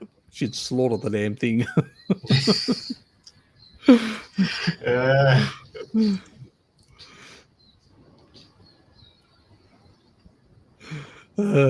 Best is a crypto billionaire. Ah, yes. Especially Bertie. Bertie, yes. Bertie's definitely.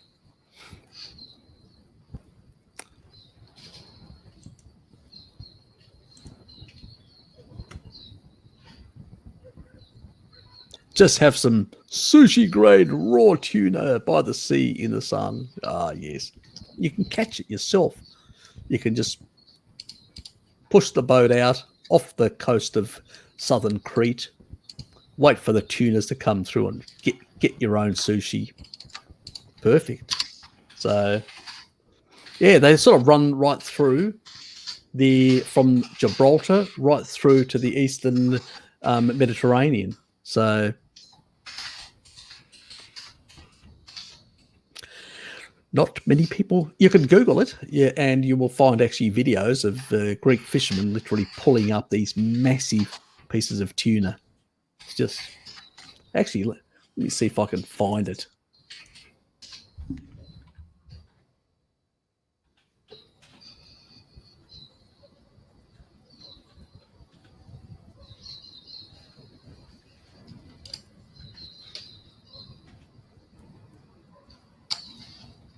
Bluefin tuna in Crete varies slightly throughout the year. High season is May to August. Low season is January.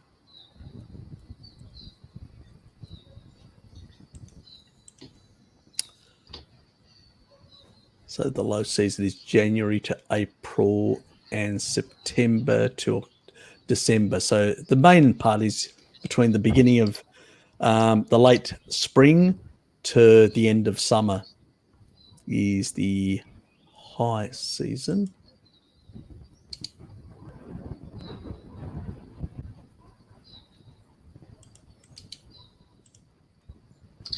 I'll stick that in.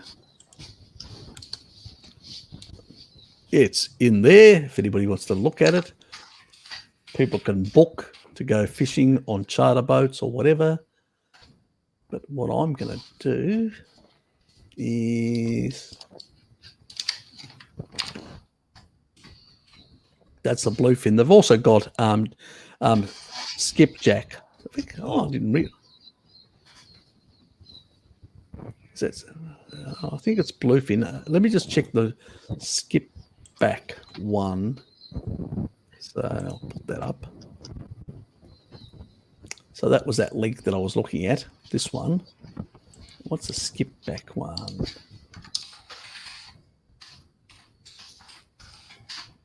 Nah, that's not. It's different areas. Okay, so it's just that part down there about bluefin. So interesting in that regard. See if I can find a video. It's tuna fishing Crete.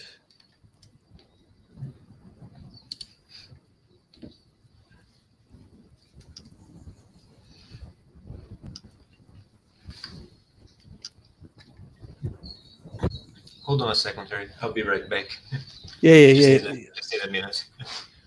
Not a problem. Do what you need to do.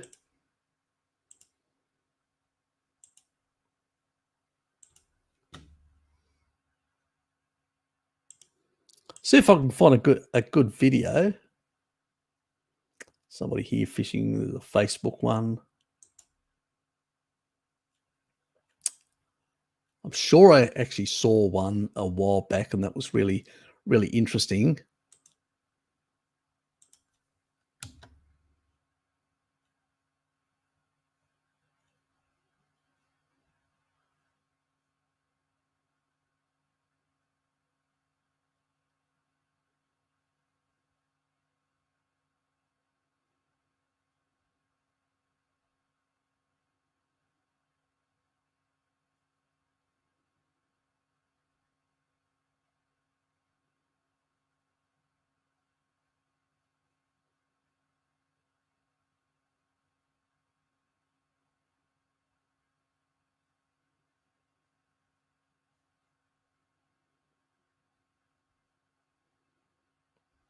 Isn't it annoying when you can't find?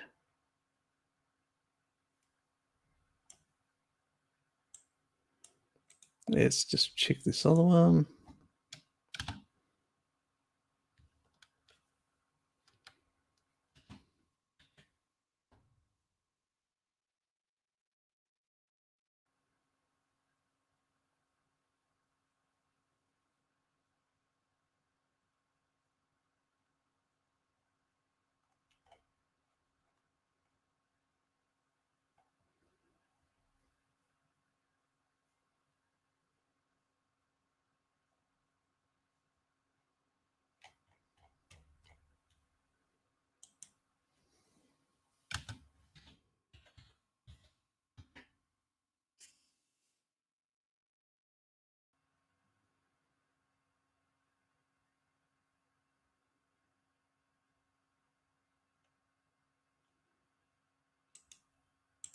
I think this is the one.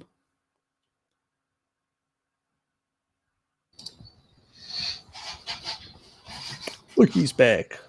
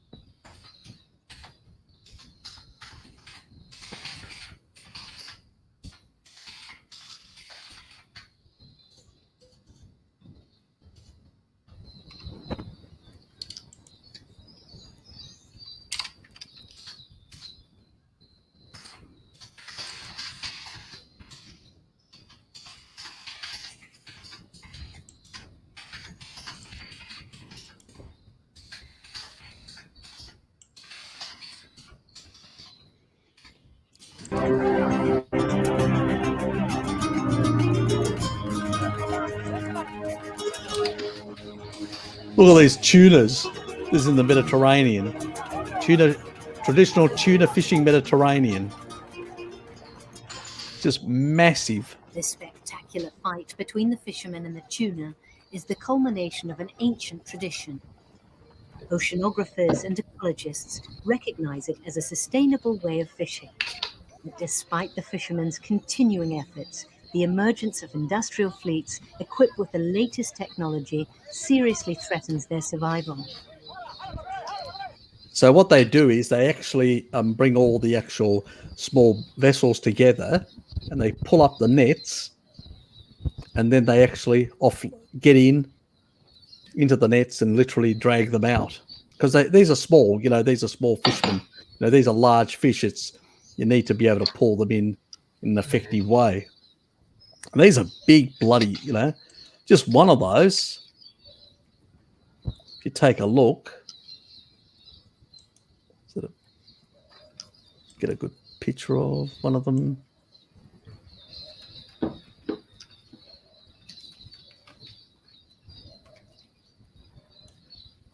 Look at the size of that. Right. Oh, wow. I mean, that's nearly as big as this guy. Well, it's bloody big. That's the sort of stuff you want to be basically out there catching. So, dragging something like that in, Beautiful. Plenty of sushi.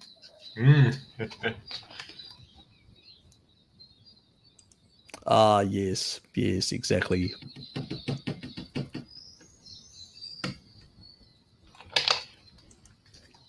No. It was about in their mid 50s, but that's because they'd done actually already. A lot of them had actually started working in their like teenage years. So by then they'd already worked about 40 years of service.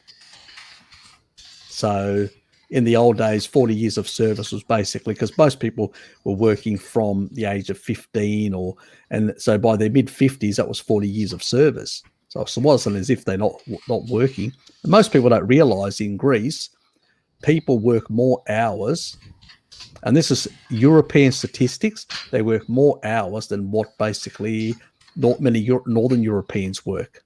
The difference is they know how to party as well. But they still work more hours per day than many other populations in Europe. There's good statistics on that Greeks work more hours. The only difference is they also party far more and sleep less than other populations and still manage to outlive the Northern Europeans.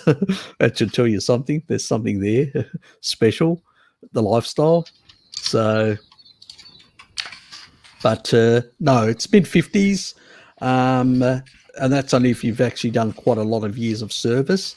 For most of the rest of the population, it's much higher now. It's in the 60s, like everywhere else, pretty much. In Australia, I mean, for me, it's actually I can retire in Australia at 60, 5 years' time from now. And then again, because I'm on the old scheme, the old pension scheme type thing. So I can basically access a lifetime pension.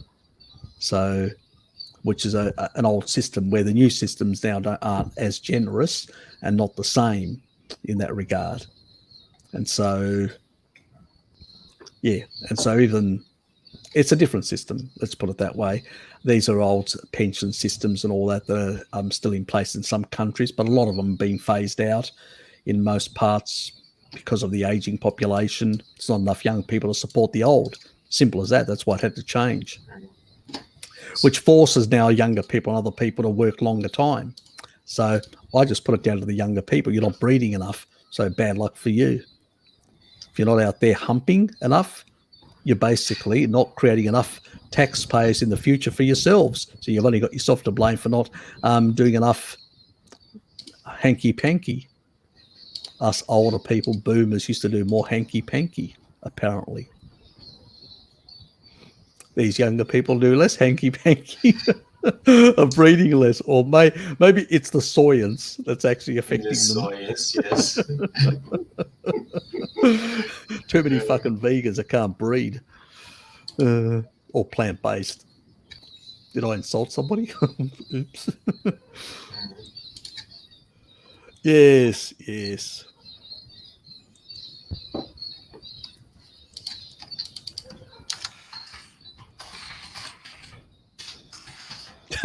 Greg still loves the butt. Hey, no, there is an old saying: "No holes bar." I'll say no more.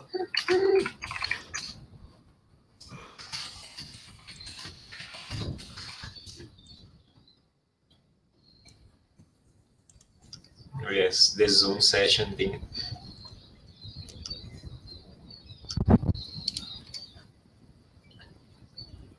Oh, am I that far behind?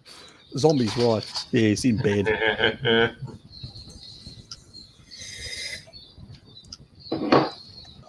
What a combination. I better move on. I know I'm going to get myself in trouble after this stream. It's going to get back to mirror. I'm going to get in trouble. Keep going. Bury yourself even further. If you're going to suffer, you might as well suffer once.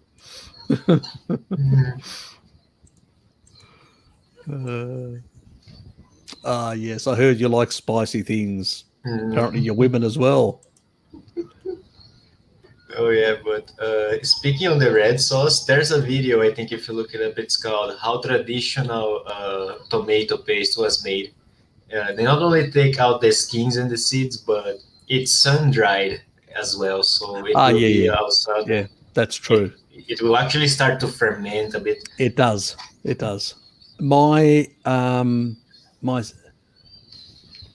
Susie's, my younger sister's mother-in-law, that's how she used on the island, exactly the tomatoes.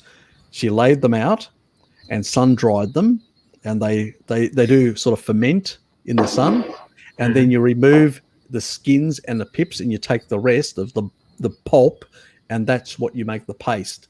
And so it's a fermented, sun-dried pulp that they actually create. Yeah, you're right. I've actually seen it done on Milos on the island. I mean, she's passed away now, but that's exactly how her mother-in-law used to do it as well. Yeah, you're right. It is a tradition in Greece, Italy, those places. It's being lost because a lot of the young people have abandoning traditions and not following them, and it's probably the reason why younger people are getting sick in Greece now compared to the elderly who still do those traditions. You know, so you go to a Greek restaurant now where, you know, like especially in the tourist areas, they just cut things up. A lot of them are not even employed Greeks because, you know, there's not enough Greeks to cover the tourism industry. So a lot of them are actually people from other parts of Europe that are backpacking and working in those outlets and just told by the Greek boss what to cut in what, how to combine things. They're given a list in English and told to do exactly that and replicate it. They're shown a couple of times and then they have to do the same thing over and over again. And in many cases, they just cut things because nobody wants to go to the trouble of de-seeding, taking the skins off and all that like they traditionally used to. None of that happens anymore, and it's unfortunate, but that's what's happening. Yeah, and I only know about the traditional method because of my great-grandma. She died, I think, by her 90 years old. But yeah, before that, she could actually tell me a lot of things about Italy and stuff. Oh, so you've got a bit of Italian background in you. Yes. I am so I still have a right to Italian citizenship, which is something I need to look for still. Yeah, probably in Italy, it's probably similar to Greece. You'd have to go back to where your parents came from, like your mother or father who's from there, where their ancestry came from. You have to go there because they would have records. In the local area, there'd be records basically. And that's why you have to literally go back to that locality where they hold all the records, the original ones of the family tree, to be able to get your documentation certified that you are related to somebody from there originally, and then you can apply. It's probably you may nowadays, because a lot of this sort of stuff has been computerized, so you may be able to do it from the Italian embassy, but you'd have to inquire and find out whether it's possible. It is complicated. I know I have a right to it still because I am the last generation that can actually get it, but it is a complicated process. Well, you should, because it basically gives you access to a European passport and Europe and many other parts of the world much easier than a Brazilian passport, as you know. So, does Brazil allow dual citizenship? It does. Okay, so does Australia, so does Greece. So it's not a problem. So you don't have to renounce one to get the other. So I would definitely be applying for one because it basically opens up all sorts of possibilities.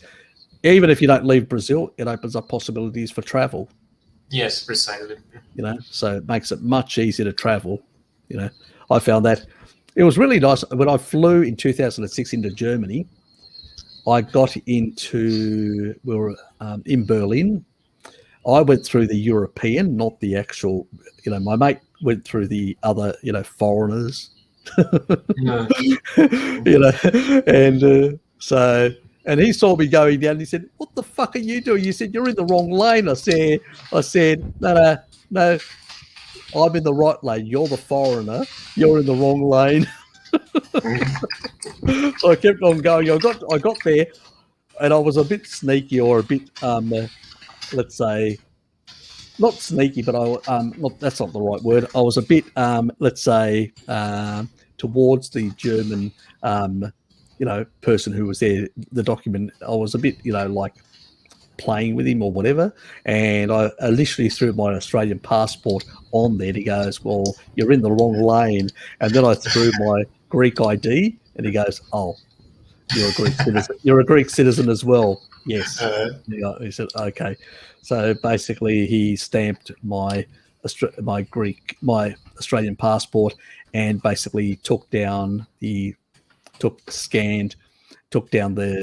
Greek details, so that I was an EU citizen entering into an EU country. So yeah, so basically that's what happened. It was quite funny. I was just sitting on the other side. I go to my mate. I literally went for a piss and then came out again and did a few other things and waiting for him, and said, "What kept you, mate?" "Oh, fuck you." He said some remark along those lines. And then he said, "You could have waited in line with me." He said, "What? Did you want me to hold your hand as well?" Well, you got to be condescending. If you're not condescending to your friends, who else are you going to be? Right.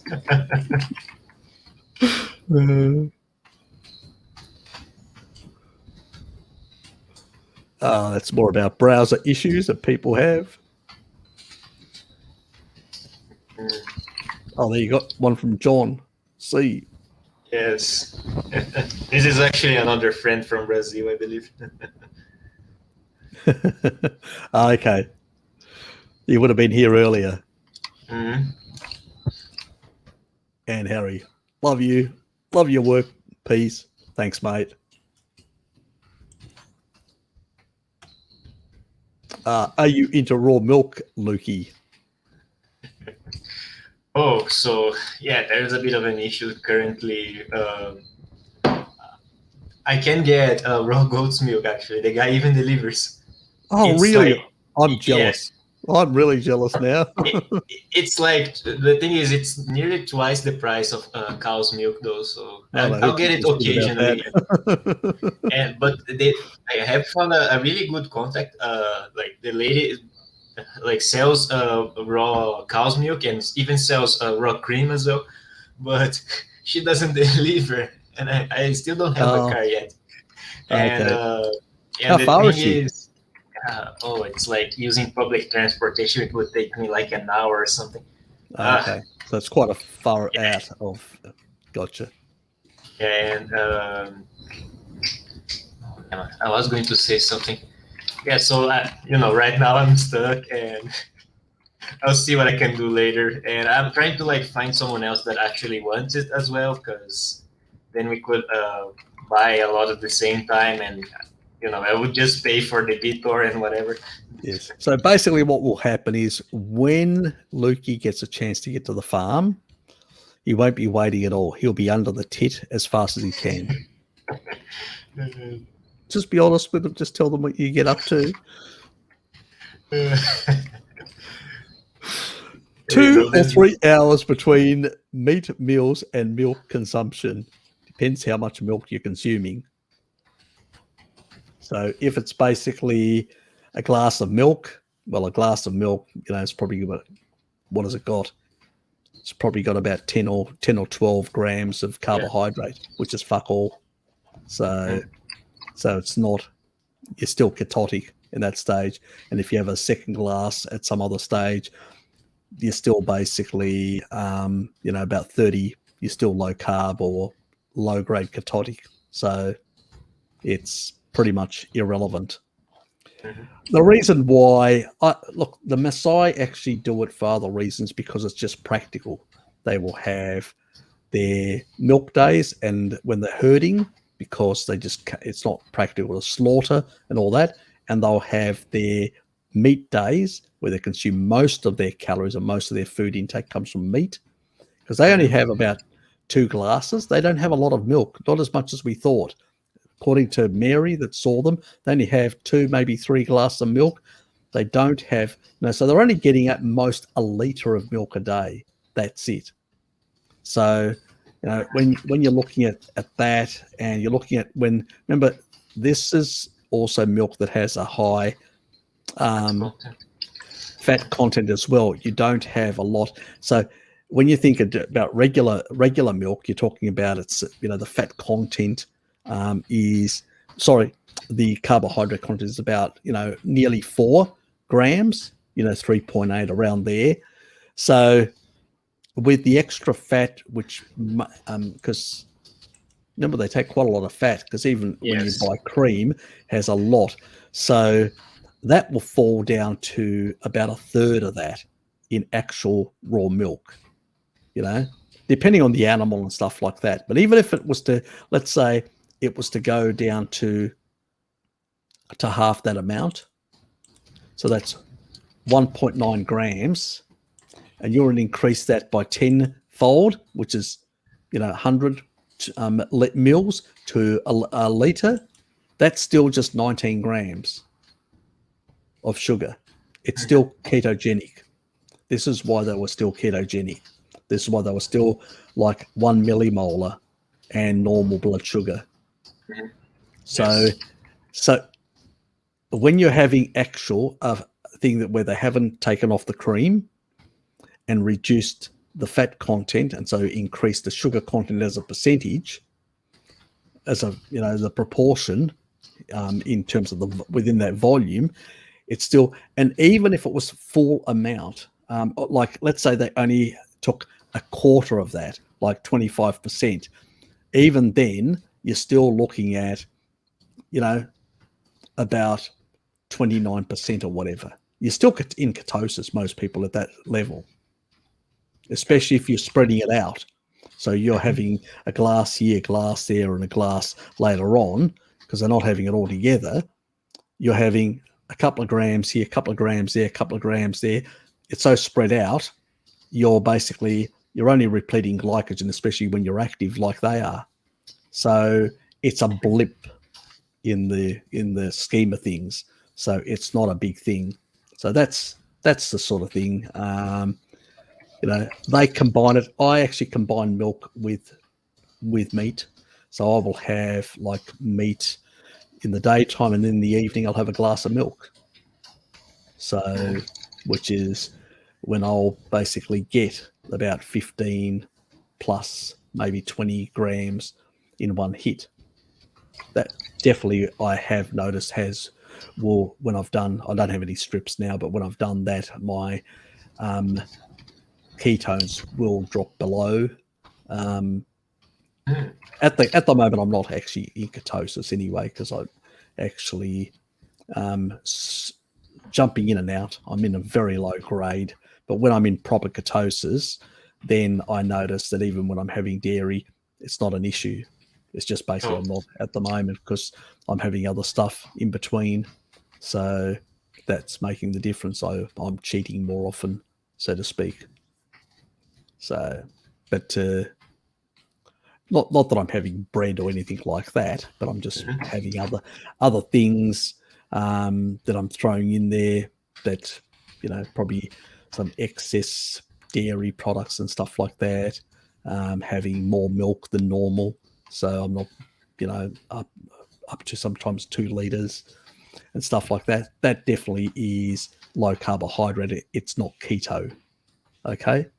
So obviously when I go keto, I cut my dairy back quite a bit. I do love dairy, so I do consume far more of it.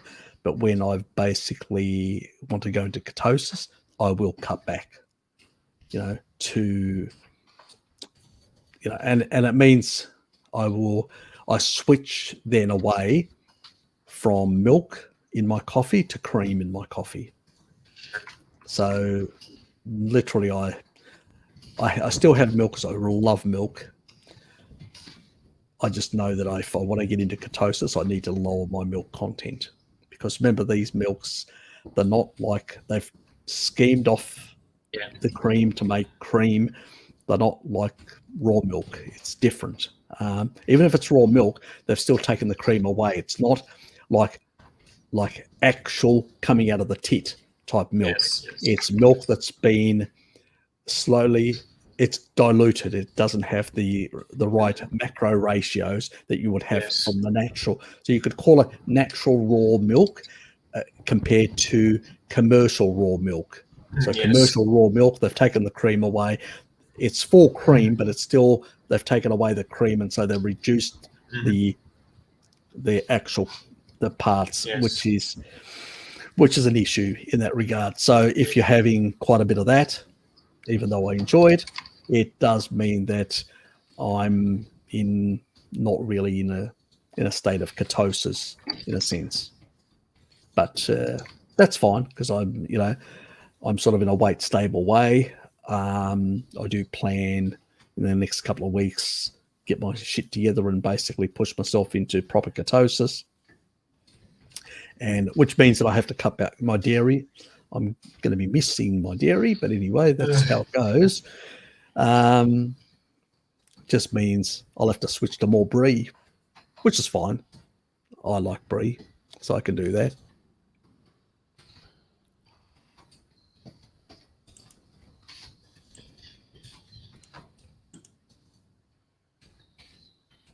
Yes, those fishermen were hardcore.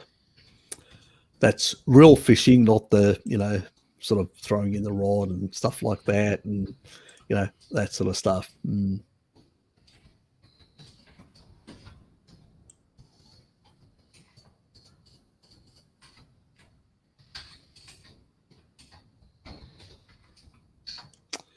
Those two boys are talking about bodybuilding. Harry, you are going to keep the old people alive too long.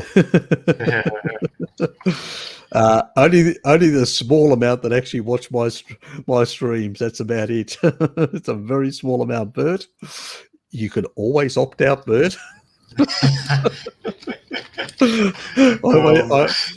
I say to this to the vegans, like they, I go, well, I could provide you with a gun and a bullet, and you could always basically end it here and basically not be a burden on the environment or on the cute furry animals. Yeah. Like, if humans are so terrible, please go first. Exactly. That's what I usually say, and I get the filthiest looks. I don't understand why.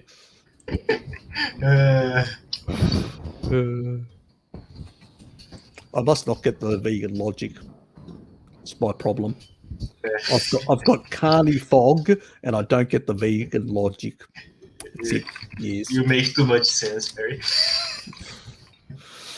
According to the vegans, not. G'day, Joe. Good to see you, mate. Spicy beans. Oh, that would be smelly, mate. You've been around too many vegans, Joe. They really like to spice things up with their bums, their bum holes. Ah, yes.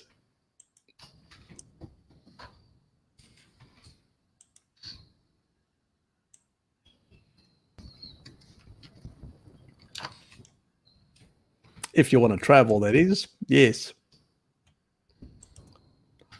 I mean, I've got an Australian passport. I've got a Greek ID, but not an Australian. I travel with the Australian passport wherever I go, and because I'm living here. So if I was living in Greece, I'd be basically, if I was based there, I'd have the Greek passport. I'd still keep the Australian citizenship, but I'd still travel with the Greek passport, since that's the country of residency. So the country you live in, much easier to apply for that. But I would still put in the Greek passport, like a thing of the Australian thing. You can actually get things to be put in, and it's vice versa like that.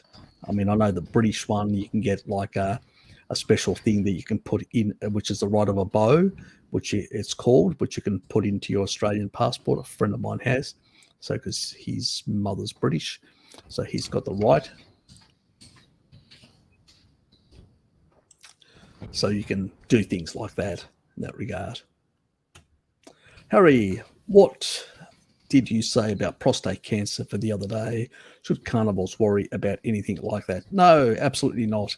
I was just saying about with prostate, you need retinol and vitamin D in particular, there is an enzyme that prevents cell proliferation. So when you are vitamin D deficient in particular, but also when you're not eating a species appropriate diet to get enough retinol, what happens is this enzyme doesn't work properly. And that means it doesn't regulate. It's a similar enzyme that exists also in breast tissue of women. So it exists also in the prostate. And it actually requires quite a bit of vitamin D, free vitamin D as it's called, which is a small percentage of what we usually get in our body. And so that small percentage goes around to the periphery, which is prostate and all the other sort of periphery tissue. And that pretty much controls cell proliferation. So it actually prevents the overgrowth of certain cell structures.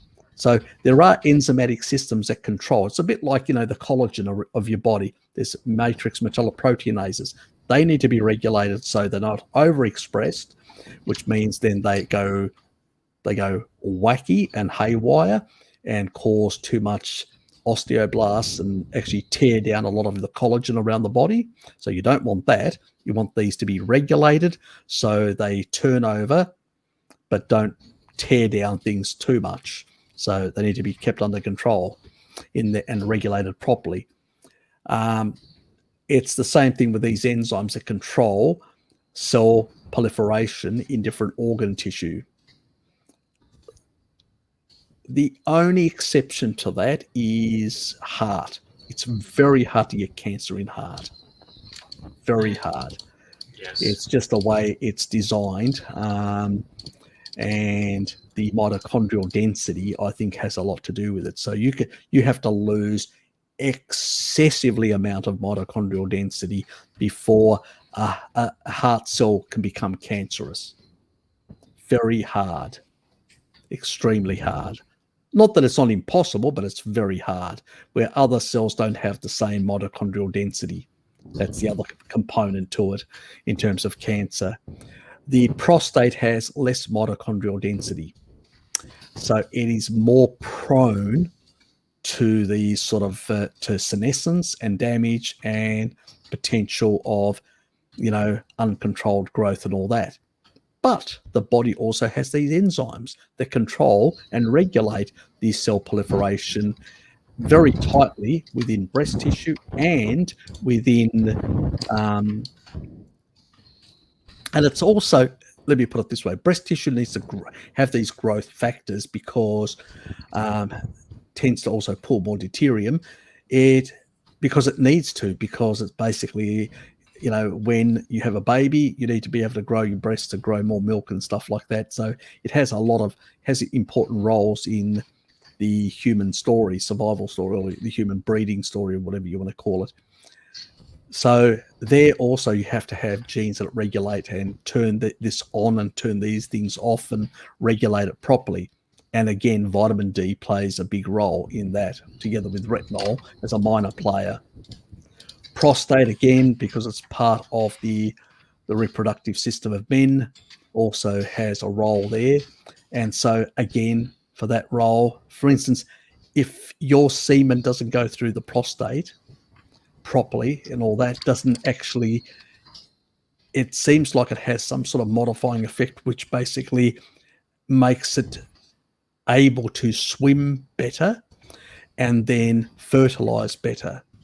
And so we don't really understand why and all that. So it has an important role in that sort of thing. And again, at the heart of that, like with testosterone in the latex cells and all that, again, at the heart of that, vitamin D is there again. It is so important for a lot of these regulations of these organs. So, if your vitamin D status is good, as I always say, sun and salted meat will always be the most optimal way of living. Is the sort of the easy way of putting it without making all these complicated talking points.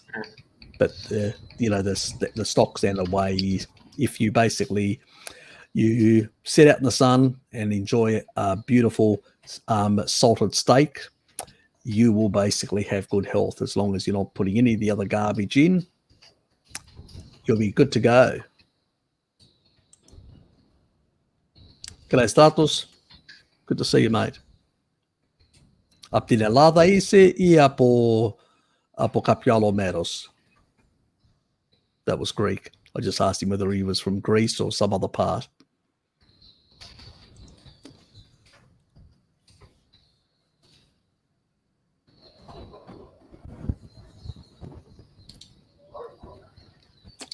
I believe I've read something about smokers ought to be worried about alpha tocopherol only if it's in excess amounts. If you get it from foods, not an issue. Supplements could be pro-oxidative. Problem is with a lot of these antioxidants is that most people have low glutathione status because they're not on a species-appropriate diet. When you have low glutathione, Toronto, Canada. Okay. So if you don't have good glutathione, you basically, can't refresh those antioxidants. You can't recycle them properly, and they can become pro-oxidants. That's the problem, and that's why we shouldn't actually take much, because the cells can only take up so much. That's why I believe in low doses, which is a complex, and you need, as I said, the little wormy little things like worms, which they burrow into the bilayers of your cells, and they basically are electron donors.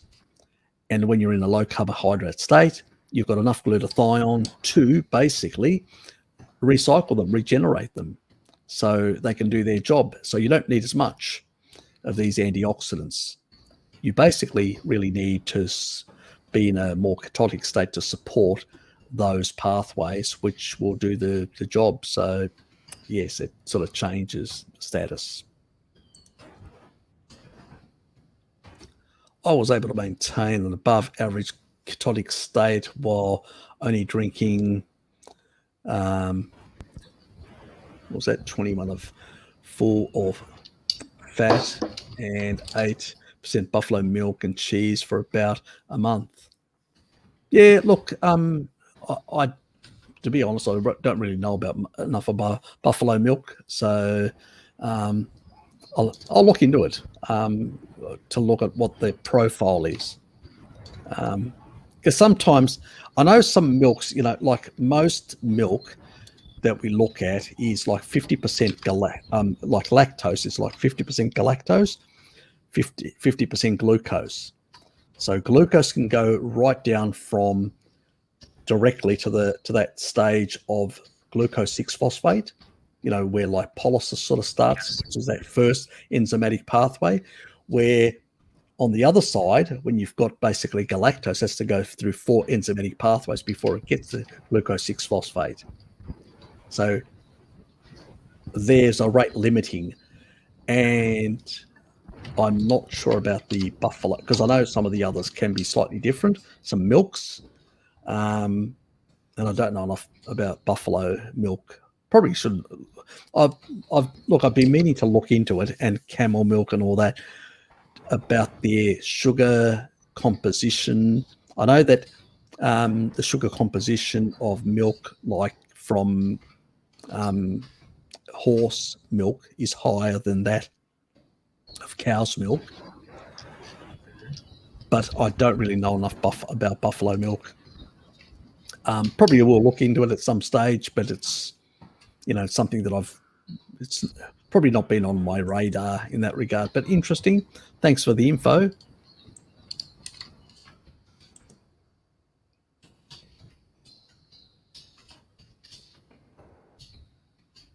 Yeah, exactly. Yeah, look, it's really pretty good, some of that sort of stuff, that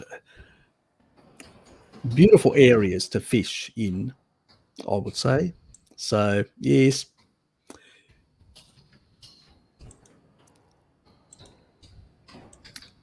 as at this stage, my plan is to sort of retire in Southeast Asia, but if things change, you never know. You may find me in southern Crete at some stage in distant future things were to change for whatever reason. So, yes. Yes, we're very close. We're very close. Go out for lunch, come back, and Harry will still be strong. That's true. Right. Over 5.5 hours now. Are we? Fuck. Yeah. Me too. I know what you mean there. Molli pelada para polli. Yes. Anyway.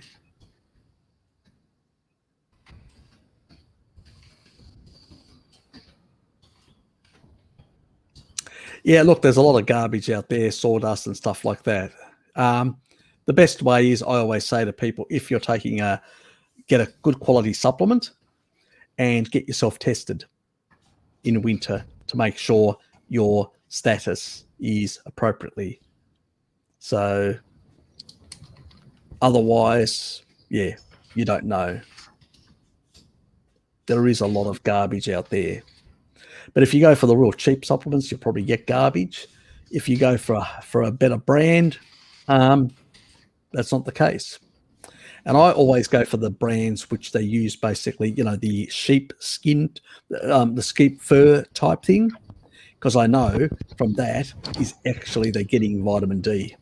They're definitely getting vitamin D. And these sort of brands tend to be the slightly more pricier brands, where the other brands are just sort of generic. And yeah, you're probably right. There is a lot of problems with a lot of that. It's the reason why I say don't rely on vitamins. Are basically there just to try and fix deficiencies. They're not food. At the end of the day, you really have to really eat food. It's such a revolutionary concept. Eat food. Yeah, what else can you say? Yeah, we have a tendency of,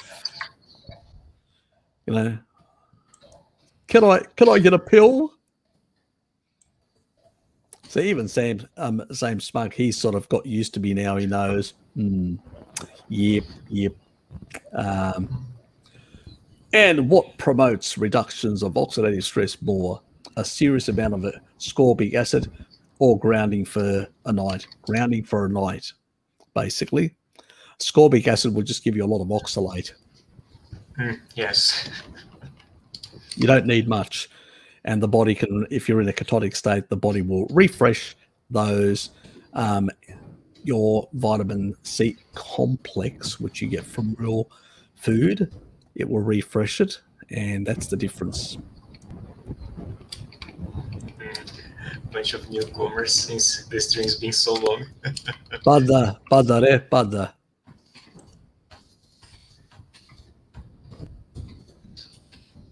Yeah, me too. Yeah. Jimena, parece grit. E par control is bem serpanês de grit. E que fica de manhi up Norte América de selados. E para podes mo e que esquece betos manhates aqui ala potida e panela gosta que mas a fica na potida piga ne sto moria e tane mazime to gara skati e pa gli pro nimo.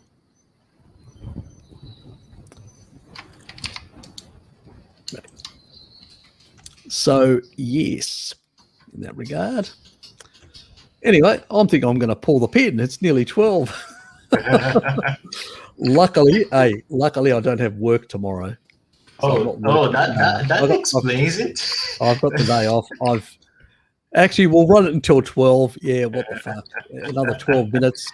We'll run it till 12. I don't mind. My food's already ready anyway, so. You're about to go. It's all fine. Enable translations. Look, I just said that where my sort of ancestry sort of comes from, the Peloponnese, stuff like that. No, Harry, no, please.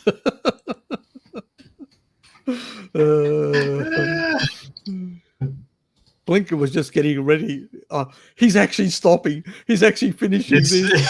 God, if he starts talking about Greece, he'll never finish. It'll be past midnight, 1 o'clock. I'll have to still be here after.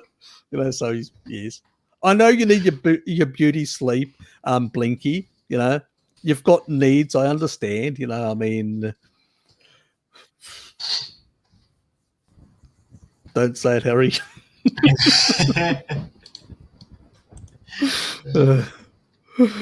Roy, don't go. Sounds like a tune, some musical thing. Okay, από τη Λακωνία είσαι. Κοίτα, τα γονίδια μου περισσότερο είναι από το που έχω δείξει εδώ, είναι μεταξύ Σπάρτη, Μεσσηνία, Πύλος και Κόρινθος. Αυτά είναι τα κύρια μέρη που είναι το πιο αισθητό από τα γονίδια μου. Έχω δείξει εδώ ότι είναι 99,1% και έχω κάτι 0,9% από τα πρωτόγωνα της Μικράς Ασίας που έχουν όλοι οι διάφοροι Ευρωπαίοι από τους αγρότες που πήγανε αλλά από εκεί είναι τα περισσότερα μου, περισσότερο από την Πελοπόννησο κατάγομαι και εγώ. Έχω και μερικά γονίδια από άλλα μέρη της Ελλάδος, όπως όλοι οι Έλληνες, αναμειχτοί, αλληλοσκοτωνόμασταν για χιλιάδες χρόνια. Αλλά στην τελική ανάλυση τα περισσότερα τα γονίδια μου είναι από την Πελοπόννησο, από τα νότια της Πελοπόννησου, στο νότιο ανατολικό. Ήταν ενδιαφέρον, γιατί τουλάχιστον δεν έχω καθόλου τουρκικό και από κανένα άλλο μέρος. I hope you're enjoying it.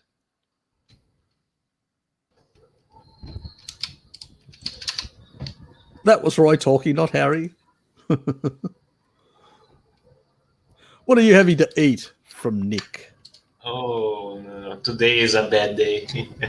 I had made some rice pasta.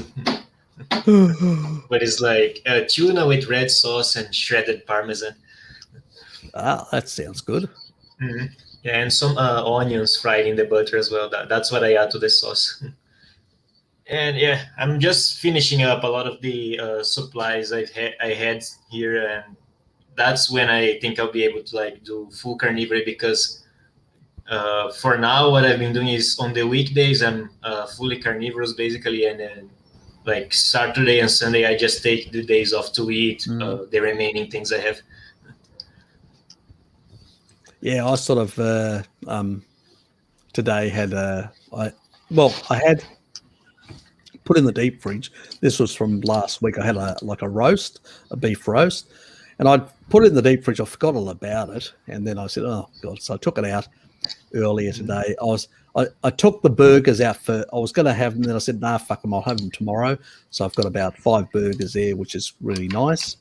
So I have those tomorrow, beef burgers, and I'll probably have a bit of dairy as well through the day. So, but I'll have to do that earlier because I have to pop over to probably a bit later. Shell's up. Good morning. G'day, Shell. Hello, Shell.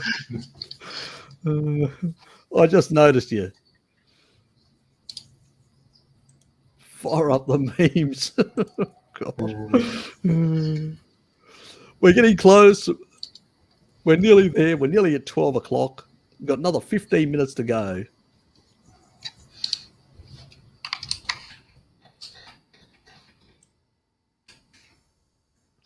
Yes, always, Joe, always. Good people. We're a pretty good family here and pretty lighthearted about it. Definitely sounds Greek to me as well.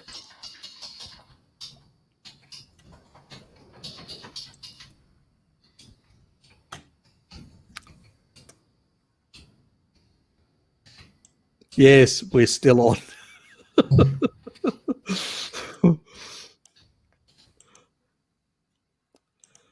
I'm the crazy one, Shell, but I can't believe that Lukey's still on.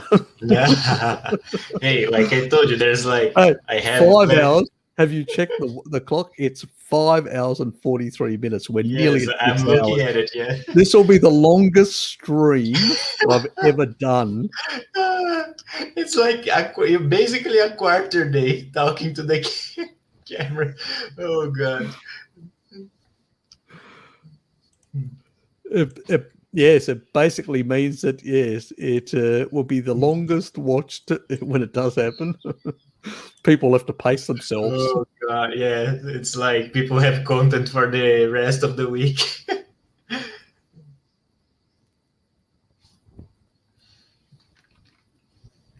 Hey, pieces.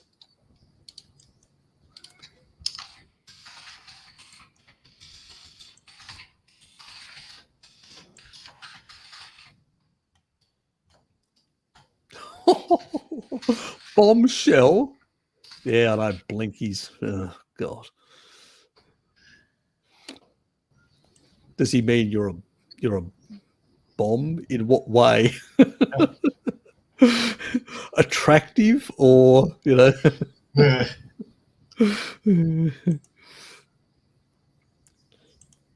Oh, he probably yes. means, because we've been talking about a few things with him, he probably means with a whip, you would basically really explode on those frog buttocks of his. Hasn't he told us that frogs they do switch? Oh, we'll won't go back to that conversation of the sexual switching. How different are Portuguese than Spanish, Luke? Do you understand each other? Yeah, they're surprisingly similar. I can actually understand, like when the Spanish speakers are talking. When they go really fast, that tends to skip over my head, and that's the thing for most native Portuguese speakers. We can understand some, even enough to hold like communication in most instances, but it can easily get over our heads. That's the best way I can describe it. Yep. I think they're even now, because of the sort of time of separation, there are some dialect differences between Portuguese and Brazilian Portuguese. Yeah, yes, big ones, yes. Yeah. But it's funny because I actually met a Portuguese guy over the internet a few years ago, and we actually preferred talking in English rather than Portuguese. That's how different it is. Okay. Ευχαριστώ. That was just thanks in Greek. Yes.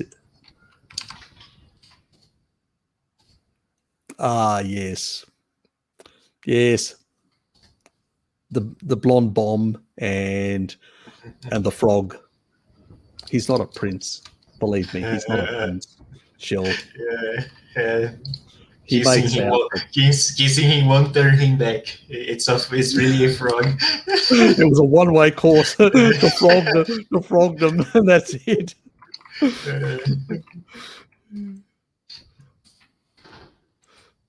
Basically, he'll go from a frog when you kiss him to a toad. Basically, yes. Oh God.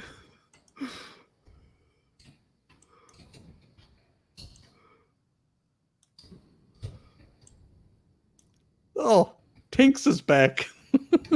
Harry must pee in a bottle while he's sitting there. No, it's called antidiuretic hormones, mate.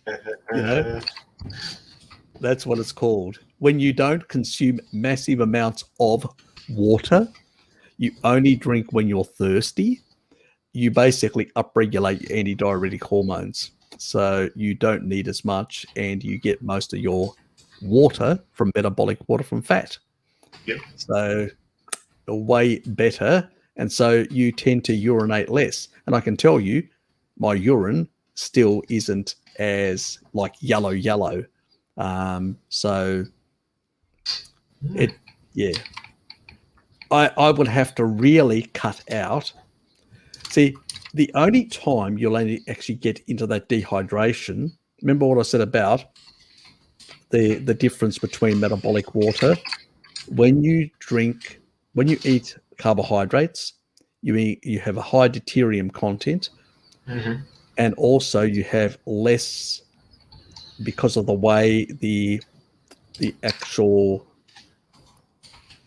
the hydrogen bonds are set up. You tend to have less. You actually generate less metabolic water from that because you excrete more of that, and as a consequence, you end up dehydrated because you can, from 1 gram, you can only produce 0.44% of what you consume in carbohydrate. You will convert to metabolic water. So you basically lose more than half. With fat, you get 1.1, which means you get 10% more. So the more fat, whether you're from your body or you consume fat, you are hydrating yourself, so you need less fluid. Yes. And so basically, you're dehydrating when you're consuming carbohydrates. That's why if you take water, you'll dilute. But if you don't take water, if you do an experiment, eat carbohydrates, and then take an experiment and watch that your urine will be very dark because you've dehydrated yourself on carbohydrates. But if you're in ketosis or even low grade, like I am, in and out at low grade, and I'm consuming more, getting my fluids from fat, low deuterium water, what happens is you're getting less.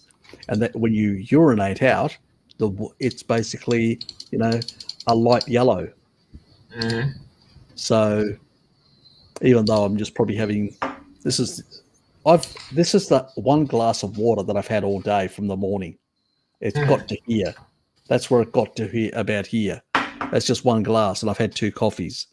So all up about 3 glasses. And that's where most of the urine has come from that. Getting rid of it because it has deuterium higher than fat. The rest of my hydration is coming, and still the water is basically in that. Try the experiment. Consume high carbohydrate and don't drink any water. Just eat carbs and do that for a couple of days, and then urinate and see how dark your urine gets. Then do the same experiment without carbs. You first have to take a couple of days to adapt back, and then you basically do the same thing without any fluids in, just consuming fat, and you'll notice that your urination will be normal again, because that's the physiological thing. You don't see tribal people constantly going and pissing, and you don't see tribal people constantly drinking. They just don't. Mary saw that as well. They were drinking continuously. See, Mary has still not adapted to the level where she's upregulated her anti-diuretic hormones. I have. So I don't need as much water. I don't feel like I want water. My body doesn't need it. And I'm not dehydrated because I look at my urine, and my urine isn't dark. It's light. That means I'm not dehydrated. I'm getting the actual water from my fat. So, yeah, it's the same thing. It's based on the principles that Laszlo Boris talks about, the guy that actually does a lot of the research, out of UCLA, that does all the research on deuterium and deuterium depletion. He does the same thing. He consumes a lot of pork because pork is a low deuterium fat. And so it actually is more optimal to consume more pork. The other advantage with pork is it's got more thiamine. It's also got more niacin. So basically, the best source, if you take a look at all the other foods when it comes to thiamine, they're very low. The only food that's very high is pork and certain ruminants that are actually in Africa that people used to hunt. Beef isn't. And if you take a look historically, most people around the world did not consume massive amounts of beef. They consumed more pork, even the Americans. Lard. Yes. And also they consumed shitloads. Like in Cincinnati, it was called Porkopolis, Pork City, which I actually have shown.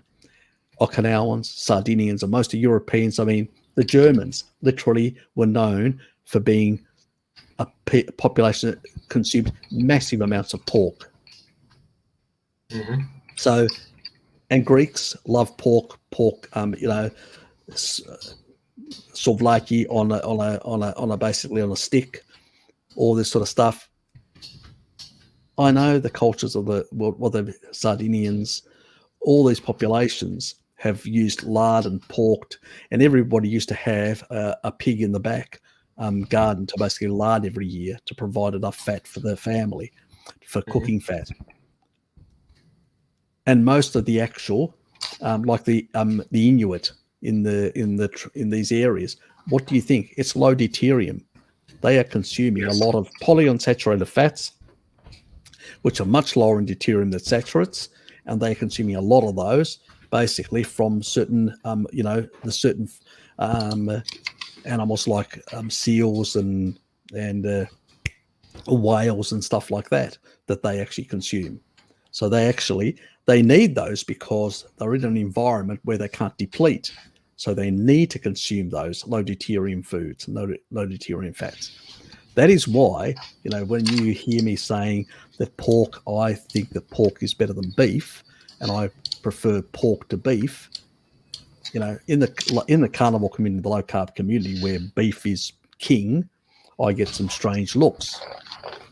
But I'm willing to argue on the micronutrient profile, the mitochondria that require it. If you look at the mitochondria,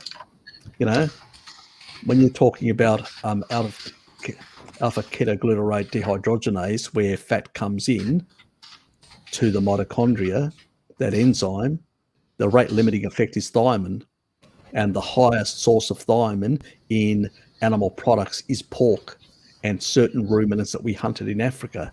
So as far as I'm concerned, I think I'm more closely ancestral than they are with their beef. I know I piss off people. That's my life story. I've been pissing off people for a very long time. The story of my life. Because basically, people have got their set beliefs. I'm always asking the question, is that right? Because I'm questioning it. True science and empiricist always questions things. And so because I always question things, people have got their little pet things that they like. I like certain things, but I know they're not good for me. I like alcohol, but I know it's not good for me. I like a number of things that I know they're not good for me. I'm not going to claim that they're good for me just because I like them. But that's what people do all the time. And I'm going, God almighty. It's because they don't want to accept certain things. So, yes. Harry, just 5 minutes. Reality.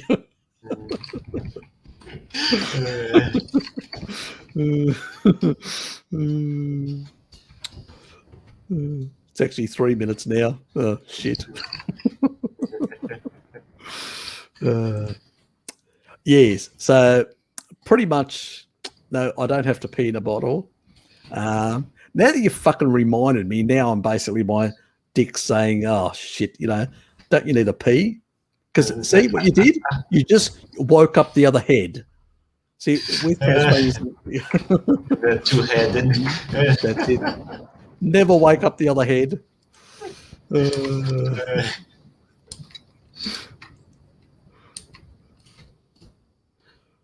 Yes, no work. Look, I still got things. I have to go to sort out things for Dan, and I've got a couple of other things. Don't worry.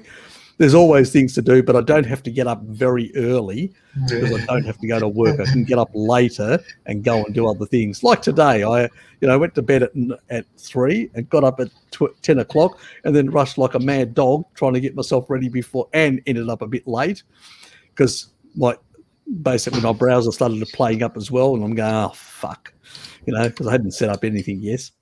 So.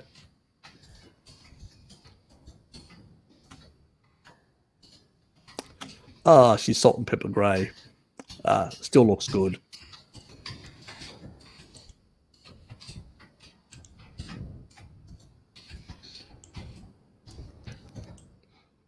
I'm brown with a bit of grey.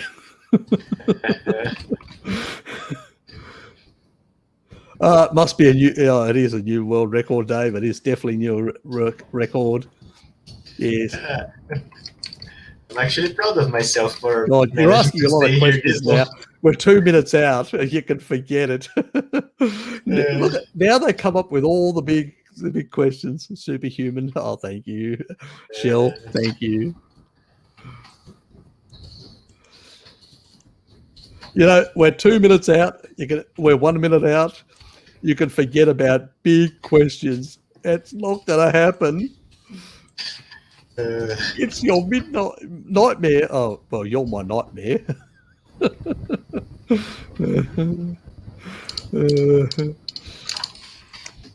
know, you're not going to get an answer out of me now because we're down to 1 minute. So, you're not going to suck me in. Aren't they little buggers? Oh, little buggers, aren't they? They are definitely little buggers. Oh, mate, I'm still way behind, aren't I? Shit. I'm going to run right through like mad. I'm going to run through like mad. And I'm going to run right through like mad. Oh, you're not fast enough, boys. You're not fast enough. I'm already at the end.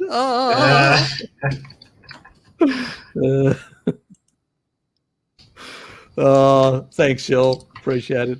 Yes, we hit the 6 hour mark, Alex. We hit the 6 hour mark. Fuck me. Fuck me. Yes. Hey, just because you asked for a poke last time, you sick little puppy. He's my secret admirer. Just letting you know. Oops, I lost my spot. See what you did, Blinky? I lost my damn spot. Oh, God. Oh, stay honest. Oh, God. We're at the end. I'm at the end. Oh, Honest turned up. G'day, Honest. Yeah, right? Literally everyone's turned up. 7 hours? No DJ projectors. We have to call it quits. You know? Hey, I need to sunbathe. That's the thing. It needs to eat. It needs to sunbake, you know? So, yeah, pretty much 9.5 hours today. I know. Fuck me. Wow. Yes, we went on for quite some time. We had a lot of fun, a lot of conversation, a lot of frivolities as well.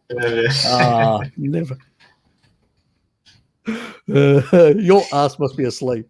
Are you asleep down there? It's not responding. It must be. Oops. Bit of vibration there. Hit one of that on the mic. Oops. Anyway, it was good having you here, mate. Thanks. Appreciate it. Thank you, everyone we've got 26 people or plus. That's pretty much also a record of so many people still staying about, which is really great. Appreciate it. Thanks for the loyalty. I do appreciate it. Honest just got a notification. I just got a notification on my feed. That's typical of 6 hours later of YouTube here. Doesn't surprise me, But this has been the thing. If you're not one of the big channels or whatever, that's been the big thing for everyone. We notice, but I still know that a lot of my subs, even if they don't get notification, they'll come on later and actually watch it through the week and stuff like that. They would definitely have to watch this one through the week because this is definitely hat off for Harry and Luke. Yep, definitely for both of us. Yes, been a long effort. I mean, Luke, he went to bed, got up and got back onto it. I went to sleep after S3. I wake up to S3 and it's been like over 4 hours since I joined it. Yeah, exactly. So you've been on for quite a bit, longer than normal in that regard today. So you've been on for quite some time in combined effort. So you at least probably made about 5 hours, where I've done 9.5 hours. So yes, definitely. still have I could much actually to go learn. on for I could go on for longer, but I do have to wake up, not early, but I still have to wake up because I've got a couple of things that I have to do and then go somewhere. So otherwise, if I had nowhere to go, I was just having a general flex day because I'd accumulated too much time and I had to, I probably would stay an extra hour or possibly even more. But unfortunately, I do need to get to bed because I do need to, 4 streams, 6 hours. You deserve ice cream. Not at this hour, way too late, honest, but I will basically consider it tomorrow. I may have to drop past the supermarket. I may or may not have some homemade ice cream over. Yeah, look, or otherwise I have to pull my finger out and actually make some homemade ice cream tomorrow morning, so I've got some in the afternoon, that as well. Or call Ling and beg her to make me some. She makes better ice cream. One of the two.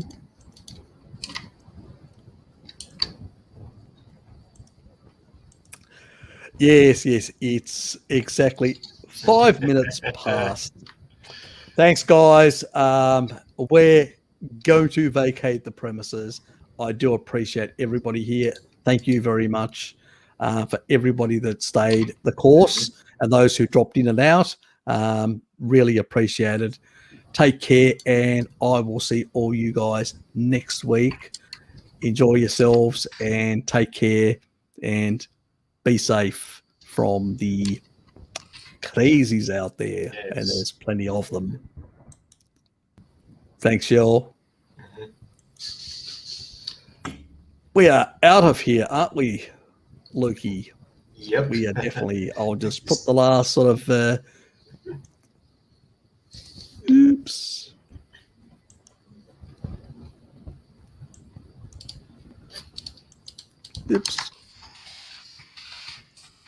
Kallichta. That means good night in Greek.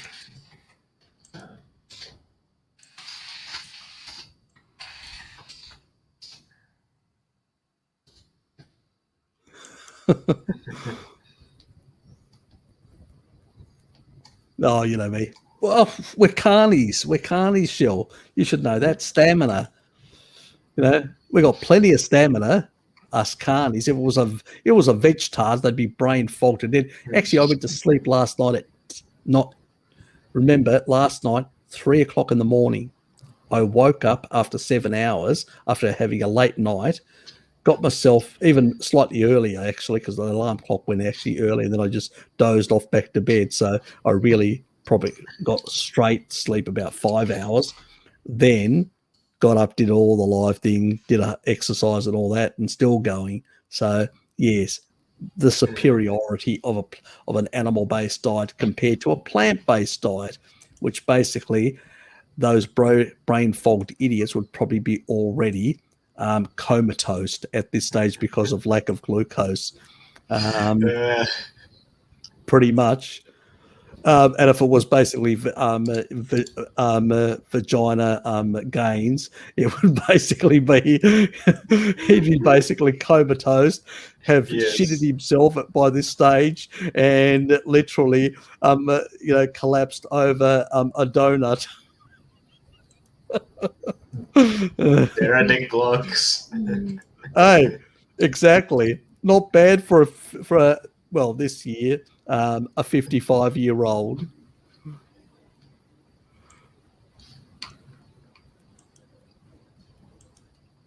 Yeah, I know, Blinky. I know. I'm taking a few extra minutes just to say goodbye to people, to be sociable. Something you could learn. Thanks for being here, everyone. Oops. And we're out of here. See you guys. Take care. See y'all later. Stay well. We are gone.